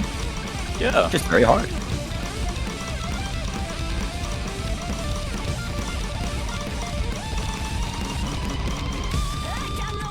Ending out with the stream though. And of course, a slightly lowered. Oh god, yeah. Ending out with a stream into another stream with lowered SV. Hope you don't miss on that one at a very crucial moment. Very crucial indeed. And what else will be crucial is how many mods you can put on Free Mod 1. Because this is as close as you can get to full Hidden Hard Rock bait. As far as I'm aware, I didn't notice anything while playing. This has no slider velocity. It's just OD 7.5, 7-star map. Umemoshi Tasuke. Yeah, I think this map is a classic. I'm pretty sure this one has been around for many years at this point, so I think a lot of people will be familiar with it by now. Yeah, it's one especially of the older the love maps. The song is just cemented into the game. Yeah, there is a ranked set of it as well, so most people have encountered it at some point. But yeah, this one is very accessible, of course. We do have this streamy section. Oh, but what's that? Oh no. The 1-6. You are not safe. But if you can read 210 with Hidden Hard Rock, you might still be fairly safe. Yeah, it's basically just opportunities to find mistakes rather than having to practice it over and over again. Yeah, yeah.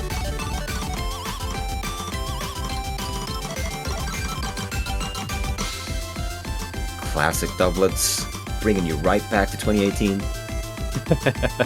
Love to see it.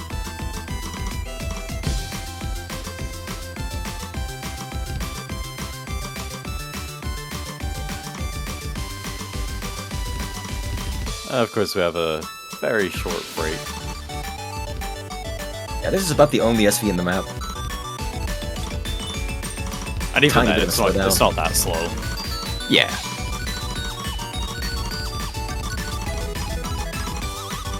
We have these sort of isolated 1-6 bursts. But once again, it's something that everyone will have played hundreds and maybe even thousands of times over. It's just, Yeah, can you it's- do it's it a in classic. match with a couple of mods thrown on top? Can you withstand the pressure? can you put any mods at all on Fremont 2? Because Fremont 1 is an extremely mod-friendly map, but Fremont 2 is the literal opposite. Cosmo's back. Oh, yeah. And so is Yuan.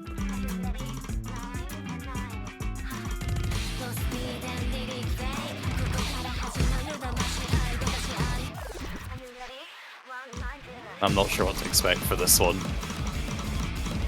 Well, extreme difficulty. Looks fairly normal so far to me.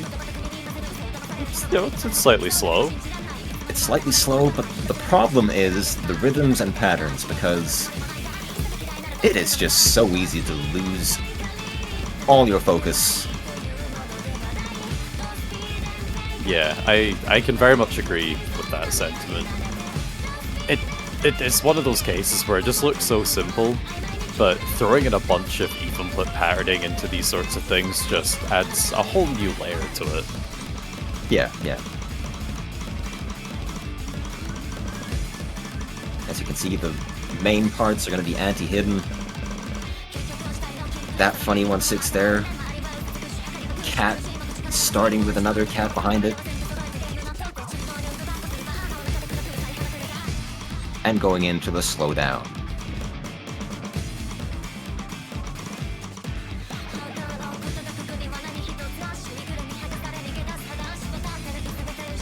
But wait, it's speeding up again. Oh. I wasn't How sure if it was fast just will the it SP go? at first. Goodbye, Hard Rock. It was nice knowing you. Oh! You can stop. You can stop, it's over. They've already missed. But she saw as a third of the song to get through. There's still more left.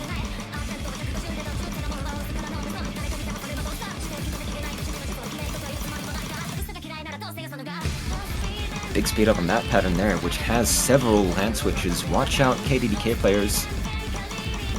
No matter your mod, that is going to be difficult.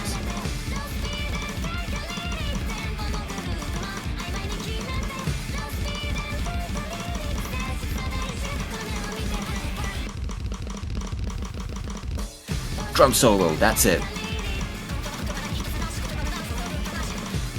Oh, swapping between the hard rock and hidden difficulty. No one is safe.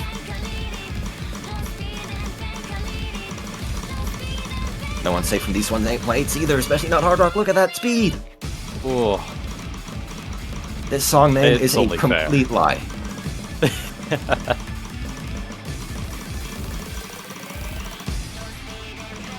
Another funny 1-6 there. Into the end. That one looks pretty hard. Indeed.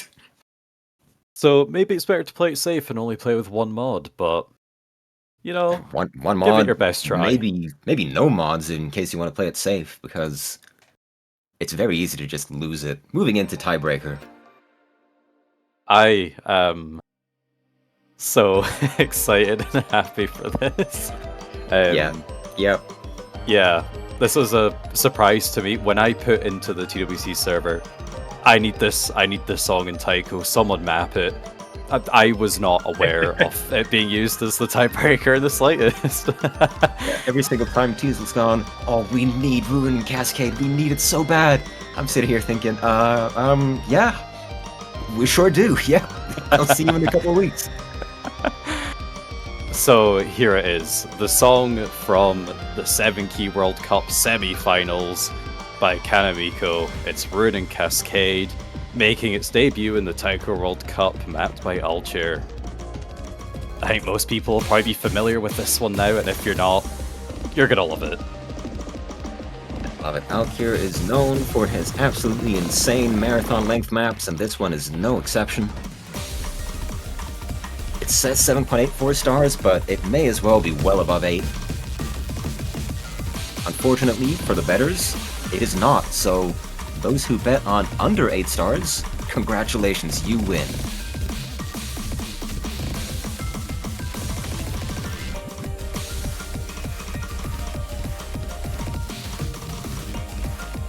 Some more difficult 1-6 burst patterning going on in this section, paired with some slowing down and increasing SV. I'd be wary if you took on Hidden with this one so far. Yeah, we're probably, or I mean, I should say we're likely getting to the point where people are just not going to be putting mods on the tiebreaker, especially not with 1-6 burst like that. Good lord.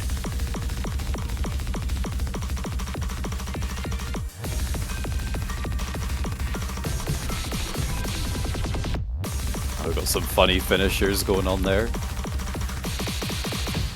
And there. Even funnier ones. So funny that we had our DDKK players skipping them. Oh wow. Some midstream 1-8 triplets sort of evoking Sigurdrifa there. Yeah, definitely a trend we've been seeing kind of increase more in the past sort of 2 years or so. Normally you'd see those just be 1-6, but lately people have been experimenting. Adding the extra burst level of difficulty.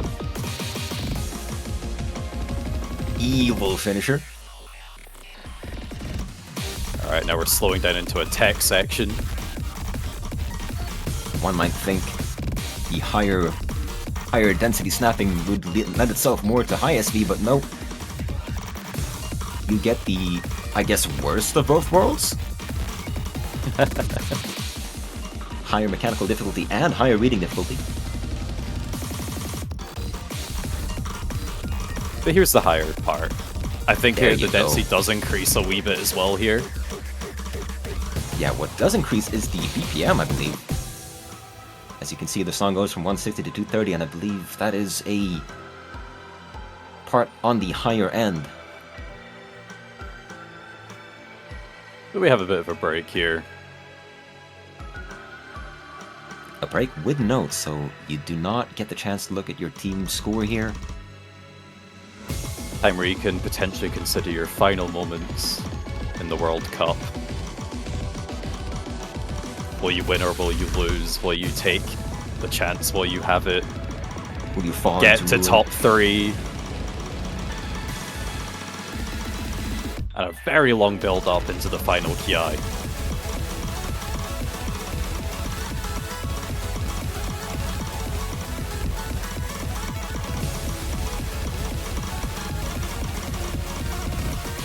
Yeah, really not messing around with those bursts at all. Looking really, really intense. No breaks on this train.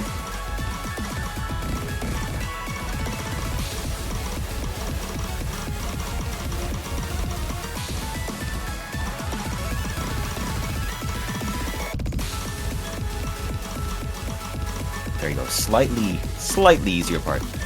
Very slightly. Depends who you ask. Depends who you ask. It goes from, oh, I can do this, to whoa, to, oh, I can do this.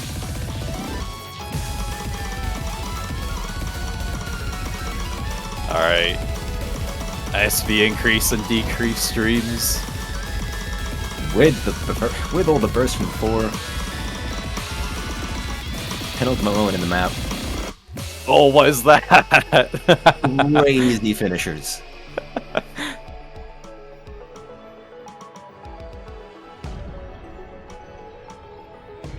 And a very chilled and relaxed outro. You have to stop your hands from shaking too much as you don't know what the outcome is until the final note is hit. It is FCable. All 3,000 combo of it. As proven Will right anyone here. have the nerves of steel to do it in match? Yeah, that is the real question, isn't it? You only Because, get one chance. you know, finals is where the podium is largely settled. So there's a lot at stake. But We have our absolutely amazing teams looking to take it on.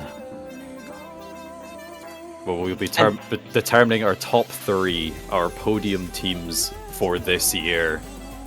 when will they be doing that? You cannot miss those matches next weekend. Oh, next weekend. That'll be it. That'll be it. It's time for the players to practice. viewers to catch a break, and us to, me to go upload some maps, so thank you all for watching the usual showcase. I'm Rafalch, this is Teasel. I'll be here again next week. Teasel will hopefully as well, so we'll see you then. Bye. Bye-bye.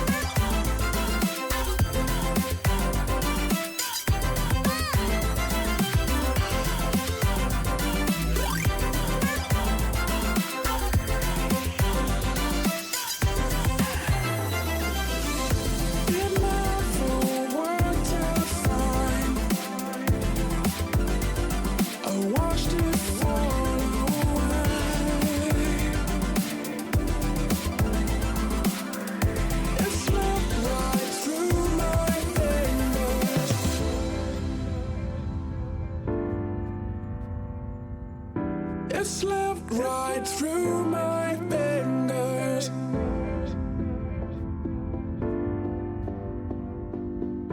It slipped right through my fingers.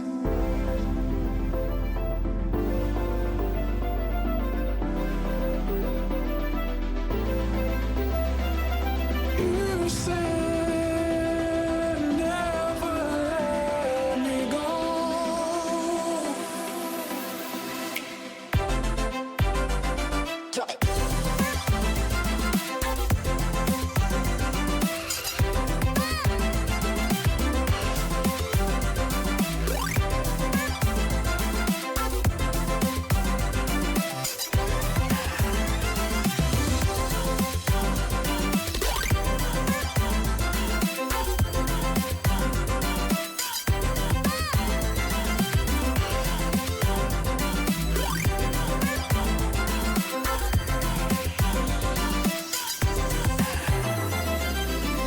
It never worked out fine.